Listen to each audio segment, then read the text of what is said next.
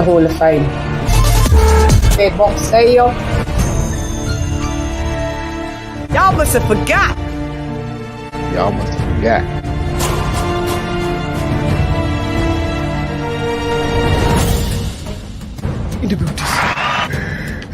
Atención.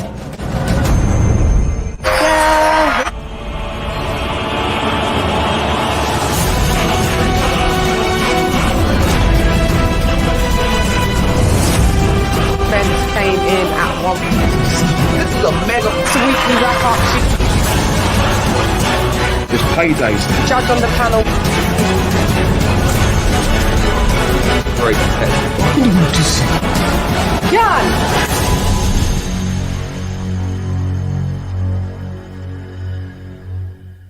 T-minus 30 seconds.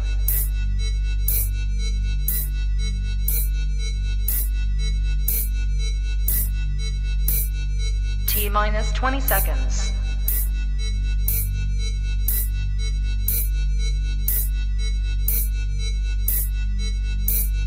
Ten, 9, 8, 7, 6, 5, 4, 3, 2, 1, 0.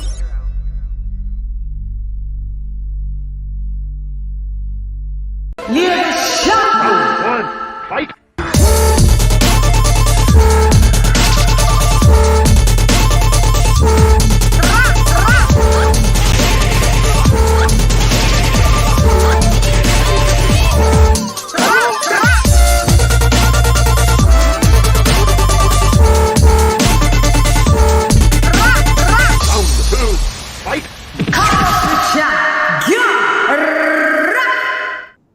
Yo, hey girl, it's Leah D. Shan, written nonetheless, and welcome to Come Box with Shan. Is this the multiple card layout? Is it about this? Ding, ding, ding, ding, ding. Boom. The bitch be in her pajamas. We were gonna really cam up. I thought, maybe will I cam up, will I not?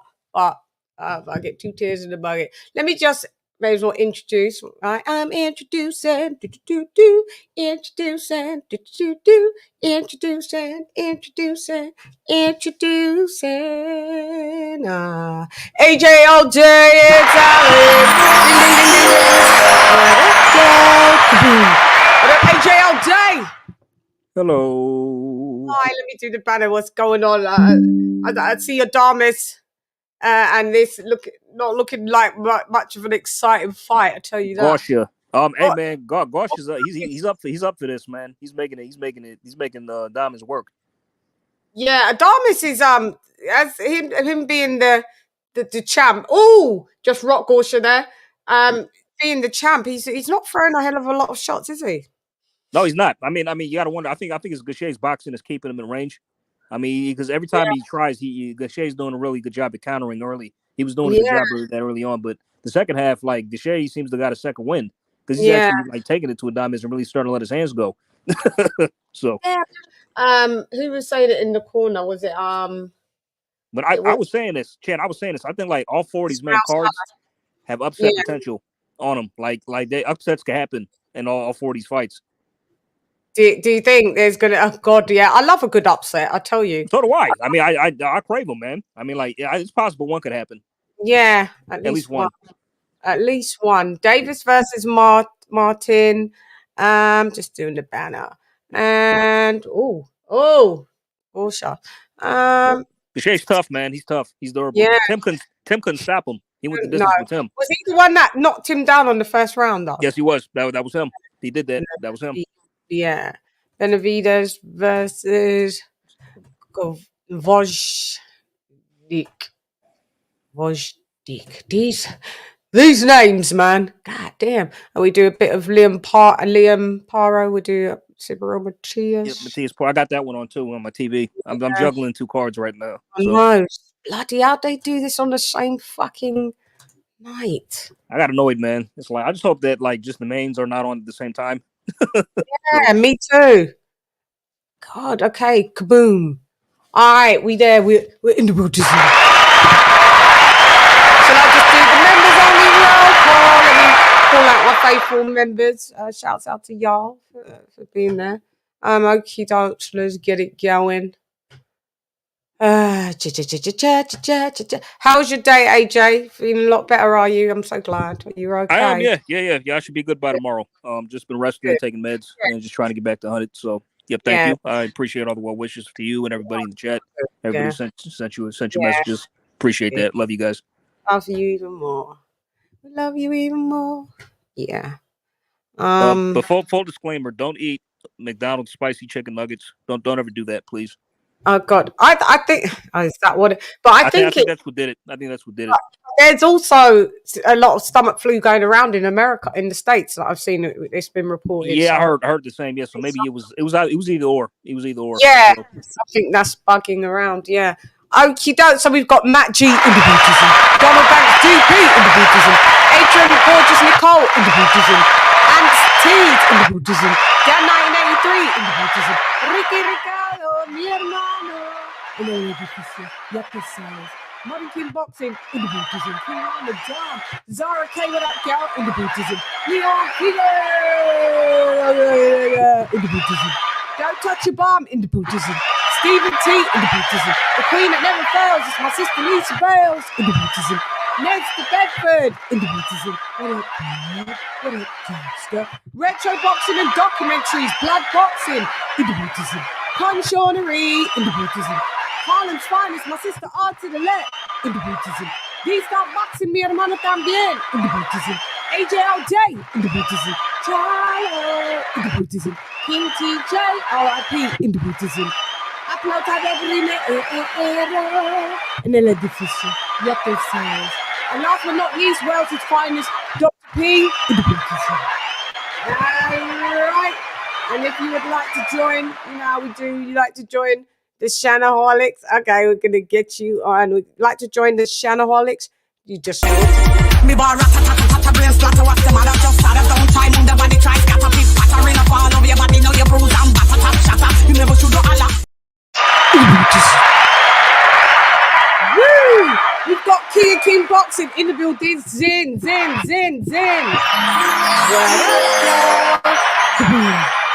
What up, Eduardo? How you doing? What's going on, y'all? Good. What's up, AJ? Yo, okay. What's good? Yeah, we are just trying to juggle all these fights. God damn, there's a lot of fights. I couldn't get onto the Sky one though. For some reason, like I borrow my mum's Sky remote package, and it first of all it said I couldn't watch it until 9, and then I tuned in at 9, and it was just saying sorry, unavailable. And I'm like, but every other sporting channel's working on the package, just not for me for Sky. So sorry guys, I just had to cancel that live, and I said I'd come on and do these ones. You gotta love a bitch's grind. Come on, in the bitches. So it's the morning time here, and soon in a bit it'll be daytime.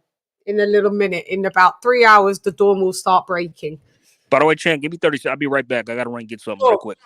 Yeah. Eduardo. It's all good to miss some fights today anyway, because it's a fucking plethora of fights on a lot of scraps. I've been watching boxing all afternoon.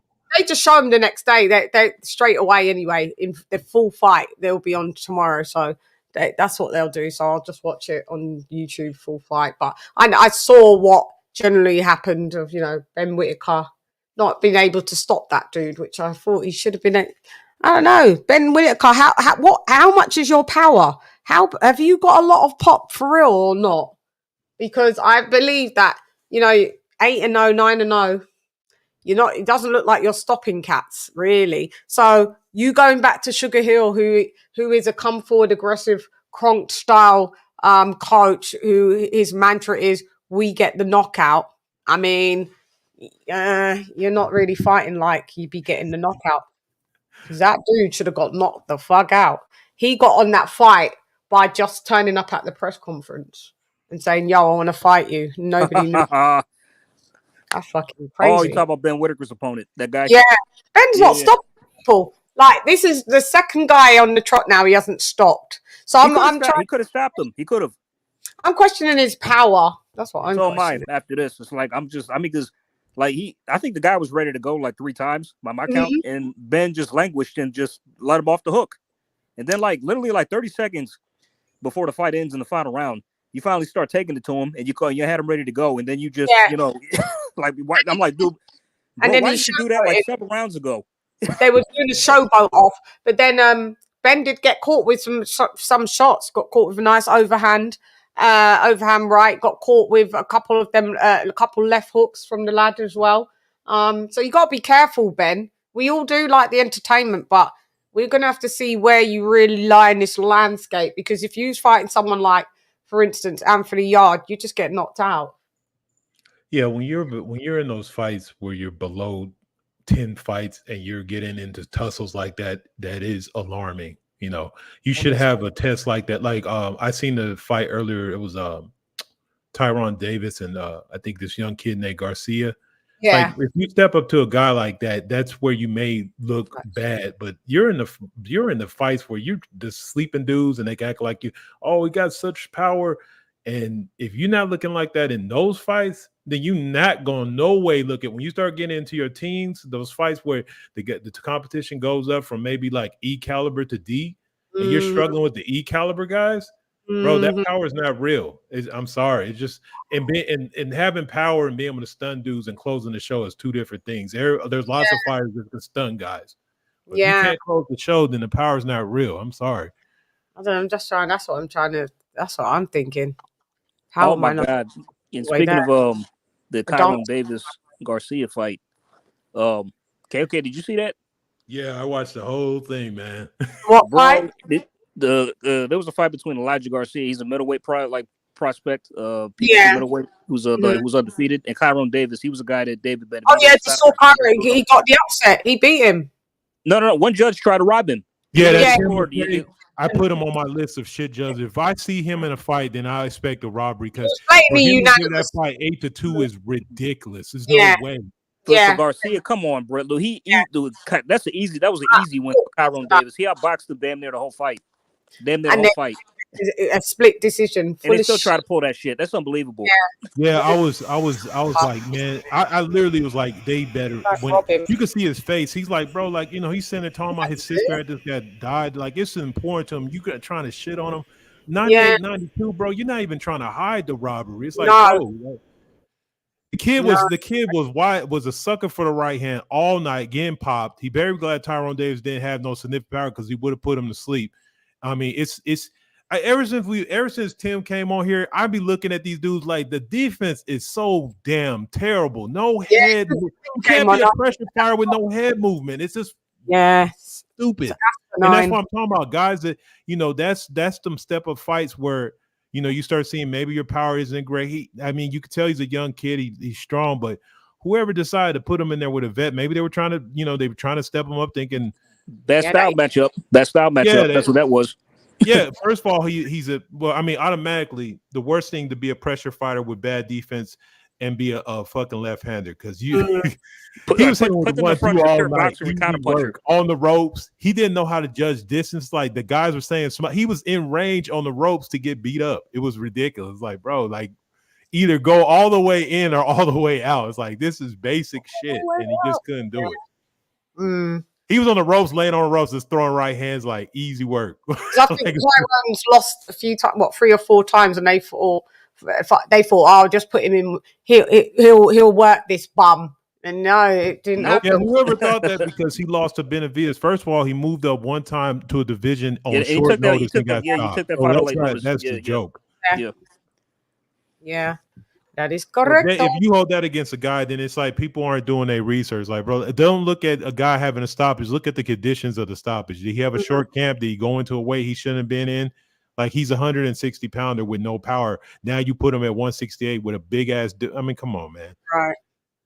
So, yeah, it was a good fight, though. It was really even though it was one side, it was really entertaining because the young kid did try, but it's just whoever's training him, like, bro, like. Understand pressure fire. Either you're all the way in or you're not. It's like didn't make any sense. Like you cut it off the ring to get beat up. Yeah, crazy. Yeah, like the Garcia kid, he got exposed tonight bad. He needs to do some work.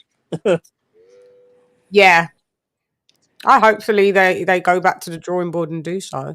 Well, the problem is he's 6 feet, which is like pretty decent height for middleweight. But the thing about it, he doesn't crouch. He kind of sits. He don't have no head movement. I don't know how you fix that because I haven't seen no fighters that don't have head movement suddenly get head movement at any point in their career. They don't. They just don't. So it's like I've noticed that. You're very glad you're at 160 where there's not a lot of bruisers, but like it's kind of it's thickening up now a little bit, but it's like, bro, like if you go in a punch or fighting like that, you're gonna get knocked out. It's just clear and obvious. Yeah. I like a good old upset though. It was a nice fight. It was entertaining. Like I said, it's been good. So even though I saw the Matt Sale fight, I didn't see Mark McSire, but I know he got the win. He got the win. He's gotten better. I don't know who he's training with. He's gotten better. I was never high on him, to be fair. Well, the problem is because he's another one with bad defense. Like it's bro, like he's not versatile. The defense was a little bit better, but I don't know if that was because of opponent or like training. It's slightly better, but that's the problem. There's no defense. He's an offensive fighter, so if he don't stop you, it's a wrap. You can get easily outbox him and beat him up. So I'm just seeing Frank Martin on TV now that he's rehydrated. Listen, dude, after you get knocked the fuck out in this fight, go up to 140 because you look like you was from Tales from the Crypt. I think he's already fought there, if I'm not mistaken. I think he's been up there before. Go back because listen, he looked terrible yesterday at the weigh-in. Now, Chad, like that photo that you showed us, was that really him? Because that photo it wasn't. I thought that was edited. I thought you were making fun of him. I watched it live, and that was his face like that. Live. Oh my god! I did a live reaction after I watched their weigh-in. Remember, I did a commentary, and I was like, "Yo, no, that's how he looked. Terrible." And they didn't allow him to rehydrate until this evening. Usually you get to start rehydrating, so they wouldn't allow it until I heard in the evening. So now they're limiting when he could hydrate? Yeah, he wasn't allowed to rehydrate until yesterday at 9 p.m. What kind of shit? Okay, man, look, the exposure is so real, bro. Like PBC, man, the way they handle this shit is terrible, ridiculous. bro. This shit is ridiculous. No, here's the worst thing is, like you said, it's not that he's had one fight. He's had multiple fights. This dude's 140-pounder that they are intentionally watering down to give Tank somebody to fight because they don't want him to go fight no goddamn body. It's so disrespectful. And the reason he's doing it is for a check, but he has no, but if you look at his career, like out of his last 10 fights, one fight he was weighing like 142. This dude is not no 135-pounder.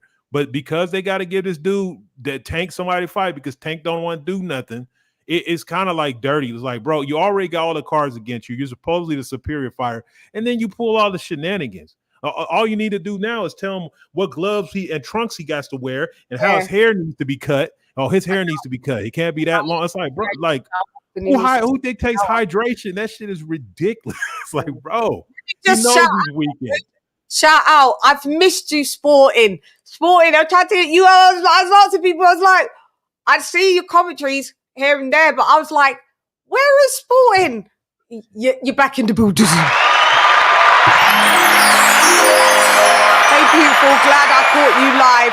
Hope you, panel and chat, are doing well. Sporting, I've missed you. Salute to Sporting, man. I've been watching yes, sir. on what you've been putting out. Obviously, I dropped a couple comments and a couple of things. But I was asking, Speech, where's Sporting? Is everything all right? Because I can't get hold of him. But sometimes people need a little hiatus. I get it. I got it. Trust me, I do it all the time. I even do a show. This is my first show this fucking week, mate, because I couldn't even fucking be asked. So I'm with you, and I'm glad to see you here, and love you. Shouts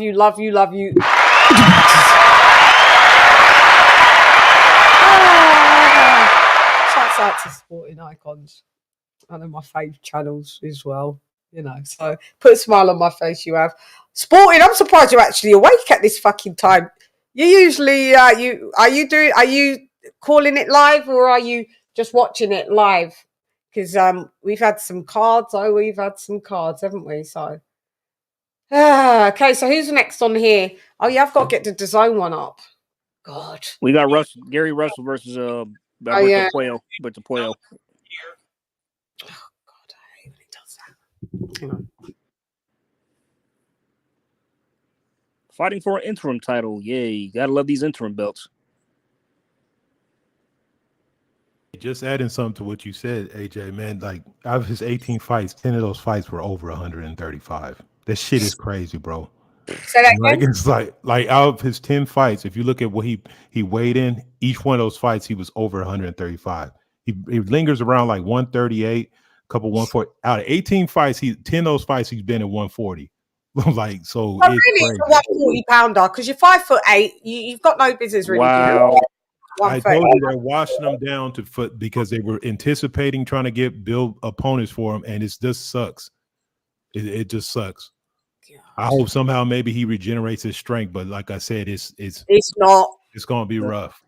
That was a tough weight cut. Listen, and like I said, a delayed rehydration, and I just predicted he's getting knocked out between round 6 to 8. That was my prediction. Fair enough. Yeah.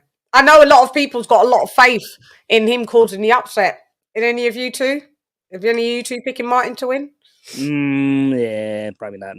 Nah. I'll pick him. I'll pick him just to be different. Yeah, I'm gonna go okay. Yeah, Just for the hell of it. I don't like it when people got everything against them like that, and you already underdog, and then they stack the good deck against you. I want to see let's have this year be. I'm not rooting for him. I root for him. I'd love him to fucking win. I just don't think he does. Yeah, logically he doesn't. I've been watching. Here's the thing about it. First of all, we already see the funny business with the cards already. So it's like he already got that against him. So it's like I mean, he's being brought in. He has to go for broke. If he goes for it, it's just gonna have to be a do or die situation. You get him or you get God. That's the only chance. And so I'll pick him just so somebody's in his corner, since he probably got everybody else against him. So it'd be really good if he won, but I just seen what he.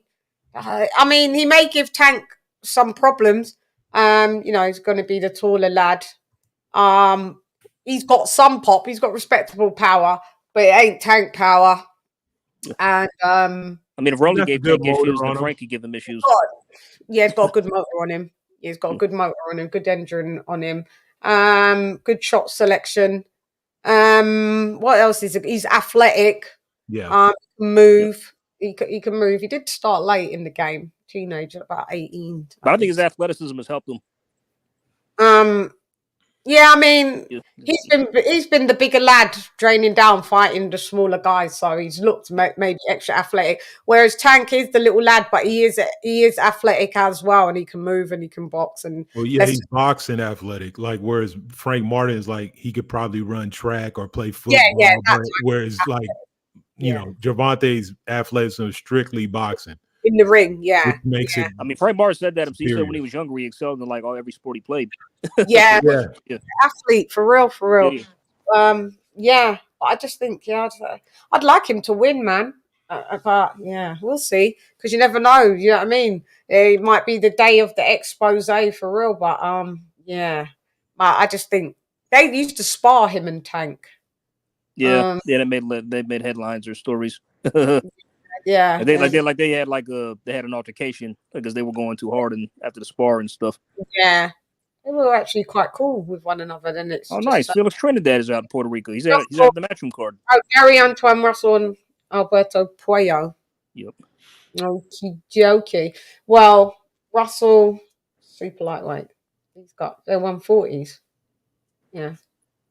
Hang on. Was Puello not a 135 pounder? No, he was the previous WB. He was the previous champ, the WBA champ. He had the belt. Then they stripped him. Yeah, then remember they stripped him due to they said he tested positive before the Rolly fight. Before he was supposed to fight Rolly. Yeah. Came into play, with under mysterious circumstances, surprisingly. So back now. Saying he got banned. Didn't he get a ban? They stripped him. I'm not sure if he got banned afterwards, but you guys never ban drug cheats, man. You lot, there's no point of you lot even doing drug tests. You see, in the UK, he'd be banned. Couldn't just be walking back into another fight 6 months later, 8 months later. You get here. We got to do minimum 2 years. Minimum. not when you're a PBC fighter. You get exceptions if you're a PBC fighter. Yeah, and if you just admit strict liability, you get 2 years. If you just deny it, like what Ryan's doing, and if that was over here, you'd get 4. You get 4 for that, for lying. Woof. Yes, get them smash the like. Tell him, Sporting, we'll call the fight for you, love. We'll be rambling today. How good we'll be, but we're here. But yeah, 4 years. Ryan would get 4 years. He would have, if because he's just a little lying cheat, and he's doing his best sending some. He actually got 2 batches right and put Austrian in them and sent it like, oh, this is what I was taking. The firm that have the supplements. They ran their own tests, got labs and everything. Bring it to the commission. Look, this is a lie. There's no Austrian in our and this company are very meticulous of where they source and how they source their stuff and how they what Ryan fucked with the wrong set of people. So now there'll be the defamation is in the booties. Well, they showed a video of their facility to the point I'm like, I might need to deal with that brand because the facility was on point. You can tell they're not playing about their testing and shit there. Yeah. No, it's good stuff to get your. It's impossible. There's no way. Pure. It's impossible that you got. By the way, y'all know Jake Paul sued him too, right? No, Logan. Oh, Logan. Sorry, my blood. Logan. Yes. It might be dropped because Ryan did come out and apologize. So I think. Yeah, he did a part, but I'm not sure how Logan's. I still sue him anyway. Anyway, sue the pants off of him. I bet you should have thought about that before you decided to slander my beverage. Yeah, he's such a loser, Ryan Garcia. Such a loser. Did you see my piece and what I did about karma? YouTube demonetized it straight away. I don't know. Oh, God. But so they won't push it out too much. And when they demon. So I just happened to be awake one night, as I am, as you guys know, I'm always awake every night. Yeah. And this was the 20th of May. And I was following Ryan Garcia, so I would go in. When he would go live on his Twitter Spaces, I would jump in. He would always ignore me because I'm quite aware that he must be aware of my tweets or slandering him. So he'd give everybody the mic, right, and just wouldn't give me one, like everybody, because I just wanted to ask like some questions, but he knew a bitch, so he didn't. He never allowed me to have the mic. So I thought this time when he goes live, I'm going to listen because you can listen anonymously, right? So I went in and I just thought, let me just hit record. And I recorded this fucking loser was saying, that Anthony Joshua's a bitch and that he would beat Anthony Joshua and Anthony Joshua ain't shit because he got his ass whooped by Usyk. And then it was like that. I was like, all right, cool, who cares? Then he went on because what I knew he was going to talk about, obviously, is Devin. This guy proceeds to talk about how he's slept with Devin Haney's mum on steroids. Oh man. Stuff he was saying was so fucking foul. You know what he was doing today? And then I just left. And then after about 5 minutes, I think he started going, and he got all his minions like, yeah, right, just goofball minions. And so in the end I clicked out, and I just had it there. I forgot actually I had it until now. And I know it sounds dread, but karma's a bitch. Now your mum has cancer. So I thought, so let me do a report. Sometimes you need to shut your mouth and stop. See what happens. Do you see what happens? Mm-hmm. You know what he was doing today? God don't like ugly, mate. You can't say those types of things. That's not warranted. What'd you say, AJ? You know what he was doing today? Or he's posting about Caleb's wife. I don't follow him anymore. Oh yeah, because I don't follow him either. But it was just one of my mentions. The stuff that pops up. Yeah. So saying that, you got a nice little wife there or something, doesn't he, on Twitter? Yeah, just making like crude remarks towards her, and I'm like, what is wrong with this dude? There, doesn't he? He's just such a low life that without your security, all your 32 teeth would just be on the floor, but getting kicked out of your whole gum area. The guy's just an idiot. He's just a loser, and all his people that are his goofball minions. That's scumbag behavior. Yeah, there's a scum. You don't talk about people's family members. I mean, if I got an issue with somebody, it's gonna be with them. I don't target anybody, related to them as friends. Yeah, His you're a whole fucking circle ain't shit, man. His family ain't shit. Like your dad don't like correct the bad behavior. What kind of dude is you, man? Like you guys, these are the type of people. Like these are the worst type of people. And like you said, thank God for the protection era, because back in the day he been folded up several times. So it's getting to a point, but like you said, that's karma's bit. Like I don't want to hear about nothing about going. Like, bro, you putting that nasty energy out there, and now it's gonna come back full force on your whole family, bro. Exactly. Thank you, Eduardo. Thank you. And I know people could say, "Oh, Shane, how can you say something like that?" No. How could he say something like that? And this is now what you get. You got to look at it that way. He's like, oh, he's going to self-delete if his mum goes and all this. Good, the dude's just a mess. It's just a fucking mess. He just needs to leave, like what Champ Ross said. Just get this kid out of boxing, man. He's just a mess. He's a lame. He's just a lame. But anyway, less about him. Yeah, Ryan is getting on your nerves, Case K. Me too. He'd been getting on it. From I knew that I was sharing the same planet as him. I was pissed off. Do you know what I mean? That's why I was disappointed when Devin didn't smoke him. You know, just like I thought he would. I know. God, that would have just been icing on the cake, man. It really would have. Yeah, Devin needs to move. I don't know what Devin. Well, he's going to be fighting Sandor Martin, right? Yeah, I got to see. That was ordered. I'm not going to write off his power because or lack of, because that I don't care. The dude was still on Austrian when Devin landed that flush left hook that still rocked Ryan. Yep. Right? Ryan only got a majority decision, so I'm not writing off, because I saw him make easy work with Regis Prograis. Yeah.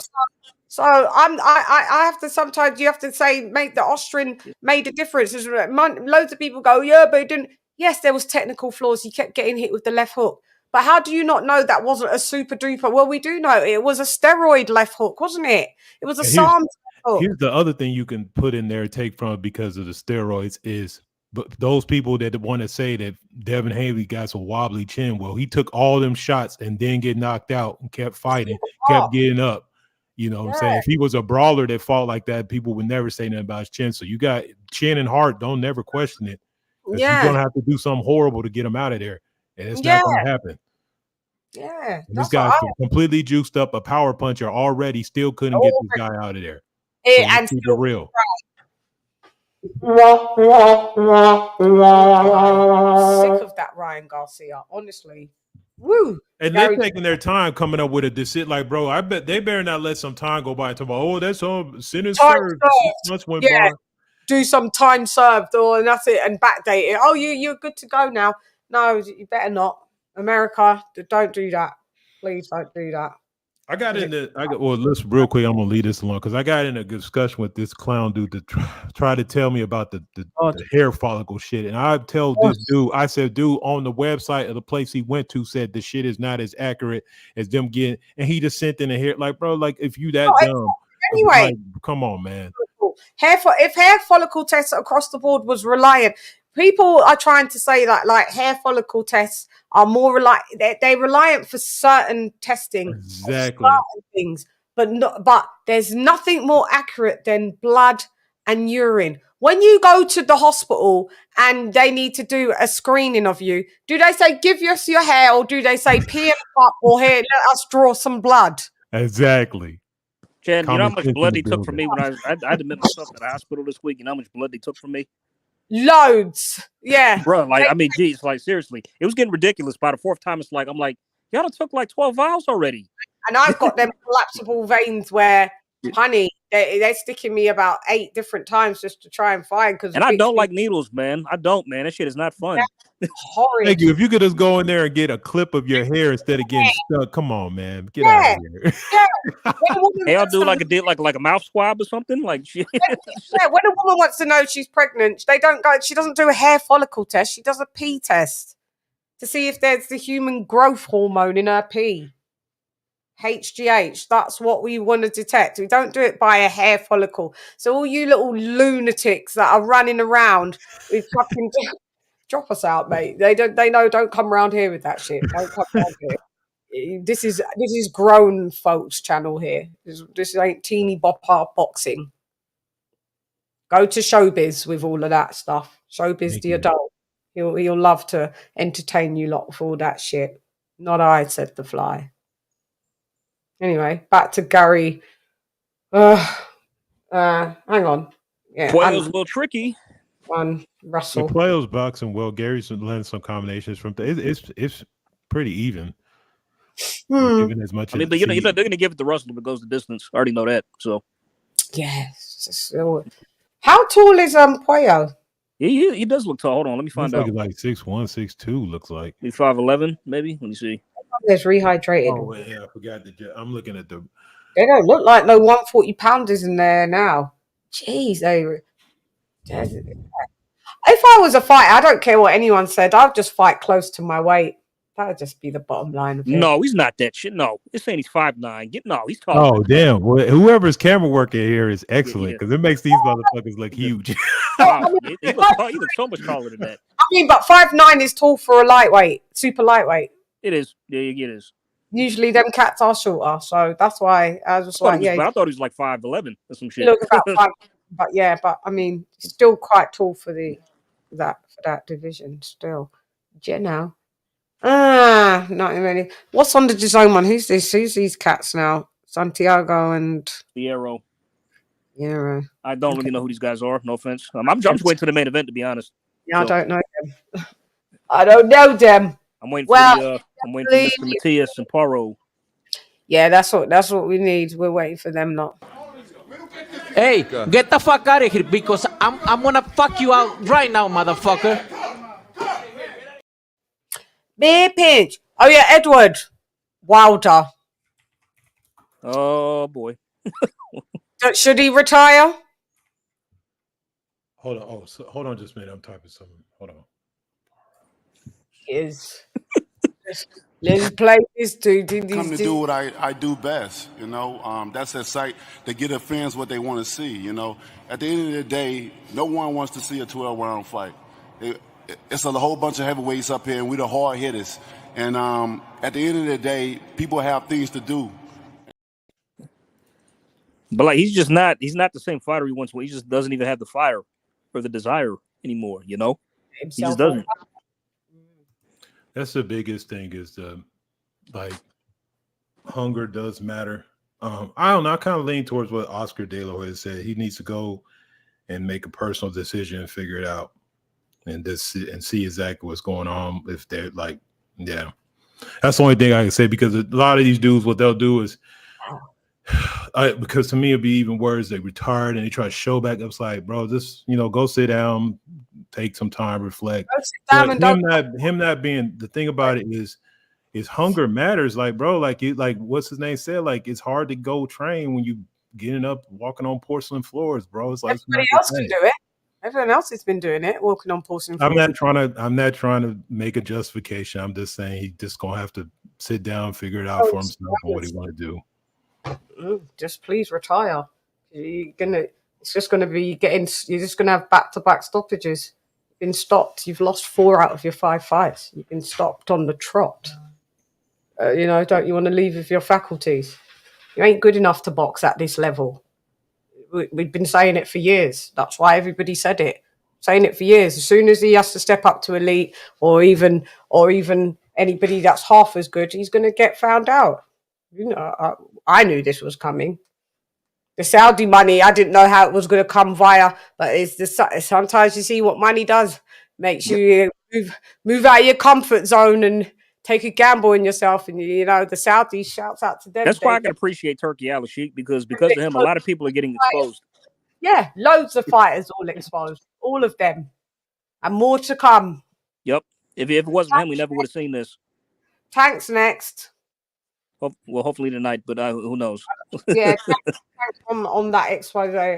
I'm 3 out of the 4 that I've said just going to be exposed. I'm 3 out of the 4. I said Spence, Wilder, Fury, and Tank, and now so far and Tank. So I've 3 are right so far that I've got it. I was like, as soon as they're taken out of their little protective bubble, the stoppages will be in the building and the losses.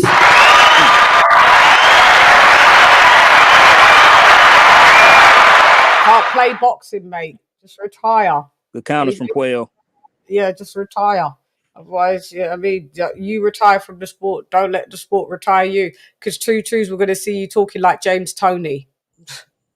Is it worth it, Wilder? Oh, that's not worth it, in my opinion. No, it's not. Yeah, you did well. You made your money. Someone that didn't have that much skill, and that bit is the success. Count your blessings and keep it pushing. Because you outstay your welcome here. Yeah, it's lights out. James Toney is the lights out geezer, but listen, you can't even understand a word he's saying. You need subtitles. I'm sorry, you do. Dude, on Fight they have subtitles for him. Oh, they actually do? Yeah. Oh, wow. The last couple of days I've been watching his thing. They've had to have subtitles for the most part. They've had it like that for a long time. That's the saddest part because, you know, James Toney's one of my favorite fighters, but mine too. He took too much. Like his he's, if you look at, and that's the worst thing is like kind of like who's the dude that Julio Cesar Chavez came back and beat the black dude. I can't think of his name, but they literally showed tape of when he's younger and talking, and now when he talks, he sounds like somebody. Meldrick Taylor. Yeah, he sounded like he had because they still had him fight. He was.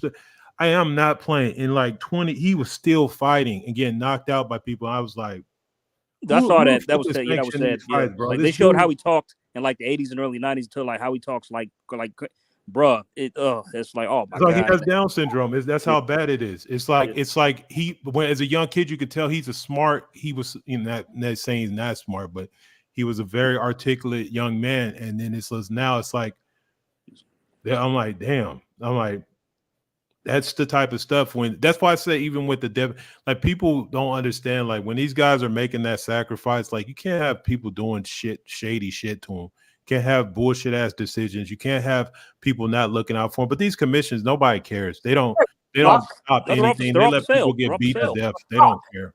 They don't give a fuck. Could you imagine it? You lot, could you imagine if I was a female? Well, I'm a female boxer. Could you imagine? With my mouth and with getting all the robberies, the post-fight pressers or the post-fight interviews in the ring. Could you imagine? And they robbed me. Could you imagine what I'd be saying? Yep. Yep. It wouldn't be worth their while. I'd be like, oh, you fucking cunts, right? Listen, you cunt one, cunt number two, and cunt number three. Get your asses up there. Let's see your fucking cards. Let me see what... I would do. I don't know why these fighters don't do that. I would do the fucking most so that they know, well, every time Shann's fighting, we're gonna have to score this correctly. No, I mean, but honestly, out of it, it's like that's. I mean, the guy who tried to rob Tyrone Davis tonight, bro, he needs to be approached and confronted. Like, bro, like, what were you paid off? What's going on with you, man? What's up with that? His corner knew. His corner, they knew. They didn't say shit after his dad. I think it was his dad, but they stopped giving them instructions. He's like, bro, you done lost. I told you what to do, and you ain't doing like this fight's over. Like it was that bad. So but he did low key raise his hand and dropped his head like he was about to win, but he dropped his head like he wasn't even gonna get excited if they called his name. He knew it was some bullshit. Like look. 98. Yeah, he did. Yeah, like, wait a minute. This is the black power hand? What the hell you doing, bro? Not because like it's like he got a sense that like you talk about Chiron, right? Chiron? No, I'm talking about Garcia. The way he looked when they said the scorecard for him winning, he was like, did I miss something? But okay, let me put it up there. Two languages. The head down in shame, but because I got the win on this card, do I have my hand up? It was weird because he was like that. Okay. you didn't deserve that thing. He knew he didn't win. As soon as I heard it say it's split, I was like, if they ever rob Chiron. Yeah, I was slightly behind. So I immediately, when I was watching the fight, I moved it forward just to make sure that he had won. Because I'm like, I know fucking well. Because I was like on the 10th round, I was like, I know fucking well they better not rob. And I moved it forward. I seen his hands up. I was like, okay, he won. So I watched the rest of it. But then I heard the score. I'm like, this some bullshit, man. What are you talking about? I was watching it and I was scoring it. I didn't score it myself, but based on it, I basically believe the Chiron had won. And I was about to leave, but I said, you know what? I got a feeling. I was like, I got a feeling they're about to try to job him on the card. So I stayed and watched. And sure enough, one judge. Even the commentator said this should have been unanimous. Exactly. Yeah, exactly. They said it should have been unanimous. And all of them always keep it real there. They do. Like, they do. always call it as a robbery and shit.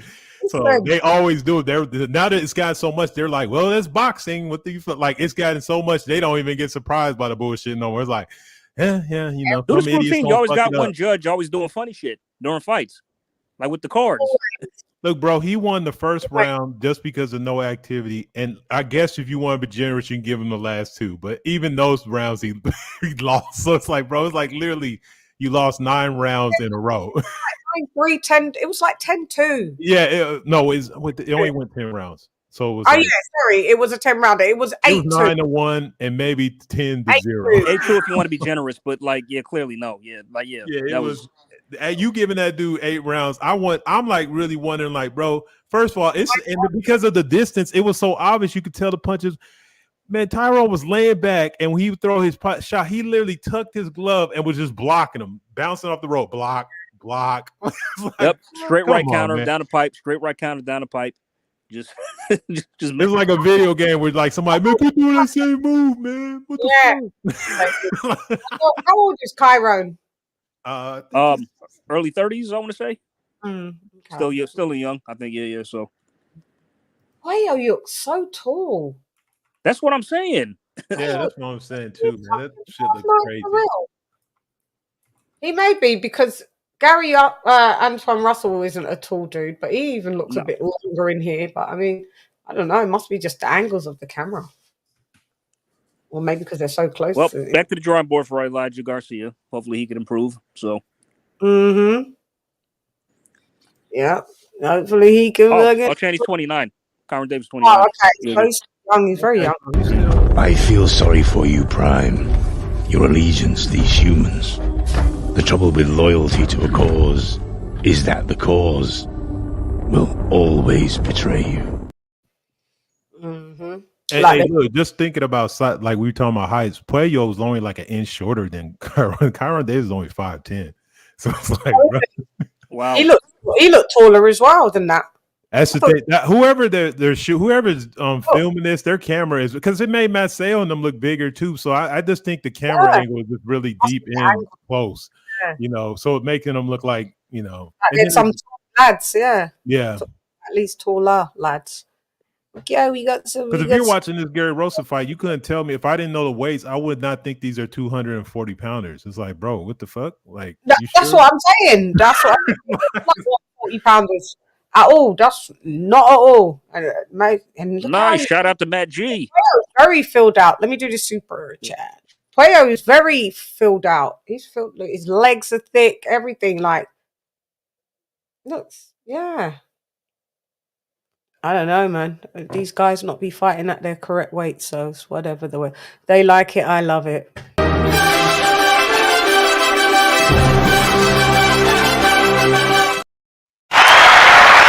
out to Matt G. Matt Jeezy. What up, Matt? Good night. Good evening, Lady Shan and gents. Lady and gents. Here's to some good fights tonight, hopefully. Yes, exactly, Matt. Thanks for being a member, and you're in the motherfucking builders.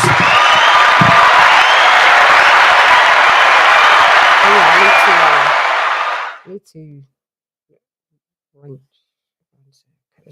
But yeah. Okay, so this is a 12 rounder. This is for the interim WBC. Jokes. Yep. Gotta love the interim titles. Wait a minute, is that Devin Haney's belt? The fuck? No. Oh yeah, it is. It is. Oh, it's not. I mean, it's the interim. It's the interim WBC. WBC champ. So why is the interim? I hate, man. They better, man. Fucking. First of all, you make a mandatory for Haney to fight for the belt, but how is there an interim champion on top of that? What the fuck, man? I hate. Because the PBC's involved. That shit is so. The WC is such a fucking makeup of belt. I mean, WA is just as bad, but Jesus Christ! Oh no, they love their interim belts for the PBC fighters for sure. David's about to fight for one with his next fight against Gvozdyk. An interim title for that's on the line too. 175. Who is? David and Gvozdyk. Benavidez and Gvozdyk. That's it. That 175 WBC interim. There is no fuck, man. Fuck that. There's no. No, I'm not lying. I'm serious. Oh no, I'm just saying. But there's 4 belts in that division, and 3 of them are in Beterbiev's hand, and 1's in fucking Bivens. Everybody else, them is regional titles, man. WBC regional. If it says interim, that's a regional title, bro. That's less than an NABF belt. Fuck that. So goofy. Just make it so just do like the WBO. Just start making your belt where people come up. Don't make it an interim. Just make it so that you got a mandatory shot immediately if you move up. That's what I've been saying for the longest time. I mean, like, it just doesn't. I don't understand. This is why I like to ask Mauricio Sullivan, just the people who run these sanctioned bodies, like, so you have interim titles for 168, 175, and a couple. So why aren't there interim belts for any other weight classes? Yeah, what's the one at 168? YouTube channel it's not enough that he designs every belt under the sun. Now he's got a YouTube channel. Who does? Mauricio Sullivan. Oh God, man. Yeah, he's got a podcast. Well, I'm not subscribing. That's for sure. So he wants to, he's already monetized, as we already would know. Guy's a crook. I'll Heyman sub first. So whenever you fucking sue, and the WC so corrupt because people have tried to fix it, but whenever you sue them, they try to claim bankruptcy and pull all this crap, and then when they move their headquarters, I guess it's garbage. It's like, I'm sorry, that damn belt. But I mean, like I said, WBA just on some bullshit too, pre-making fights, ranking dudes 2 years before they even fight at the weight, or even though they're going to fight at the weight. This is stupid shit. Yeah. Man. Fuck, he's always there, like a one of those gnat flies, swanning around with his fat self in his fat suits. This is why I was wondering about so the fights that are happening over in, with Turkey, how do they enforce them paying them? Like, isn't that something that they like? Couldn't he just be like, y'all not getting no 3%? Like, bro, like sue us, but you can't. We're over here. Like, I don't know. It seems like they don't like. How do you force them to pay any money? Like, you gonna strip me? Oh well, I mean, they'll strip. That's why they're trying to do that Super League. Because maybe if they do the Super League, they will in some ways they'll fuck off the sanctioning bodies. I think that's what he could do that right now with the heavyweights. I mean, you got the undisputed champion. Usyk can literally throw all those belts, and you can come out with some kind of Super League belt and be like, "This is the world champion," and just go from there. It's like, and just start it off. Already an undisputed heavyweight belt already that they already gave to Usyk. So there was 8 belts on the line for that. Yo, Gary's getting tagged, y'all. Yeah, I know. My guy is boxing well and moving very well. Very well. Might be an upset on this one, man. He's very long. He got a good jab and he's a counterpunch. See, that's a good. From is he Dominican or is he's Dominican? Yeah, he's Dominican. Yeah, that's cool. Yeah. I've always rated Puello as a boxer. I always said he's a decent boxer. I always thought that. He's southpaw. Yep. Joe is. 140 has a lot of fighters, dude. There, even the brink fighters that are like the contenders are really good, man. Yeah. Former world champions are very good. You can lose. A lot of southpaws in that division too. Yeah. 140. I wasn't growing up. I wasn't really interested in that division a lot. Super lightweight. I wasn't because what's his name was dominating and he was doing all kind of weird shit. Fucking who's the dude that just lost to that? Oh my god, the former undisputed one. Josh Taylor. Yeah, Josh Taylor was in there and kind of making the division weird. Because he like I said, there were fighters in there then. Because if you think about if the proper one would have fought when he fought what's the name the first time, you shake up the division. Yeah, Catterall, you shake up the division and it looks deep, but instead it makes it look like you're dominating the division. It looks like it's not. And then there's a lot of dudes that were getting shots, but then you have a bunch of guys move up. You have T.O., you have all these dudes moving to 140, and so now it's like making it is like you got you got a lot of dudes in there now. Yeah. So it's like now it's getting thick. And really, if Frank Marr was in his proper place, he'd be a maybe top 20 guy in that division as well. So it's like, bro, it's a lot of fighters there. Yeah, he moved his drained ass up to 40 for real. Yeah, Russell's getting tagged. What have they got it on the unofficial? They got it a draw so far. Oh yeah, they got it even. Yeah, this is tight. So 76. Yeah, I can agree with that because Russell started out kind of fast and that but Puello's been taking over. Yeah, he got a point taken off. Puello got a point taken off for what? For? Why? What What did he say? Did he use a forearm or something? Oh, come on, man. Really? That can make him lose the fight. You see the fix is in, man. Yeah, They because the don't fight's want going him to go to win. 114, 114. He's going to have 1 point. So it'll be 114, 113. You lose. Yeah. Because now all he has to do is win 2 more rounds and Gary Russell wins the fight. I mean, if the score is accurate to what it's been. And they've been on the outside the bullshit, but they've been pretty close. Oh, I see what he's doing. He's putting an elbow. Oh, it's for. Oh, yeah, it is. But he's not doing it, but it's kind of like his defense. But you can't do that, mate. Shit. Oh, a nice straight jab, southpaw jab to Russell's flush. Mm. Gary's not moving his head at all. Oh, straight on the line. Yeah. I can't believe this is 5'9". No, he isn't. Nah. He's got to be taller than that, man. He's got to be taller than that. BoxRec's lying.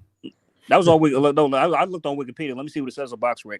Hey, no, that's why it's always good, like at Eddie Hearn fights, because then when he comes in the ring, you can actually see how tall a dude is.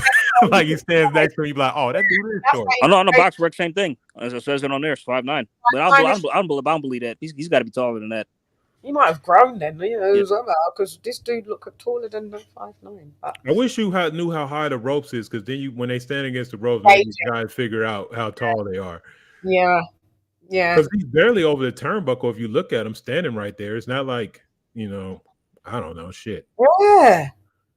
I mean, yeah, but it looks the like angle, man. Maybe it's just they got their cameraman look like he damn near in the ring. He's with them like that. The cameraman's closer to them. Is this the ref cam? Yeah, it's like the ref body cam. Yeah.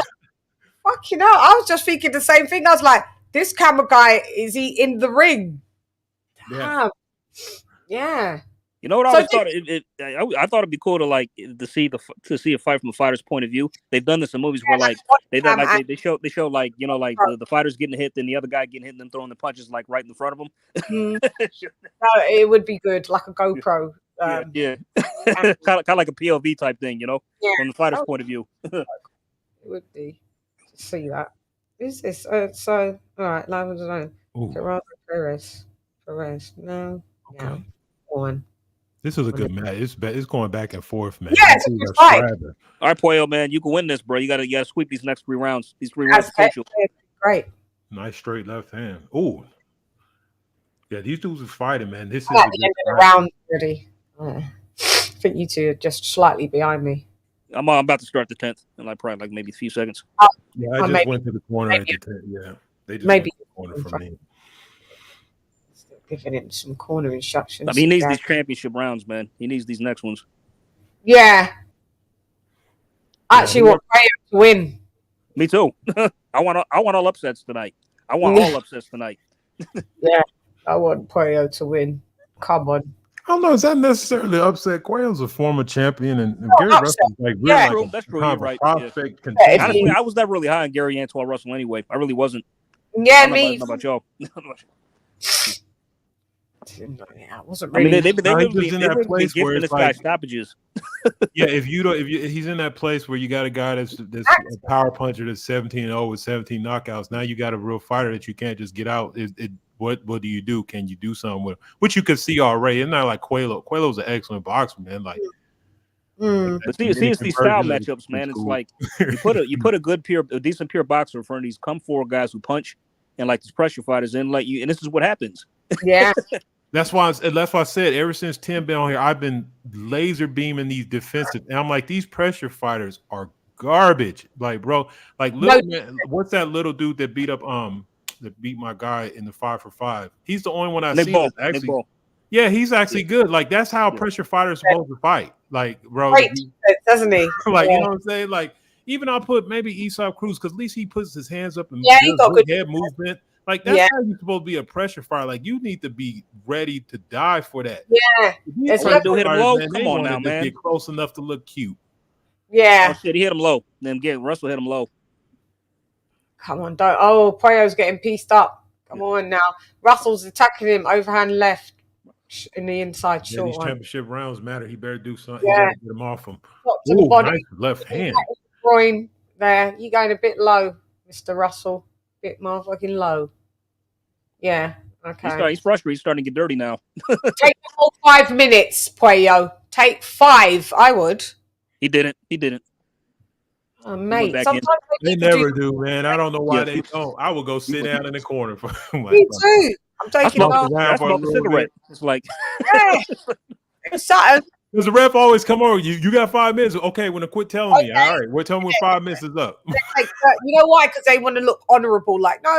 It's all right. There's no honour. I'm good. I'm okay. It's like a macho thing. You know what I mean? Starting. Yeah, just take fucking. No, because they Well, got if you got time, use it. You know what I'm saying? Jerry There's no Russell shame in threw it. that punch to the body like that to slow you down. You got to deflate that being attacked. Yeah. Dudes Counter do it by just taking the break. Like, minutes. Yeah. get your rhythm back up. And I mean, unless you were in some kind of rhythm and that threw it off, but then even Yeah. then, it take 2 minutes. Oh, they're dogging it out right now. There they are. Woo! Nice left hand. Come on, Puello. Come on, man. You got this, Puello. He's getting caught with a lot of uppercuts. Hooks to the body from Russell. Counter remove. Work behind your jab. You going? Yeah, you got to move, Puello. Use your footwork. Use your feet. Use your feet. Oh, he said no. He can't just lay against the ropes like that. Come on. No, you can't. You can't. Yeah, you can't, mate. He's throwing Keep it too center many ring. Keep it center ring. Keep center and move. Get that jab back in order. I'm at the end of round 10. Just ended. So I got 20 seconds left. Yeah, I do too. Come on, Puello, throw some shots. You got to take these rounds, otherwise you've lost.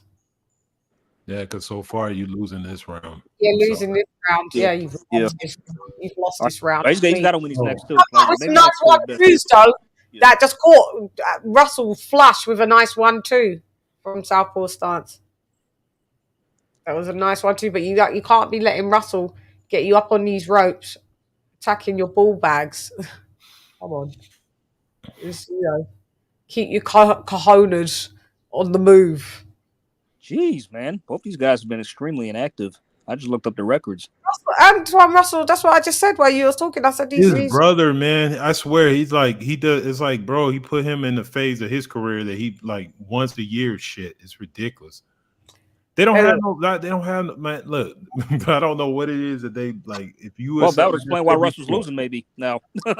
So if you 140 and below, if you are at any place like PVC, it's a bad business. You're not gonna have no fights. They're just gonna try to keep you around so that they can feed you to fucking I just was saying. And the minute that they have to like jump ship or like come out of their little PVC witness protection program, they all get exposed usually. That's what I'm saying, because they don't fight enough. And they're not developing. They're not getting any better. Really you don't know how good they really are. Woo! Woo! Oh, big left hook by Puello. Oh, snaps. That might have rocked Gary. Really? Yep. It was at around the 2:15 mark of the 11th round. In a minute. Pay attention to that.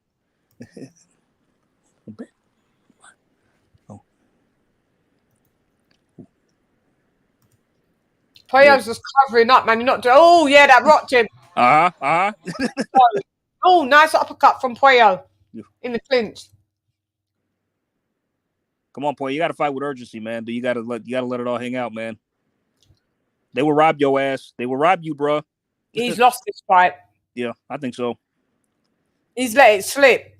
Yeah, he could have won it, or anything close. They wasn't gonna give it him anyway. No, they weren't. I mean, judging by the Kyron Davis Elijah Garcia fight, when look, they like how that. Yeah, seriously, he clearly won the fight, and they still try to rob him. Pathetic. That was on the prelims. Yeah, I've been getting robbed on prelims. That's wow. Prelims fighter, and they're still fucking you over. That's when it's just like you may as well not even be a boxer. It's like how deep it's going. Just like you got no chance then. In that case, you got no shot. Sad. If Tony Weeks is the ref for the next two fights, I'm not going to watch. So.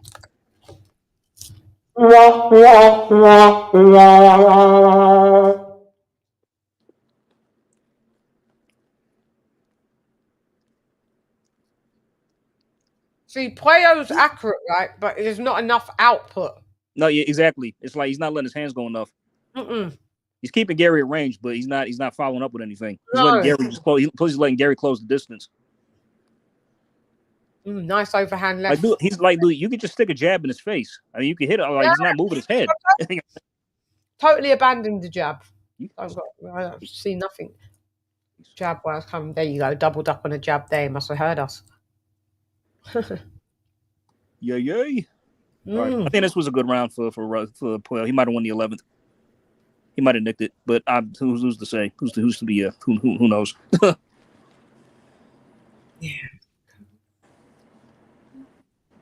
Yeah, could give it him. Yeah.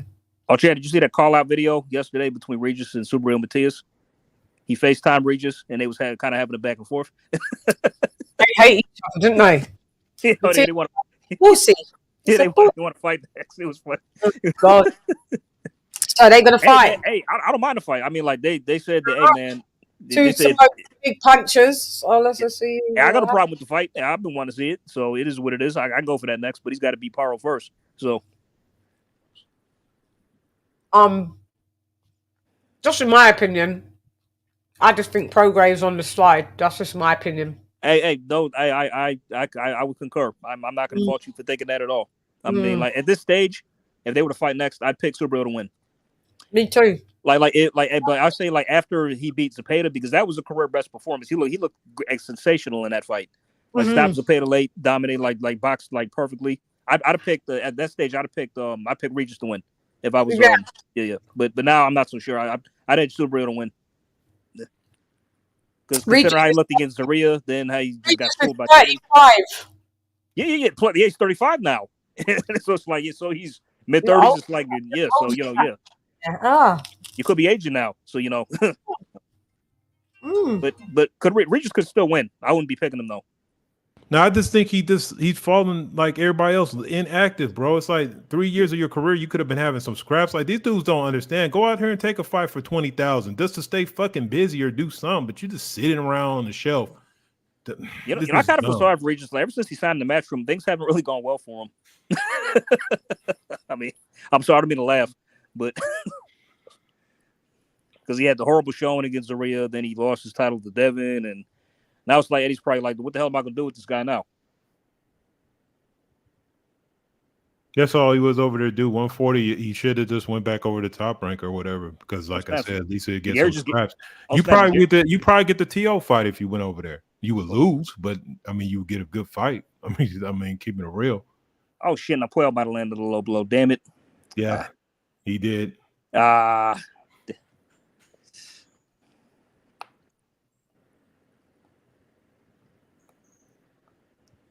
yeah, man, they going for it in this 12, man. Shit.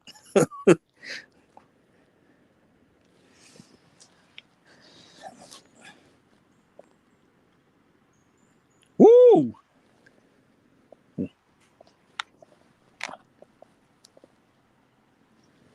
What? Come on, fellas, finish strong.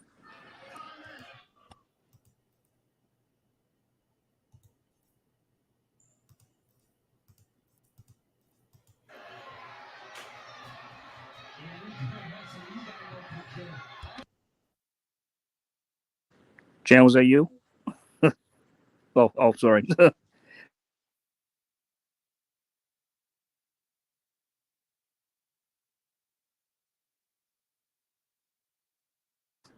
"51 seconds on my clock."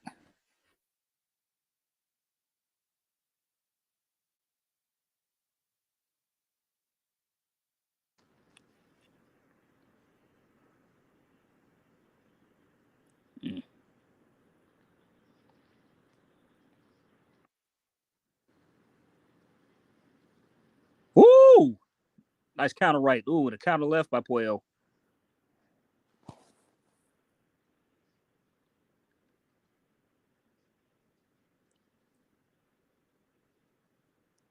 I don't know, Gary. You ain't getting no knockout tonight, boy. Ooh, nice. Okay, Puello's finishing strong. He might have took this 12. 3 seconds. Ooh, the straight left. 2. It's over. Yes. And it goes the distance.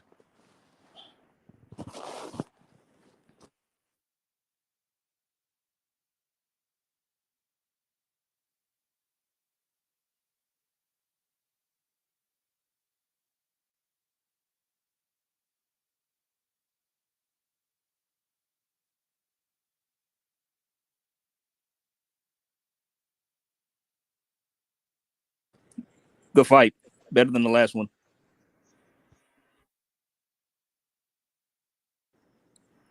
Okay, what you think? Sorry, I just phone call. Sorry. That was a good fight. Very good fight. Better than the last, for sure. Way better than like,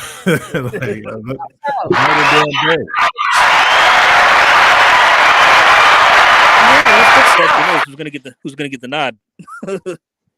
If Puello loses this fight, he ain't getting no fight no time soon, bro. No, he's not. Nobody's gonna want. They're gonna shelve him after this. They're gonna shelve him if he loses. That motherfucker got linked. He got power. He got chin. He got hard box. I'm starting to realize if you have any level of B or above boxing skill, you are going to be a problem for any pressure fighter nowadays. Because these dudes cannot. They don't not know what to do with it. They try. They can't cope with movers. They just don't know what to do. No. Especially movers that are actually punching. And then sometimes the movers don't even move. They just sit there and slide to the side and throw counter punches. It's just crazy. Slide to the side. I quit playing boxing. Come here and get some fucking amateur, like get at least 4 years of amateur fighting, fight around the world a little bit, and then come in. Or don't like, I don't know, maybe pressure fighters need to go somewhere else. Because damn. Pressure fighter school. Yeah, just go back to the mud. Y'all need to go somewhere in Tijuana, live off bread and water for like 2 years, to come back hungry as hell. They showing the replay.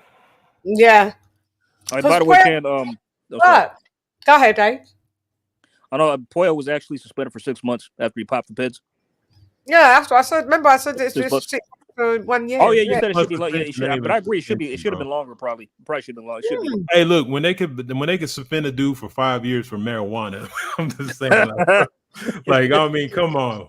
You're like that's some bullshit. 5 years suspension for fucking marijuana, bro. You can like, oh, it's in combat sport MMA, but Nick Davis, they suspended him for 5 years. The UFC, yeah. Really? Yep.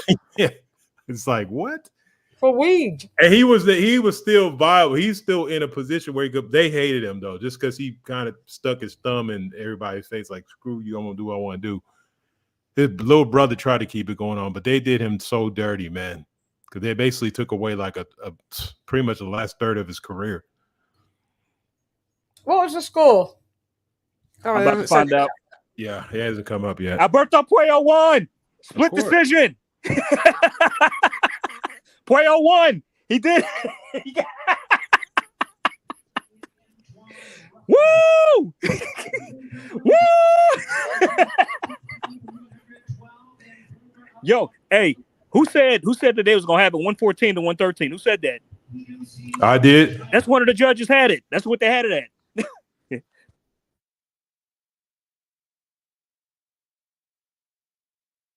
Shouts out to Puello.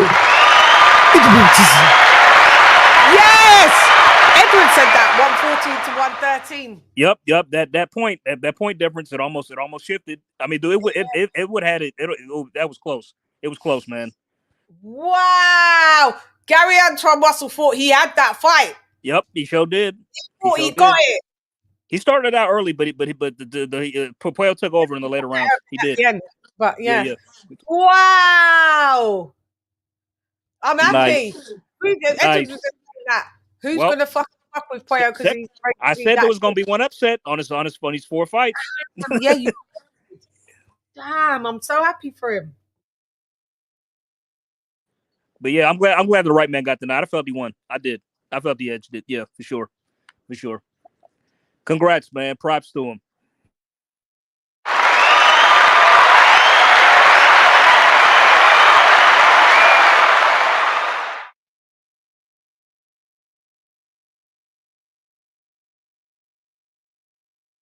But bro, I mean, but of all the fights on this card that could produce an upset, I thought it was going to be this one.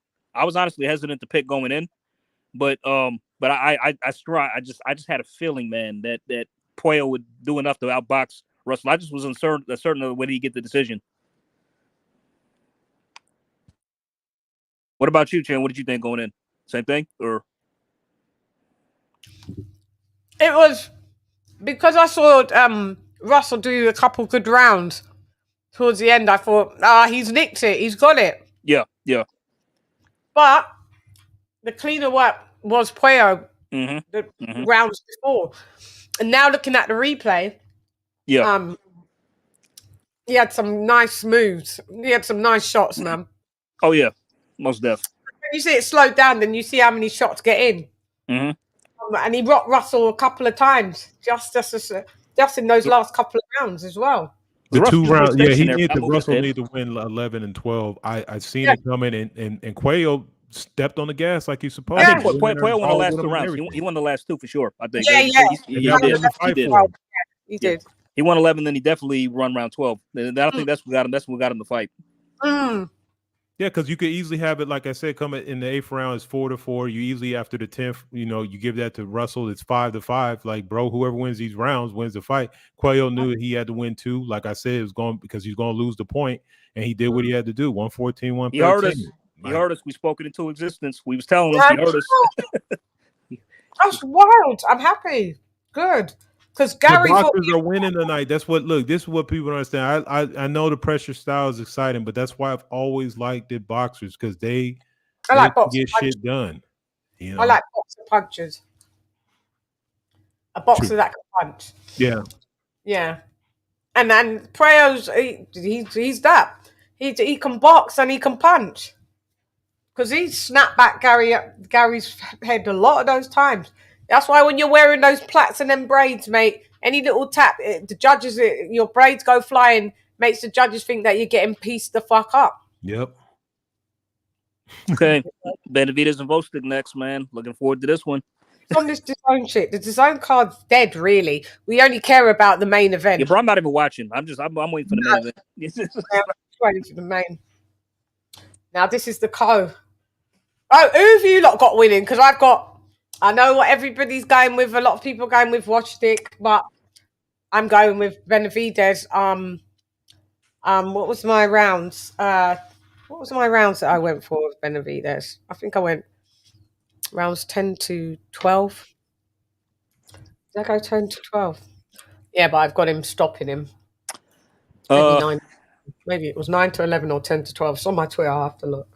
It's on my, I flipped the coin for this, Chan. And I'm going with the coin says, even though I don't like it sometimes. I'm going to go Gvozdyk. Can't you? Yeah.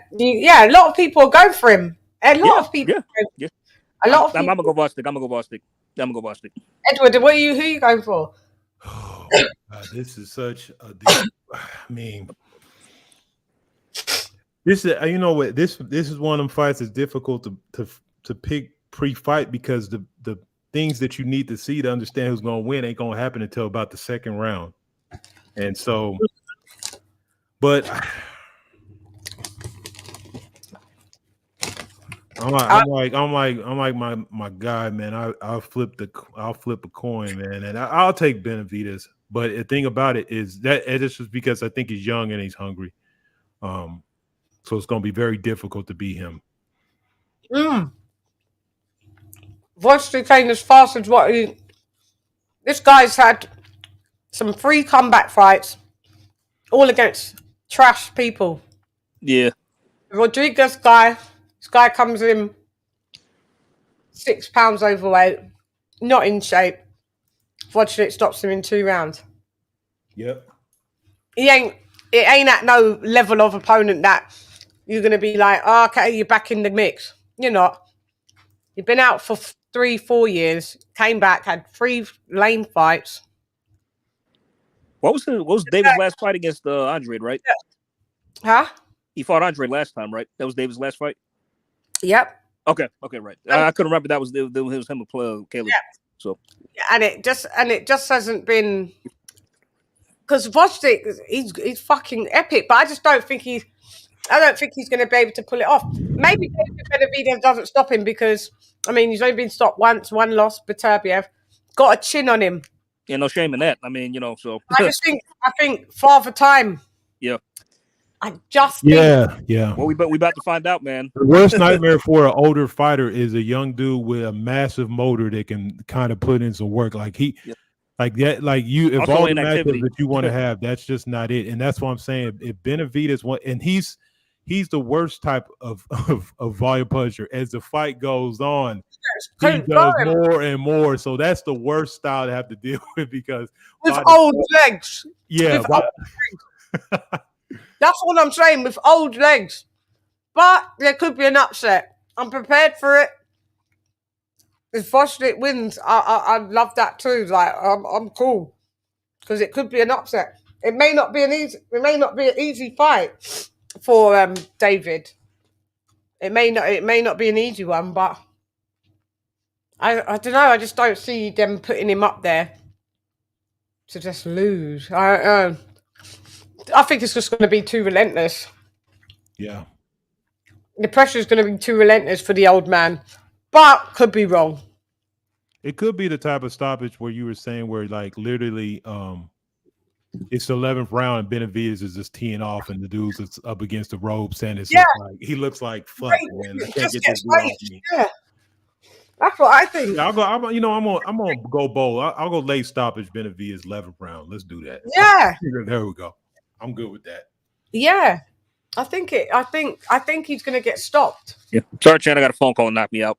I just realized you was gone until you went boop. Yeah.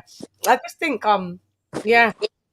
But the coin flip has been majestic tonight. It picked Puello to beat Russell. So whoop. Here's the thing that I have to say about Benavidez is because at least you've seen progression. Like he's been fighting different styles. Like he's the hot hand. Like inactivity does matter and competition level does matter.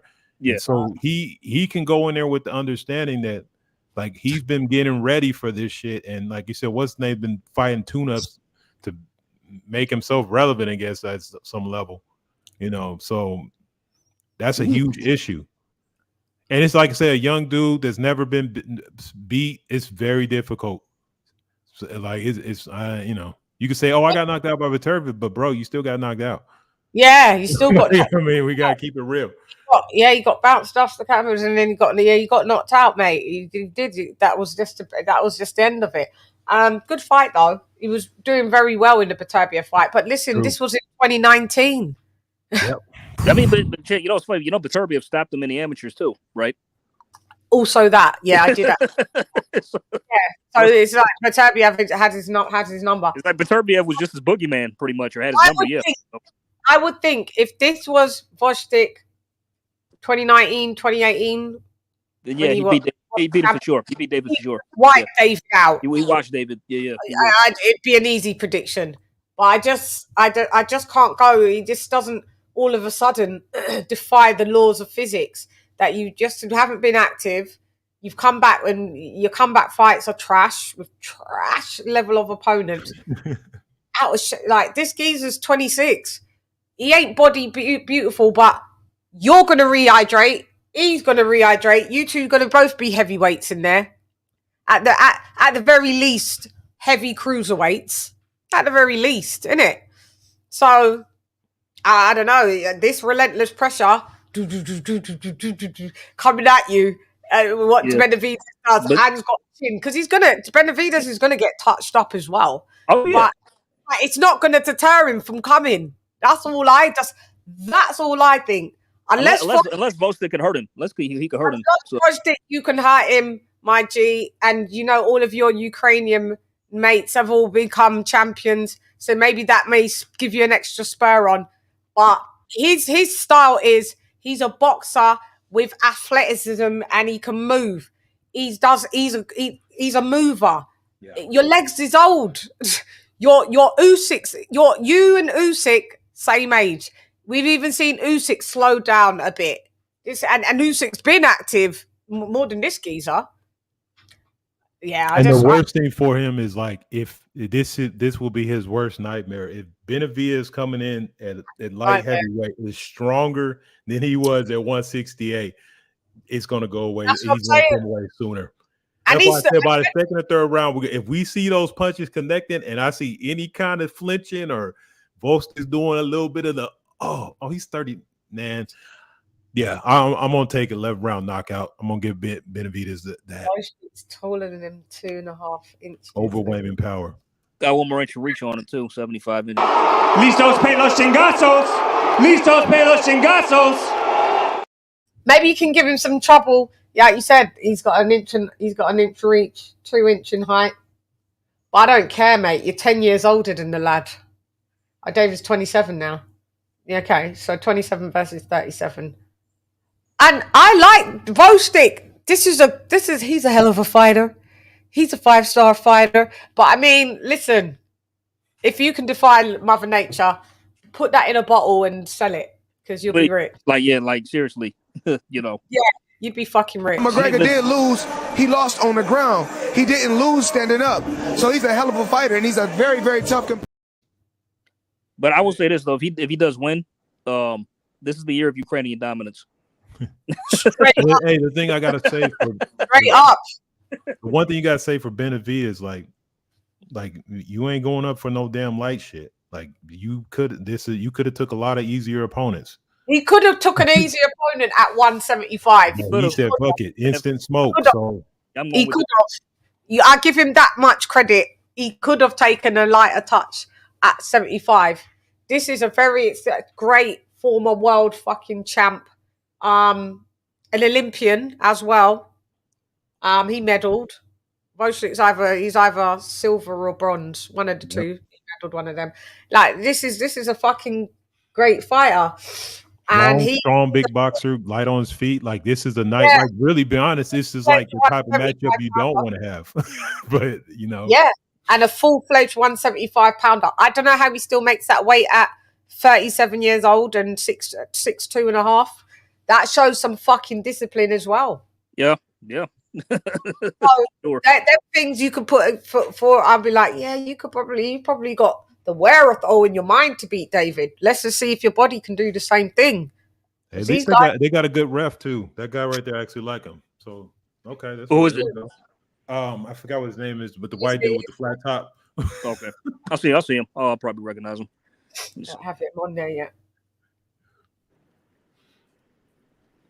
Yeah, I've never seen no issues with him. He actually pretty good ref. They haven't shown me him yet. So they've got. Man, this is a really good card, man. I guess if you're going to pay for some this is. You know, it's worth it. Like even but the prelim fights, like the free fights, is like, bro, even those were good. Yeah, like damn, okay, like that's what I'm talking about. Roman Villa was supposed to be on the prelims, but he got removed. I don't know what happened. Oh yeah, I'm not sure. I saw I thought he was like after, but then he was added. Like, wasn't he added later than everybody else, or was he always initially on there? I'm not sure. I checked like 2 days ago. He was there, but then like once I didn't see him fight on there, I saw. Then he was removed. I'm like, what the hell? I'm not sure what happened. Was kind of looking forward to seeing him back, see what he could do next. You know, so. Hey, whoever's that standing next to David Benavidez makes him look small.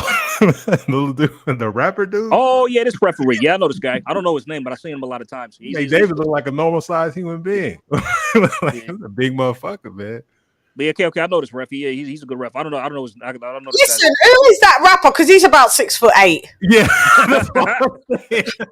He made David look like I'm like, who is it? I'm like, this is tripping me out, all these camera angles, because that dude looked like I just heard you say it from the David Benavidez looked like a normal sized motherfucker. Listen. Who is that dude? Who's that dude? Like, a rapper like the Giants. Like he need to be in the ring. What the fuck? Mad tall.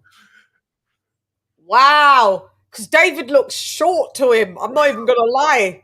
David was like, all I saw was the guy's shoulder, and David was at the shoulder. Yeah. What? Wow. You have to know. Man, that shit's funny as hell, man. Jeez, yeah. Okay. The big motherfucker. Yeah, I'm supposed to see who that rapper is. I'm like, damn, okay. Yeah. Was it full force? Mate. Fucking tall. And another thing, Gvozdyk has been so I feel that he doesn't look that confident. I've been watching him in the lead up. All right, just because someone's respectful, he's a bit too. He's a great fighter, and you know. You talking about Gvozdyk? Yeah. Maybe it's a false sense of security. I'm hoping. Now he doesn't even look like it. Oh yeah, Taylor. Yeah, this guy's. I like this ref as well. Mm-hmm. Yep, Thomas Taylor. That's the guy's name. Yeah. I mean, Thomas Taylor. Yeah. He just wrapped a big fight recently. What was that? Teddy Atlas used to train Gvozdyk. He so did. He's in the corner for the Beterbiev fight. Yeah. Yeah. So Teddy Atlas is like, listen, Gvozdyk's going to beat Benavidez, and I like Benavidez, but so Teddy Atlas is very adamant that Gvozdyk's going to beat. But you know, he also said Otto Wallin would beat Anthony Joshua too. Yeah, I know. This is what I'm saying. Teddy Atlas says something. You take I'm just like I'm agreeing with him. I went with Gvozdyk, but it's like I didn't agree with him with the Wallin Joshua pick though. So it's like even I can see that. He's not going to what it was. Predictions, but he has. I'm telling you. But and but he's probably backing this guy. You know, that's all it is. You're still judging Gvozdyk on it 2019 version, 2018 version.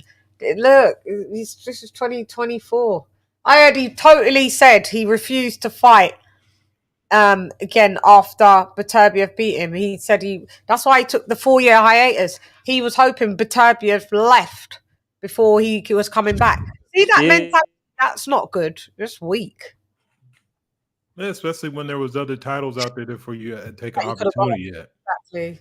Exactly. Like you could have fought Bivol, you could have stayed in the game and been relevant. You could have fought some of these other guys, like some of these souped up dudes that were there.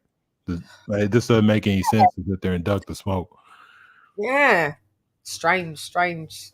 Yeah, all this stuff about him. I mean, even like you got to think, Joe Smith had a belt at one point in time. You could have stuck around to fight him. I mean, yeah. So I mean, in the midst of those dudes being there, so the opportunity was there before you just disappeared pre-pandemic. Pre-pandemic, 2019. You wanted to come back out like now it's lockdown now. My geez, lockdown. You missed your opening, and he's just it's 4 years, like three and a change, and then just done some bummy fights. And I mean, I really do like this ref Thomas Taylor.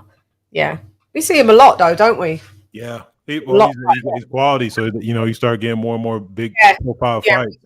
Yeah, we've seen him quite a lot recently. Yeah, he's a good rep because the only reason you recognize him is because at the beginning and end of the fight. That's because I really see him. Like he just let people get down. Correct. He's not one of those. I need to be a star referee. So we are in round 1. Let's go. Let's do it.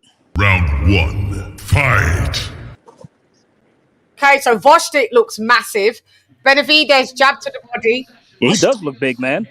Benavidez looks tiny. Oh, Gvozdyk jabbing. Benavidez. Oh, listen, hang on, mute.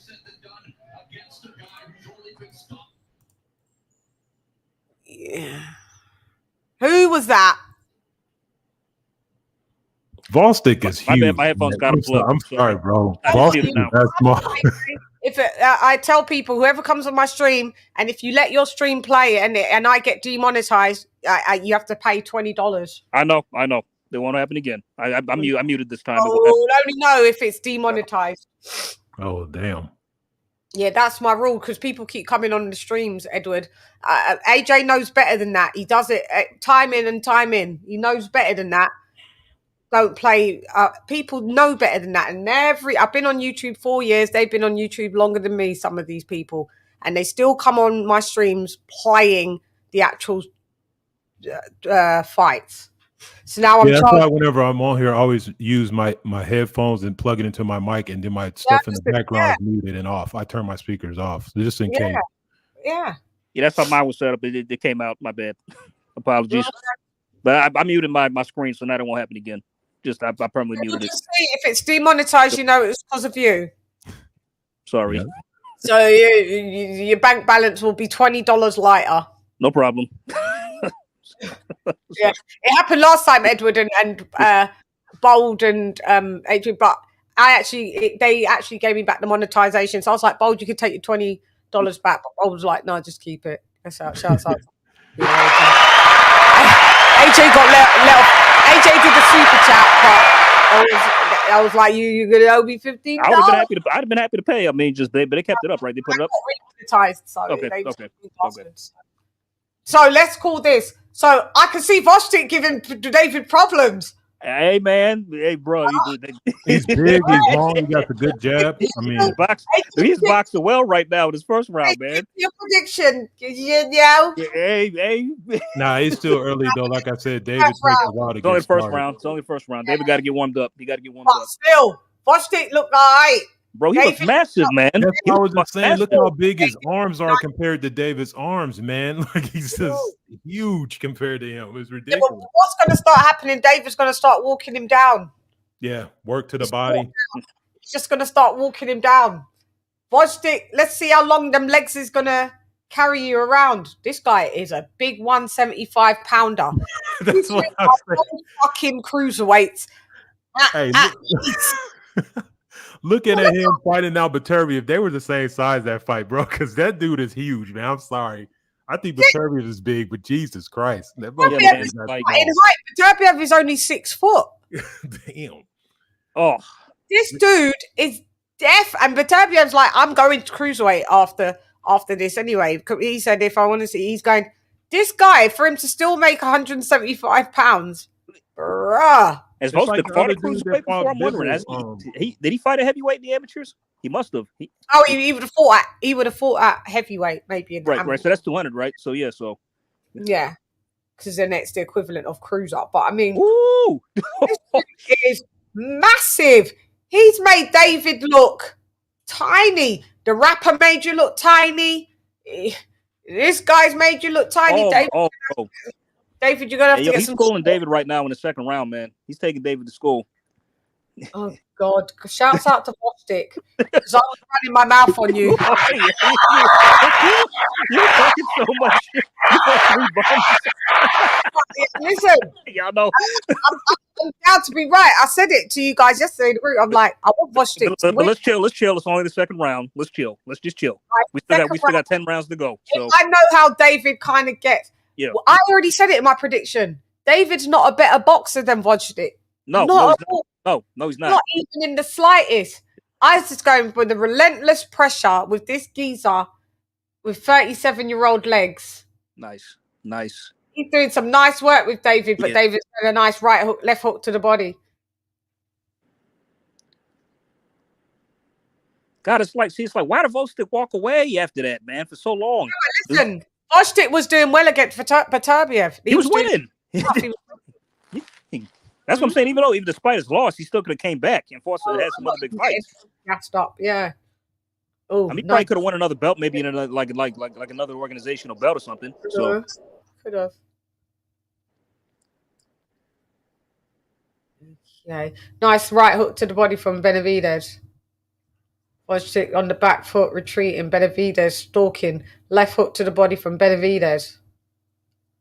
Short overhand right from Benavidez. Oh, nice leaping left from Benavidez. Counter right from Gvozdyk. Benavidez going to the body because you need to slow the dude down. That is the best thing that you got to do. Get in that inside. Benavidez is needing to be inside by Gvozdyk. It's now getting pieced the fuck up. Oh, but David gets rocked. David gets rocked with them jabs and them 1-2s. Yeah, he's like, listen, I don't want to be in this division. Canelo. No. Yeah, mano. Yeah. Please get the fuck out of here, man. It's my night. Hate it. Listen, Linda. David I saw his eyes go wide when he just got that piece up. He was like, oh, God, is this what I'm really dealing with? People really my size and bigger. Because this will be an upset if Gvozdyk wins because David... absolutely. For some reason, David was still the favourite. He's a favorite. But his left hook looks heavy by David. I'm wondering. He's starting to pick up a little steam. Shots. Are they going to start to slow down Gvozdyk, then body shots? That's what I'm thinking because I seen him wince a little bit when he was catching it. Look, he looks tired. With it too. He's looking tired. He's looking tired. Right under there perfectly too. David's gonna. No, I'm confident in the prediction. David's gonna. Now that I see this how it's going, he's already slowing down a little bit now, and we're only in the second round. Yeah, we're only in the second round, mate. You know what I mean? Pick up pace. I'm like, Yeah. I'm thinking, man, I don't know. It might have to push it a little further further ahead because if he starts cooking, the stoppage might come sooner. A little sooner, but like I said, I'll stay with 11 just to be safe. It could do, yeah, it could do. Because this is what I'm saying. You can't come back with. You can't leave the sport as a sword fighter and come back and with a butter knife. It's not going to work. What are you cutting up with that shit? What are you going to do? I mean, I just wonder if he's been just been keeping in shape during his hiatus, or like maybe sparring. Well, he's in good shape. Well, as you can see, yeah. He had been in shape. It's obvious. This motherfucker did not. Because I think he was sparring Canelo too as well. So. Didn't do fat camp like David did. We all know David did fat camp for this fight as well. He's just got the most horrible body. David's never had a good body. Dead body. He's got like the Tyson Fury shape. Yeah, he has skinny arms with a big belly. It's weird. Yeah. Listen, Gvozdyk piecing him up. Woo!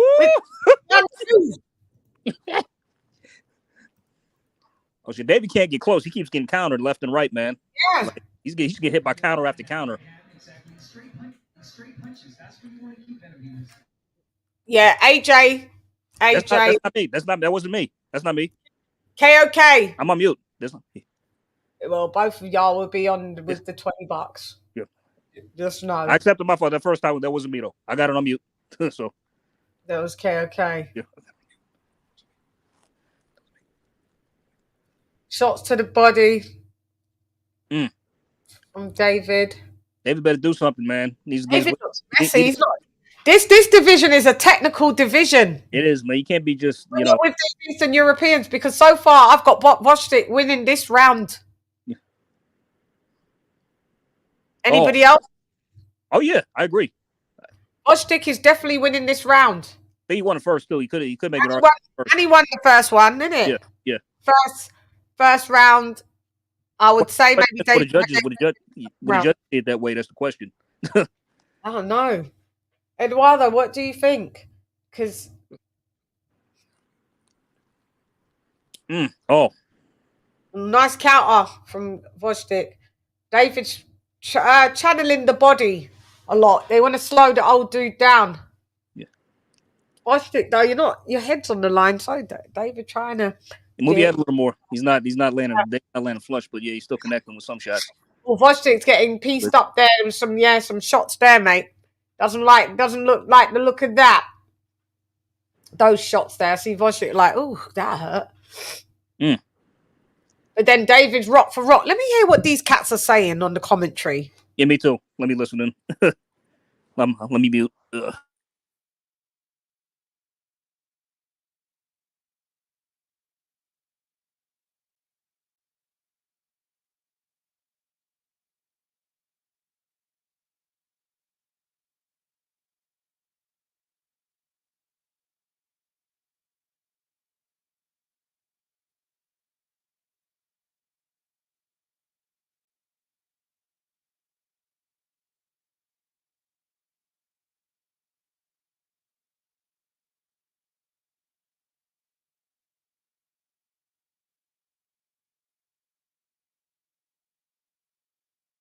I mean, Benavidez is, you can just see he's just not, you're not going to be good enough for this division.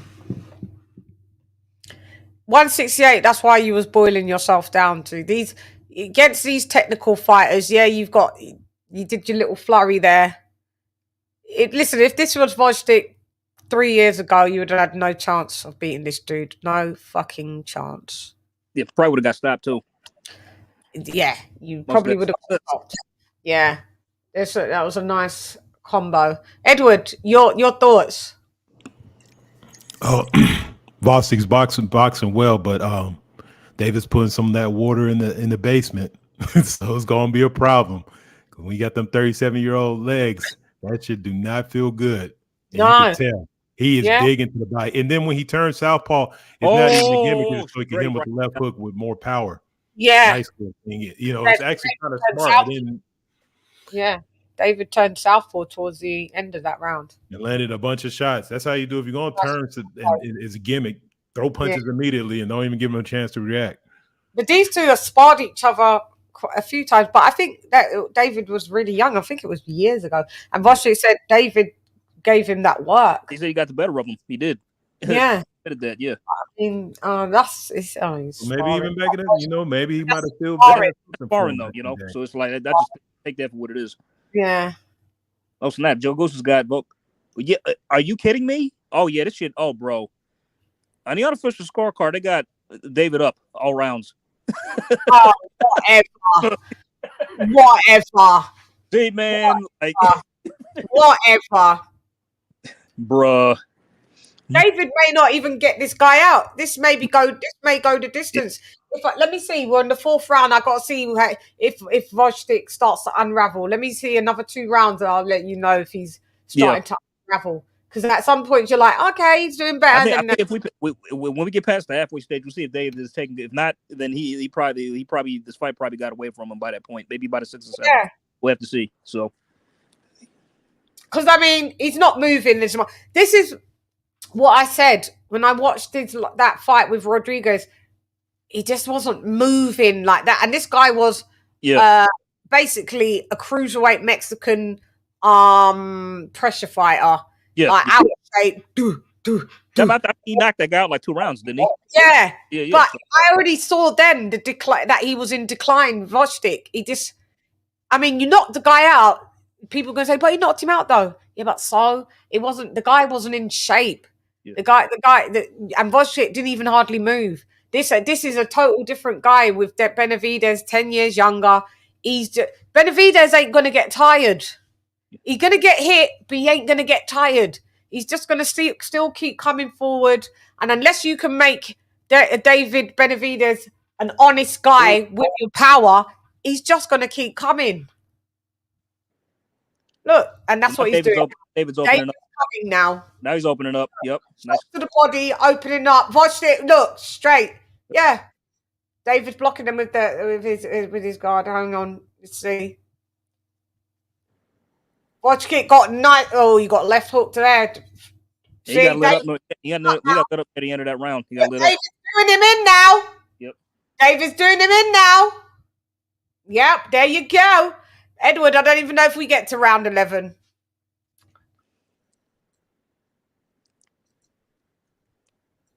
I don't even know. Gvozdyk's unraveling already now. Round 4. Unravelment is in the building.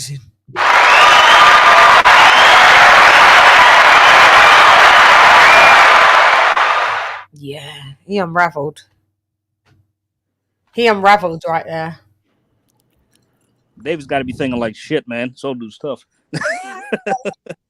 He's tough, but David's getting him in this round. This was a Benavidez round. Yeah, nice left hook. He rocked him a little bit, but yeah, he did. He did rock him. Mm-hmm. Yeah, David's showing more punch variety too. He had I didn't know he had that. He had the sneaky straight right hand. It's like nice little combo that he just showed, because I was like, he haven't seen anything technical, but he's opened up with a couple of other shot selections that you don't really see him use as much like that. Yeah, so he's working downstairs, coming back upstairs, then coming with a nice little uppercut, short right hooks, changing stance to throw Gvozdyk off, and then opening up in southpaw. Yeah, I've never seen him do that before. Oh, Gvozdyk landed a big straight rock David.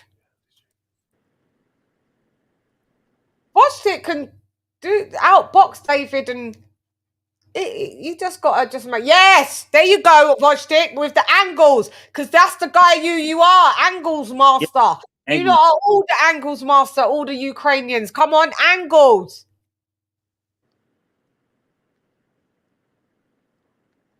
We needed to get Usyk in the building. Maybe that would have gave you a little bit more motivation. Yeah. David is like trying to do this. Watch it, pushed him like, no. Oh, nice boom for boot. But look, it's a count. David, this is the most I've seen David get hit, boy. David is getting tapped up in this round. Listen, but they won't give Gvozdyk these types of rounds because he's back fighting. They're just not fair like that. because Gvozdyk is actually landing a lot of the clean punches. David, when David's trying to do this leaping business, look, Gvozdyk, nice uppercut from Gvozdyk. But Gvozdyk, you need to be able to, once you commit to them punches, you need to move out of range. You're staying right in front of David. That's what he likes. He's just a plodding forward, come forward fighter. You landing like 5 good shots or 3 good shots and then staying there to admire your work. He's just going to counter them now and just, and then you get shots to the body, and now your wind's left the boot dizzy. Woo! Oh, nice left. Benavidez. Yes. Another nice leaping left. Tough. Oh man, what a fight! This is good. This is yeah. This is good. Yeah. It's like, oh look, David's open up on Gvozdyk. He does this little open up shit. Gvozdyk's got a good chin. He does. They both got chins. Yeah, David. But I mean, Gvozdyk, you should try and go for a knockout. He needs to. You need to. That's the only way he wins. If he gets a knockout or stop, that's the only way he wins. What's his power? How many stoppages has he? How many knockouts has he got on his box track? He's got 16 out of 20 wins. I want to say 20 wins, 16 KOs. I think. Okay. Yeah. So yeah, he can hit harder than advertised. You could say. So you talking about David? No, Gvozdyk. Yeah, of course he can. It's obvious, but I mean, we're going to need him to up the ante a little. The thing about it though is, and I'm looking at David. He's gotten extremely bad. I even seen a little cross-face defense. I'm like, bro, right there they just showed it where he crossing his hands to defend. He got good head movement. He ducks down to get in. Like he's just not getting punched. I mean, Gvozdyk is hitting him because he's an excellent boxer, but I'm surprised. I didn't know David's defense is upgraded this much. It's just like I'm seeing why certain people didn't want to fuck with him. It's like, bro, this is gonna be a problem. Gvozdyk is looking good though. Like I said, he may wear him down a little bit, but he's looking good. It's a good scrap, man. It's a great card, man. Like, man, this is a great card. Oh yeah, I just remembered the main is Tank. This feels like this is the main. I forgot this ain't even the main. This is the co. Yeah, it feels like the main, like he said. Yeah. Wow. I was like, okay, well, the night's already over with them guys. And this fight could have been a headliner. Like seriously. I think they kind of build it as like kind of like a double headliner fight. It was the only way that people was really going to buy the Tank fight because I wasn't going to buy it. I only bought it for this. That was for this one fight, this fight here? Or? Yeah, that was the only reason. I wanted to see how he fared at 175. I have no interest in Tank and Frank. Bars. They should have just called it that, Tank versus Frank. Tank versus Frank. The battle of the regulars. Gvozdyk, but you can't do this. You know the pity patting. It's like you got to set right. You really got to load up on your punches. You've got to load up a bit. But that's what I'm telling you. Like, listen, for a 37-year-old, you give him a little bit of credit like that. But this is too tough. You're old, mate. We're already in the 6th round. Like, geez, man, this is going by fast. Yeah, after the fight done. Interim, WBC interim. Yeah. Because I know these fucking judges are just not going to give Gvozdyk any of the credit that he deserves in the rounds that he is doing very well and winning. But the tide changes. Yeah,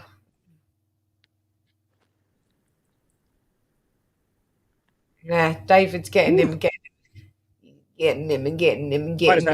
Flows, though, man. That's what I love about it. Say that again. This fight is having a lot of ebbs and flows. Yeah. Yeah, it is. Fuck. Jesus.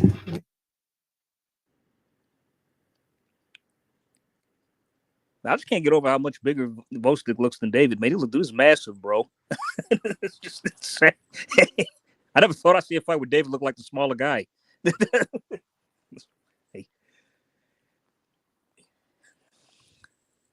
I'm just wondering what they both rehydrated to.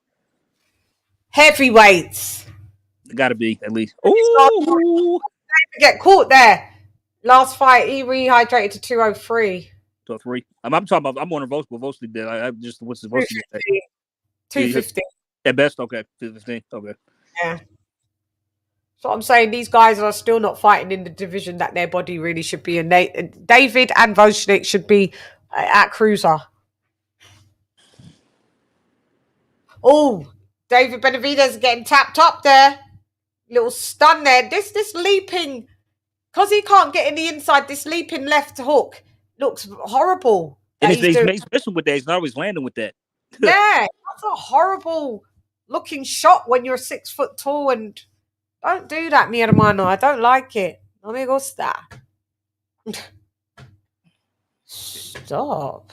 That don't look good, that shot. You got Tank now practicing. Get the pads in the back. Yep. Yeah. You got Frank knowing that you're leaving the building soon. Frank, you go in love. You go in love, but Edward and you lot have said it'll probably you're going to root for for Frank. Yeah, I'm a root for Frank. Yeah. I'm cool in the fact test your might, test your luck.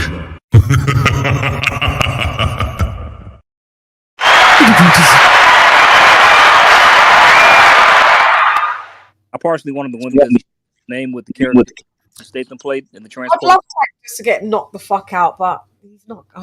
It's going to be the other way around, dude. Imagine all the memes. if Tank got knocked out. Yeah, if you got slept.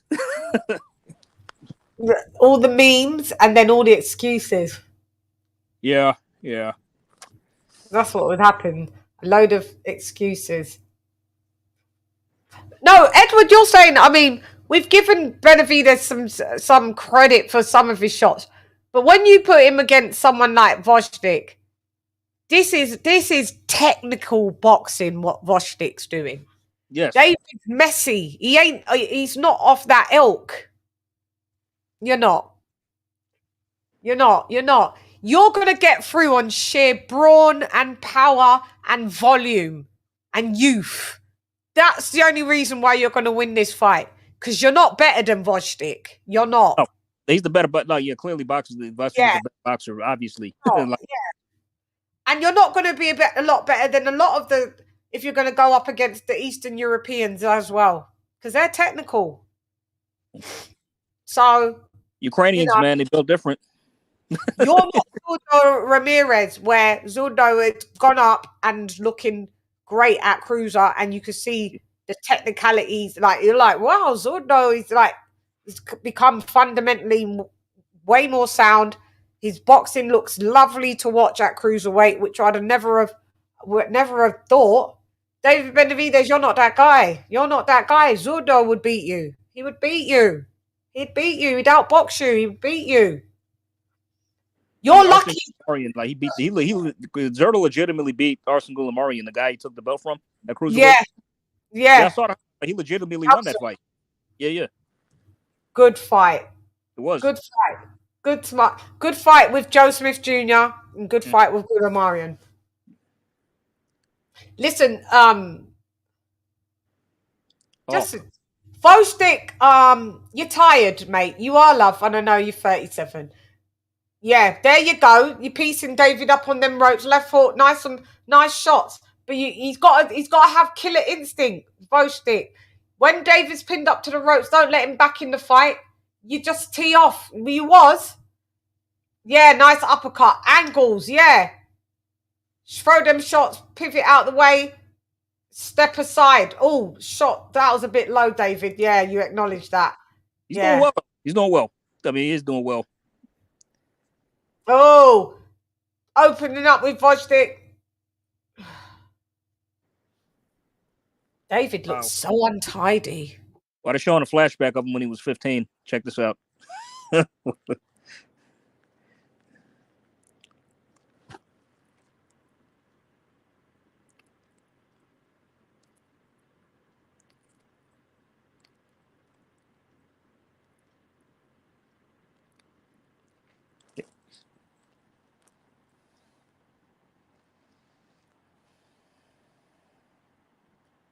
Yeah, he was a fat little fucker, wasn't he?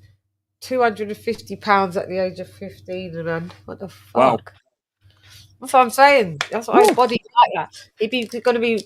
He walks around. He's saying it, and I was half in my sleep.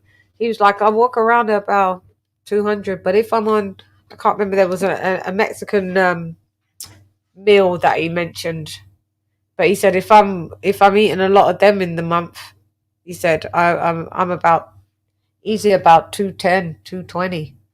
You should just move to heavyweight then, to be honest with you. Why not? He get knocked out. Can't though. Yeah. Yeah. Limited. Yeah. Weight's going to be too technical for him, but that's where you should be. I mean, you don't beat Bivol and Beterbiev. No. Absolutely not. Absolutely not. That's why he doesn't really want that fight. So I keeps harping on about his Canelo. Just leave it. Canelo don't want to fight you, and you don't really want what's going on at 175. So I don't know what you lot are going to do. You're going to have to craft your way. I doubt you're going to want to come back down to 68 after making this weight cut. Because even with this weight cut, at the weigh-in, to me, looked gaunt in the face. I was like, what? 75 was still hard for you to make, David? Jeez. Yep, there's that leaping left hook shit again, which I don't like it. Don't do that, bro. You stop doing that. It only looks good if you're Manny Pacquiao and you're small.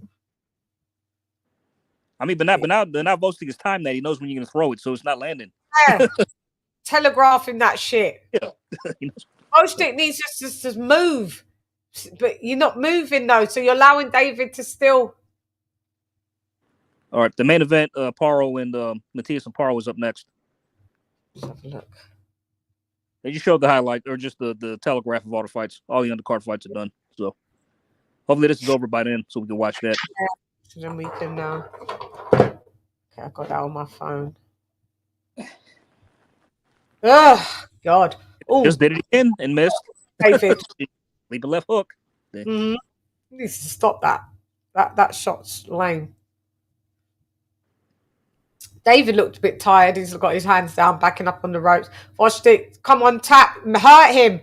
Why are you getting him back in the fight and stepping back? What the fuck, Gvozdyk? Tee off, silly. Too hesitant. His power ain't doing shit. I don't think he's got that much power, Gvozdyk. I think David. He's just like box. It's like you're not gonna win doing that. And I don't even think. David, will you stop him? Are you going to stop him? Is this going to go the distance? I vote the latter. I think it might be stoppage. Is going to... No, this was what I struggled with. I predicted a stoppage. Like that. But I could when people was telling me, it's going to go the distance, I was like, I'm with that as well. I get where you guys are coming from. I mean, he didn't stop, and I thought he would. You didn't. You didn't stop Caleb Plant. I said if you're at 175, I expect to see maybe a stoppage. Oh, Gvozdyk nearly down. Gvozdyk is hurt. End of round. Eduardo, talk to us. What are you seeing? What was that, round 8 or 9? Eduardo, talk to us. What are you seeing? You awake, sir? I wanted to see what Edward was saying. What could he see in the fight? His take, because but this is a good fight so far, man. Really good. Yeah, great fight. Really great fight. I don't know what Eduardo's doing. Can't hear us. You awake? Is he awake? Eduardo, in a minute he'd be like, "Yeah, that bum ass nigga." He'd be like, "Hello." Like, oh, you can hear us now. Sorry, my bad. Okay, they're trying to cool him down. And what's his dad's name? Is his dad's name Angel? Who? David. Angel, isn't it? David Benavidez' dad. Angel. Jose Senior. Jose Benavidez Senior. Oh, Jose. What did I think it was? Oh no, that's Danny Garcia. Danny Garcia's dad. Yeah, his name is Angel. Yeah. He looks quite similar to Danny's dad as well. Really? Yeah, a little bit. He does. I don't know. Maybe. Maybe if Jose shaved, maybe I can see it. Yeah, he's shaved. So. Yeah, he's shaved. Okay, Gvozdyk looks like he's on the prowl, coming with the double jab, but no mustard on these shots. All right, let's go. Okay, that was a nice one too, but David's not allowing you to keep him there. Are you going to go to... I see Gvozdyk headhunting a lot. No shots to the body to David. David's got a hell of a good chin. You're going to need to maybe... Yeah, he's got to step it up. He's really got to step it up and start loading. Benavidez, they got Benavidez 80-72. They've had Gvozdyk not winning any rounds. That's full of shit. That's BS, man. Like, I don't know. Nah, that's BS. He's not pitching a shutout. Don't lie to us. We're not. Don't lie to us, because I watch boxing far too long to be I can't think they think the boxing fans are stupid now. Like, we don't know what we're watching. You know what I mean? Unless you're a Ryan Garcia fan, they just maybe they just think that we're that level of fandom, that we're just dumb like them. But I mean, this is almost mocking my intelligence. It's insulting my intelligence. If you're going to say put out scorecards like that. If you're going to say David Benavidez pitch a shutout, I can see the story that you're going to do, because now Canelo's going to come find me because I pitched a shutout as a former champ, Olympic medalist. I know the story. I know the story. You can clearly see he hasn't pitched a shutout. How fucking dare you? You joke. They need to get rid of Joe Goose. Stop having him score. They are wilding. Absolutely wilding. Ah. Well, I think Gvozdyk might win this round, though, man. He may as well just retire on the stool and go, yeah, fuck it then. What am I in here for? Yeah, because you like I was just mugging me off. Yeah.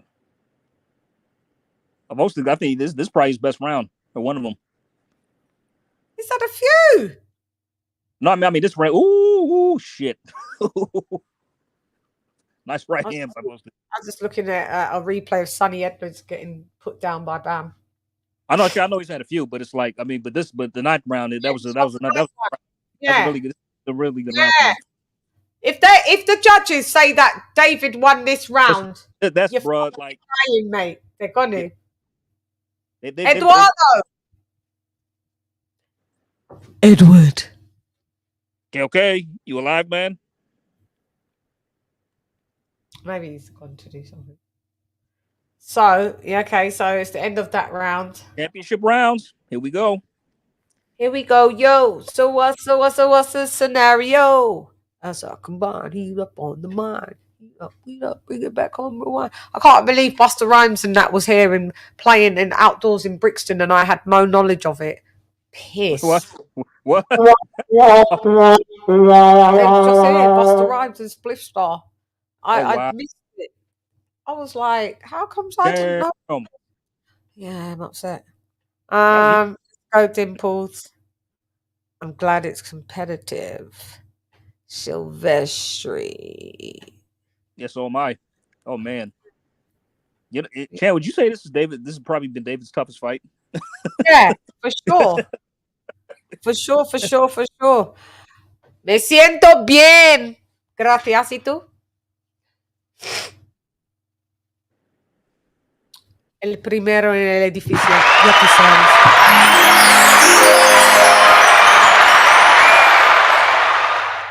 By the way, you know Usyk is there. You know he traveled to support him. Oh, Usyk is there. He's there. They took a photo together backstage. Him and Gvozdyk. Oh, okay. Yeah, because Usyk's a patriot like that. He don't play. He supports his. Oh yeah, him Loma, Gvozdyk. Like they're all close. They're all friends. Yeah. Well, come on then. I said that Usyk, you may need that to put a little battery in your back. Come on, man. Do what you got to do. That's how you have to respect Usyk, because Usyk's gone to heavyweight, fucking 37 years old and performing better than a Gvozdyk. Like, yeah, for real, man. It's like, no, but Usyk is just he's like really a special one of a kind of talent. Fighter. Yeah. He's that generational talent. Yeah. Always biting at them feints, Benavidez. Gvozdyk is just not. His output's not good enough. He's just content to box. He's not really asserting his will. Yeah. I don't think that's going to get him the nod, man. It's not. He's lost his fight. I mean, if he doesn't step it up in the next two rounds, or just get a nod, just something, then yeah, I don't think they're not going to give it to him. No. Echo de menos. But he's got David on the back foot now. Yeah, David's on the back. David looks out of it, man. He looks just like he's out of ideas. He kind of looks flustered. Yeah, he's like, oh, what can I do now against this guy? Yeah.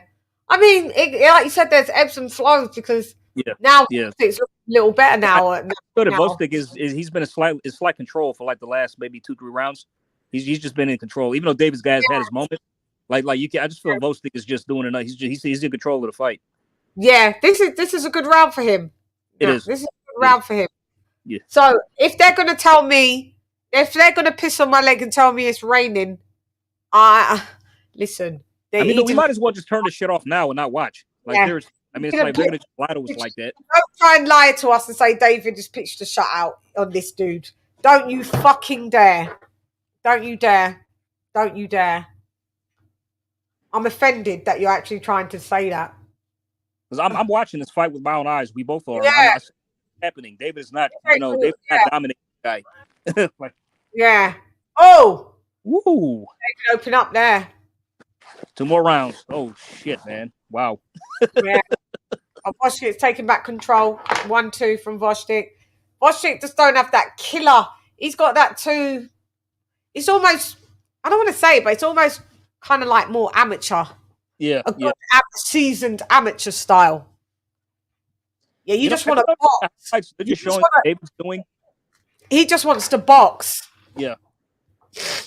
And have you noticed in the highlight reel, like before they start the rest, like they're just showing what David's doing. They're completely ignoring. Yeah, because it's biased. Even if you listen to the commentary, it's biased. Bro, they was sucking the Dames so hard, like when he was fighting Gvozdyk, it's not even funny. And the Dames gave, dude, he that was close, man. He gave Gvozdyk gave Dames that work, man. I got it. Yeah. Our guy, Gvozdyk. I know. I mean, not just the first fight when Terrell Gvozdyk fought Dames. Oh, I thought you were talking about, because who did Gvozdyk get the belt? Stevens. Gvozdyk got the belt off. Oh yeah, Stevenson. Yeah. He was badly injured and had to retire in that fight. Yeah. And then Carlos Adames fought, because then Carlos Adames is in this equation. So there was Stevens. He just got upgraded to he's middleweight. He's a middleweight. No, but Carlos Adames fought one of the, not this guy, but the guy. Oh yeah, he fought Terrell Gvozdyk like on the first bout of this card. No. Ooh. Carlos Adames is in this equation. I know because he's 160.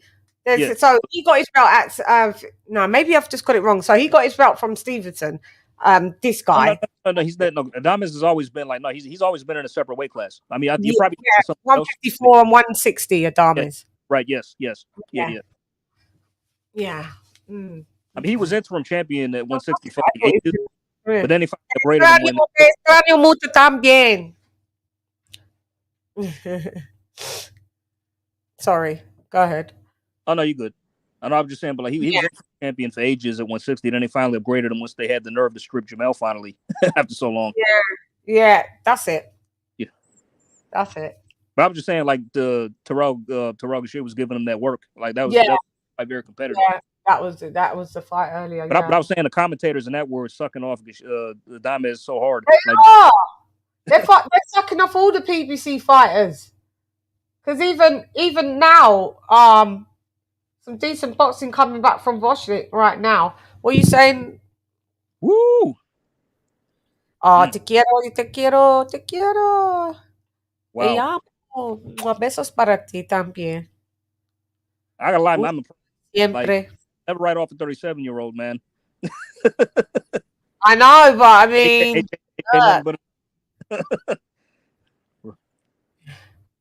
Ella aquí, sí. There she is. This is why I'm trying to stay in shape, man, so I can do this kind of stuff when I get up there. It's younger cats. Not far from it, love. You got 2 years, love. You know. I know. You got to blink. You're nearly up there now, love. Time flies. It does.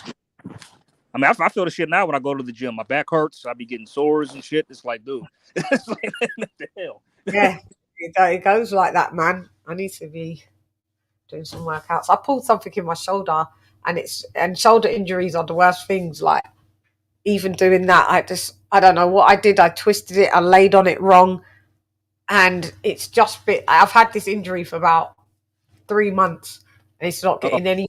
I've torn something in my left shoulder. It's really bad. You go get looked at, or I haven't gone and got it looked at. I should go and get it looked at. Oh God! Even doing that, AJ, is pain. You know, like with this arm, I can just go straight up like that. With this shoulder, I've got to work it through. Let me tell you why you should get looked at. When I was in the hospital this week, I was admitted next to a patient. He had an injury. He had an injury, right? He re-injured his collarbone, and there was an infection. He chose to ignore it, but instead it seeped into his heart. Always sepsis. And and he had to get that shit operated on. And honestly, he said it probably could have killed him had he not done anything about it. So please go get that looked at ASAP. Yeah. Make sure it's not nothing serious. So I know. I know I've pulled I pulled it because I remember I was lying down on my front, and I had my arm kind of like that, and then I laid like that for too long, and then I was on my side, and I realized how I align myself lying in bed wrong. I need to get one of those great pillows, and I put too much pressure on my left side, too much. Yeah. And it's just and then I'm doing sorry to cut you. They just showed the unofficial scorecard. Okay, so they finally gave rounds to Gvozdyk. They gave him rounds 9, 10, and 11. Oh, okay. But he's still running. Let's show it in a second. But I think he still won more. I got it 107, 102 to Benavidez. And they had pulled some shit like that. This has gone the distance. Yeah.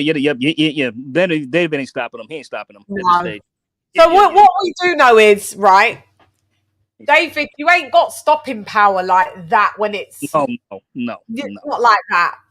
And when but he didn't stop Caleb about that. When it's David Lemieux and them guys being dragged up, because these guys get hit like Andre, they're not in the super middleweights. They're pretty much light middleweight weights. That's why he likes to be at super middle, because he's the big guy in the little pond. But see, when you're up here, you couldn't stop Caleb Plant at 68 for real. Now you're up here. This 37-year-old Andre and David Lemieux, they went to super middle because they couldn't make middle anymore. That's the only reason why they were there.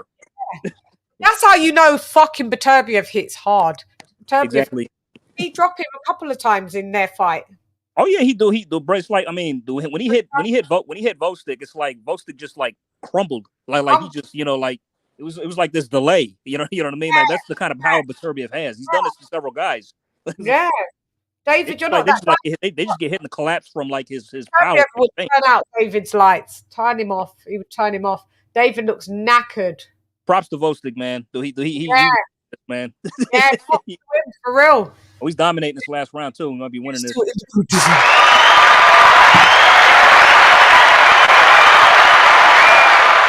Matthias next. God.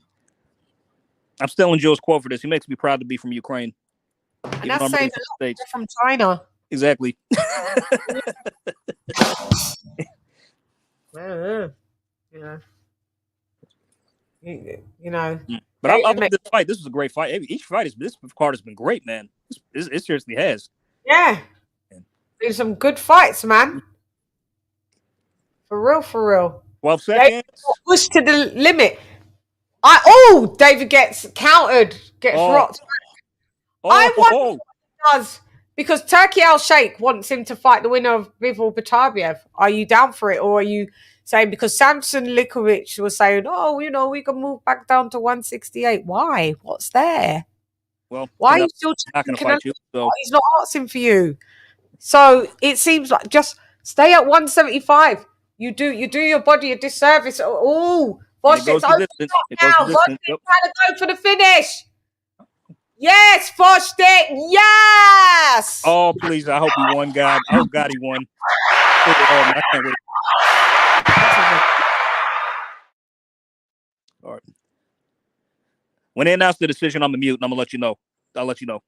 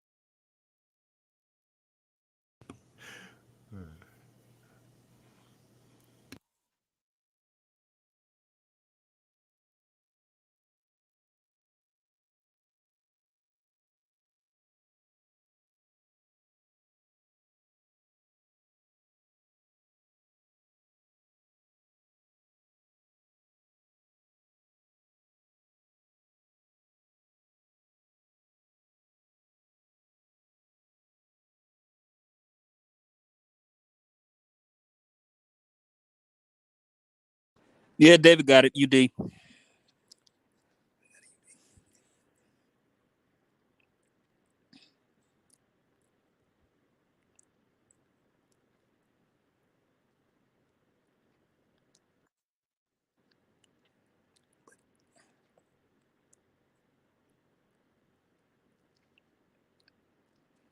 I mean, am I gonna be? I'm Well, not that impressed. I'm not. No, I mean, me neither. I mean, even though I knew, I figured this would happen anyway. I mean, it's like, but Yeah. still, it's like, you know, They had to. Eduardo, Mhm. what did you think? Where do you keep going? I was calling you. You guys are so far ahead of me. If you throwing me off. How are we? Yeah. Oh. So yeah, I mean, I literally they just announced the decision on my side. Oh, I thought you was the same as me. I know AJ's ahead of me. AJ's way ahead of me as well. Yeah. So yeah, I kind of he got tired towards the end of the fight. He got good. I mean, the defense is better. It's just man, those dudes at 175 are big. I don't know. Yeah, like I say, he ain't look bad. He did win the fight, but it's gonna be. Maybe he got to get a little more acclimated. But he's not ready. He's not ready for no championship run. Not right now. One judge didn't even give. I don't think Gvozdyk around. Like one judge had it like 119 to 109 or some shit. That's what I was about to come over and say that one of the scorecards is going to be like 118 to 110, 119. I knew one was going to be like that. This always I rock with the 116, 112. I mean that's decent. It's good scrap, but like I said, I think David got tired. Which is like, I don't know, maybe it's just maybe the weight, maybe getting hit by bigger punches, or I don't know. He just got a little bit tired at the last part of the fight. I mean, he was also flustered by Gvozdyk did a lot of good shit in there, man. He was really flustering David. This by far, I was just telling Chan, this by far was David's toughest fight. Yeah, it's his toughest fight, but I think he actually brought his best level of fighting. Because if you look at him, like he's not a mauler. He's not no damn one of these Jason Voorhees fighters. He has a lot of good defensive moves. He moves, he works himself in, he has a cross defense, but Gvozdyk was this long. There was a lot of, I think Gvozdyk missed out on a lot of opportunities. There was places where he could have threw more punches and landed a lot of shots. Yeah, but I wish he would have loaded up on some shots because it looked like he was just pity patting and just, you know. Yeah, and that's why I think he wasn't getting those scoring points for those. Because it was like he was just tapping. Like it was like you do realize, I think maybe the speed was bothering Gvozdyk a little bit. Yeah, well, yeah, at times, yeah. Yeah, clearly, like just his overall like movement in boxing, pretty much. I think he was surprised that he's a lot more defensively sound. He's not just some mauler.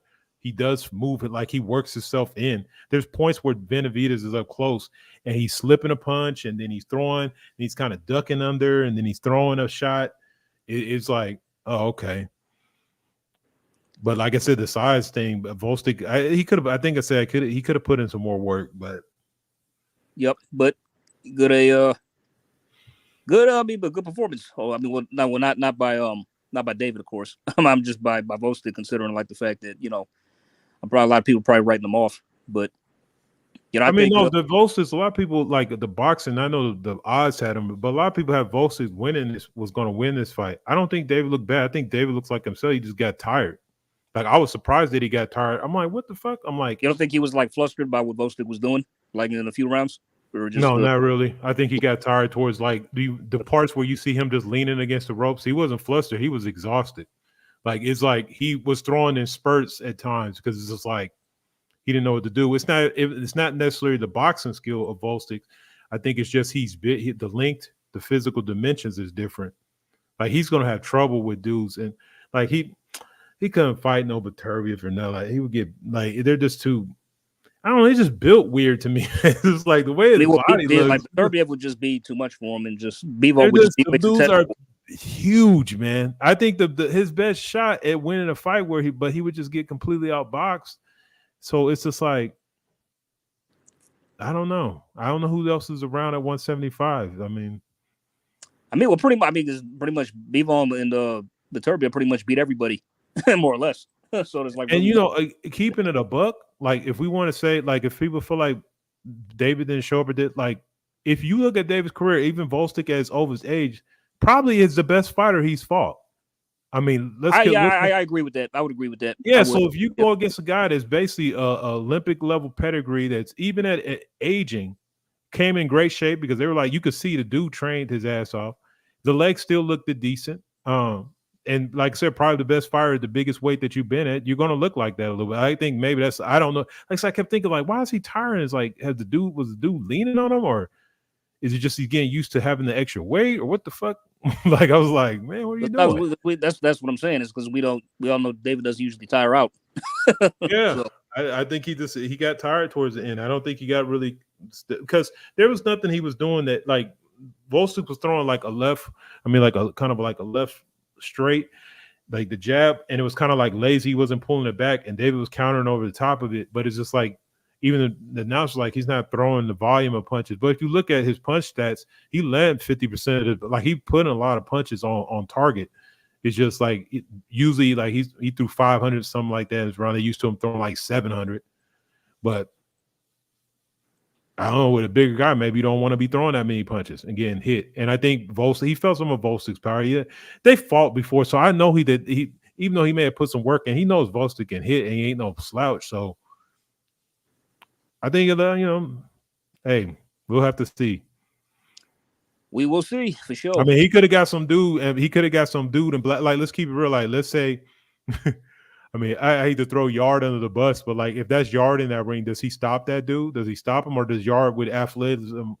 But like, the heart is the issue. But if he goes in there and really fights it out, like, I think he needs a little bit. He needs a couple fights, see how good he really gonna be. Because the top guys, he's not fucking with them right now.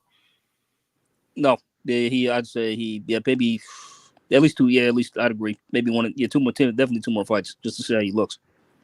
I mean, but is he going to stay there now that he's there? That's the question. Is he going to move back down? Because now he's got 2 interim titles at 168, 175. So, okay, you're going to keep both of them. What are you going to do next? Like, what's going on? He got options. That's what I'm saying. I don't know who he'll move down there for other than Canelo. And from what I've seen tonight, even him looking like that, Canelo doesn't want to fight a dude like that. I'm sorry. Like, no way. With Gvozdyk? No, I'm talking about better. Benavidez, yeah. No, I mean, not better be, but I mean, David. He doesn't want to fight dude like David. I mean, it's obvious because I look at like the Jaime Munguia fight. Jaime, even though it's like he's clearly outmatched, he did some good things in there because his physical advantages, but his defense is so terrible. It's just like, bro, like, but so you got to deal with a David who's also got physical dimensions superior to yours and actually has better defense. He's not going to want to fight a dude like that. Like, and then you're smaller, so he's going to be less worried about the punches. If he's taking Gvozdyk shot, he was taking straight right hands, and he wasn't even looking shook or nothing. So I don't know. He's kind of like in a weird kind of limbo right now. But we'll see. Like I said, I don't think he's ducking no fade. If he got a title shot, I think he'll take it. So, and we'll see what happens. At least that's what we want from fighters. Instead of talking about we need to get ready or I need some warm-ups and bullshit like that. Like I say, he could have took a way easier fight than this. Very true. Very true. Leah Parle and snaps. Oh no. Oh yeah, is that started yet? Yeah. So yeah. Are they gonna be on simultaneous at the same time?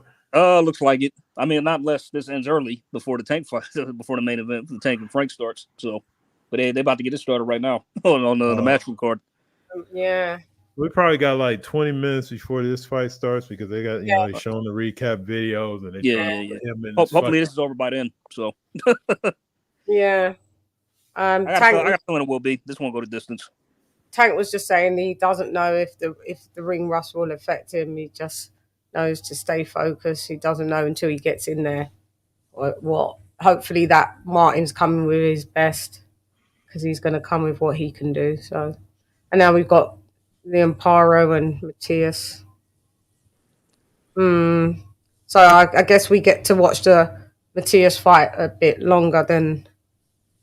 Yeah, we'll probably get into about 3 rounds and then Tank will come out. Martin will come out. Yay. Who have you got for this fight? Paro.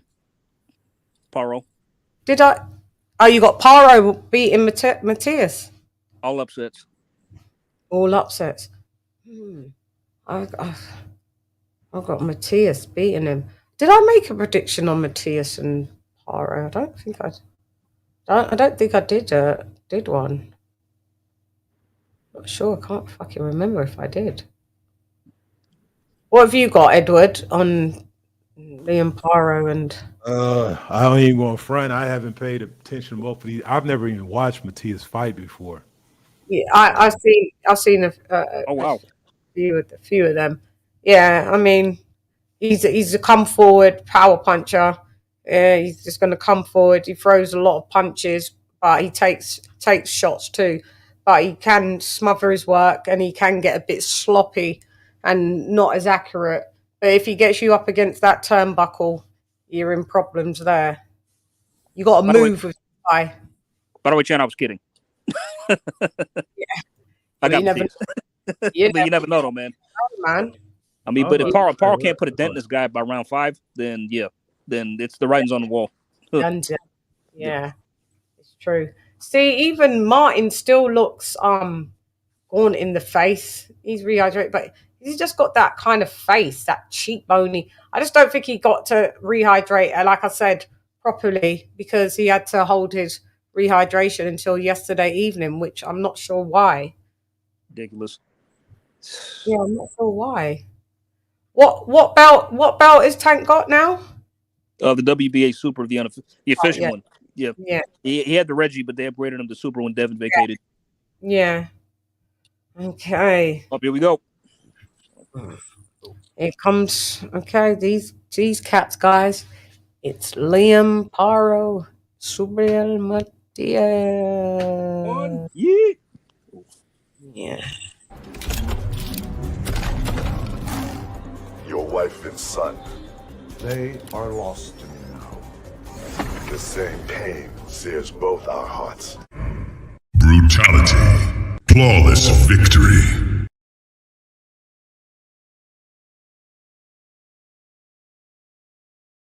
Are we going to get a flawless victory? Are these two in the ring? When's the last time Matthias fought? Had to be late last year, I think, right? Who was his last fight with? Ergashev, his mandatory. Who was that? Shohei John Ergashev, his mandatory challenger. I see that. I saw it. Yeah. Already a headbutt. God. Clash of heads. So Paro's southpaw. Yep, he is.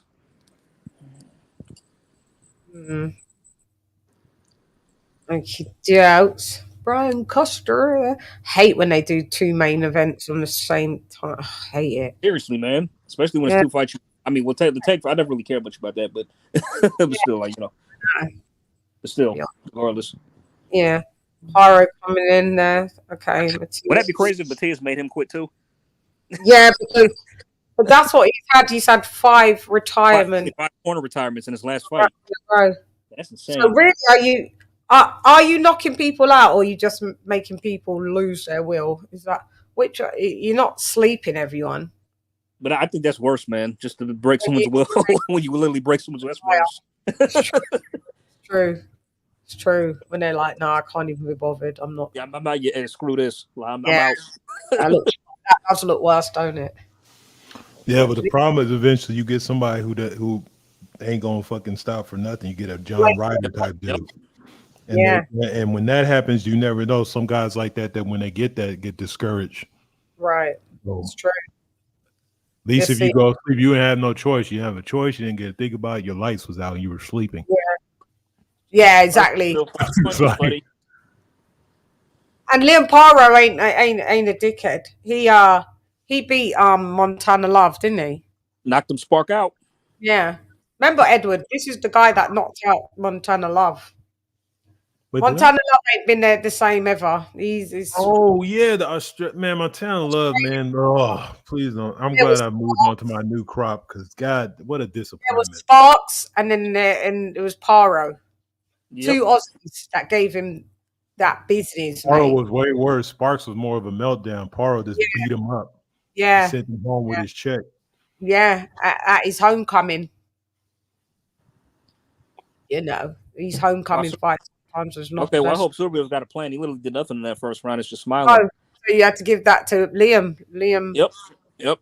Liam round. Now you better show out, bro. You in your hometown. Liam is a tough fight. I don't know where. I mean, this is going to be a test if that power is real, or you want to. We're about to find out because if you can't fight like these Aussies don't. I don't remember last time I seen one of them sleeping. So, bro, you're gonna have to beat the fight out of this dude. Yeah. This is what I mean, saying. it's sort of like almost like the Jeff Horn days. I mean, fucking Crawford had to beat the shit out of him. Like, you know what I mean? Like, bro, you got to put these dudes away. So big, way bigger than Crawford. Look how big he was. Huge compared to Crawford. Because that guy is not a 147-pounder, Jeff Horn, for real. No, for real. yeah, No, he's not. Yeah, he's like a middleweight. Junior, middle. Yeah. Yeah. Round 2. Well, Tank's getting ready. This one's getting ready now to ring walk. But round 2, they're tussling in the ring like they're doing wrestling. Are they going to only throw any fucking shots? The ref's like, no, this is not what we're going to do. All right, Super is not even opening up on him. It's like, he needs to open up. I want to see what happens when he does that. Yeah. He's just letting, like, Liam just, you know. He might want Liam to tire out. Yeah. He's a slow starter. Super usually starts slow. So. Yeah. He doesn't usually get into the fight by, like, rounds, probably to about the mid-rounds. Yeah. And the reason why the Tank fight is all right, because they're pretty much evenly matched with age, obviously weight, height's a bit of a difference, but their reach is only half an inch different. 68 versus 67.5 for Tank. I mean, they're both 29. They're both undefeated. So let's see. Kicked out. Cheers, and then don't give us a boring fight because I'll just tune you motherfuckers right out. That's the last thing we want to see is a chess match. Yeah. So I wonder who do. Oh, snaps. Okay. Super starting to open now. Yeah. I think he might have hurt part to the body. Oh, God.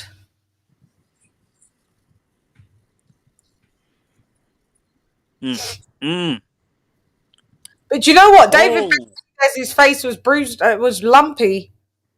It was. Yeah, I saw that. Yeah. So Gvozdyk was giving him those 1-2s, those jabs was hurting him.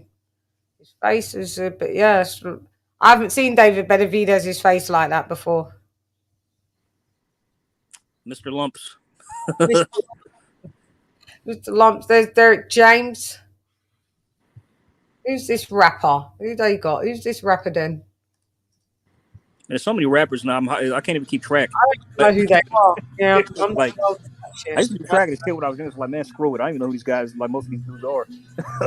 Yeah. Someone's got them. Someone mute your mic. AJ. Wasn't me. I'm on mute. No, it was you. It wasn't me. I'm muted. I swear. Positive. King of King. Like Jen, I literally muted my computer so it won't make noise. Just my TVs. So yeah. I got double mute, so whenever even if I don't mute that one, I mute my mic. So now I was muted. I don't even got nothing playing in the background, be honest. It's just me solo. Background. Yeah, everything else is muted outside. Y'all talking. So I watched the fights muted. Like I said, I just listen to y'all talk. But like I said, I turned it off earlier because it was too far ahead. Yeah. Oh, there's Leonard Delaby. You know, Black Santa. Got his left Mayweather. That's wild.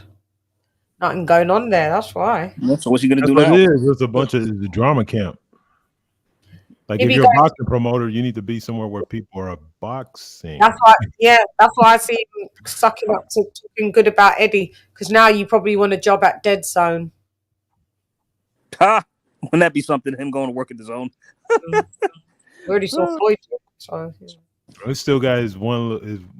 I mean, if Tank gets beat, then that would be what he'll have to do. But he gonna hold on to Tank till the fucking Yeah. Phase Till the required wheels from you. fall off. Yeah, the wheels fall off. Yep. Yep.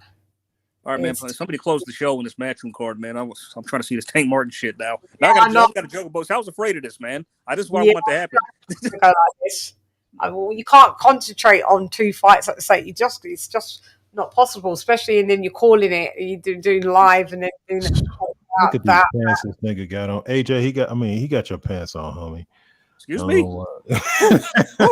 That rapper. Okay, that's funny. That's funny. Why you say AJ's? Well, watch the shorts this rapper's wearing. Oh my god, look at that shit! Come on, y'all. They're like all sparkly and some shit. Like he got a halter top on, man. Get the that's a crop top. That is so lame. I don't like that. You know how Tate's camp is though. There's weirdos in the camp. Oh, that is horrible. Oh my god, and he's got loafers on. Which yes. Oh, get out of town. Oh, town, Clownsville. Oh no. You can't come out there like I gotta say something. Get the hell, don't come in the ring. Stay out there. The whole outfit from China. You did. You got that from He came out there. Look, if he came out there back in the day with like Tyson, now you gotta go change, man. You can't wear that. You can't wear that. That attire was horrid. Wow, crop top, cut off shorts. Do y'all want to hear? Do you want to hear a funny story? Let me tell y'all something funny. Let me tell you something funny right quick. Like there was a UFC fight a few years, like a long time ago, where like a guy actually came out wearing a Speedo, and he got knocked out in the first round. It turns out David White said, I'll give you a personal bonus if you can knock this guy out in the first round for coming out in those shorts." Yeah. How dare you? Yeah, I see that. Dana was pissed. Dana don't play no bullshit. Bro, he was pissed. Bro, he was pissed. He was saying, he was literally saying, "Talking about like, how could you like, how can one of his team not like have him come out like that? Be like, dude, this is not a good idea. We shouldn't go out there with those. Like, it's fucking disrespectful. Wear the Speedo. Like they're supposed to be, and that's at a pool. I don't even want to see him there, let alone a fucking MMA fight. Oh shit! Man, that's hilarious. They look boring. We'll catch you on the highlights, Pyro and slot, because I'm still moving back and forth, but it looks like Matias is kind of starting to maybe take control a bit. He's opening up and just hugging. I'm at the point where they're just hugging.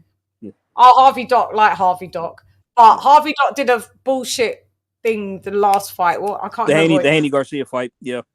The who? Yeah. Fight. Yep. Yeah. He was on some. Yep. Not his best night. Not his best night. Yeah. I'll give him a pass. Don't do it again. Yeah. Don't become a Tony Weeks. Well, both fighters are black, so that's a plus. So. Yeah. So you're not going to do it then now, yeah. Which one you pick? Oh, cats. These fucking cats. Derek James, there he is. Frank Martin bouncing up and down. Sean Porter, I think they're rooting for Frank Martin because Frank Martin's his friend. They were saying his friend. They said Tank will do it. Uh-oh. Yeah. Now let's see.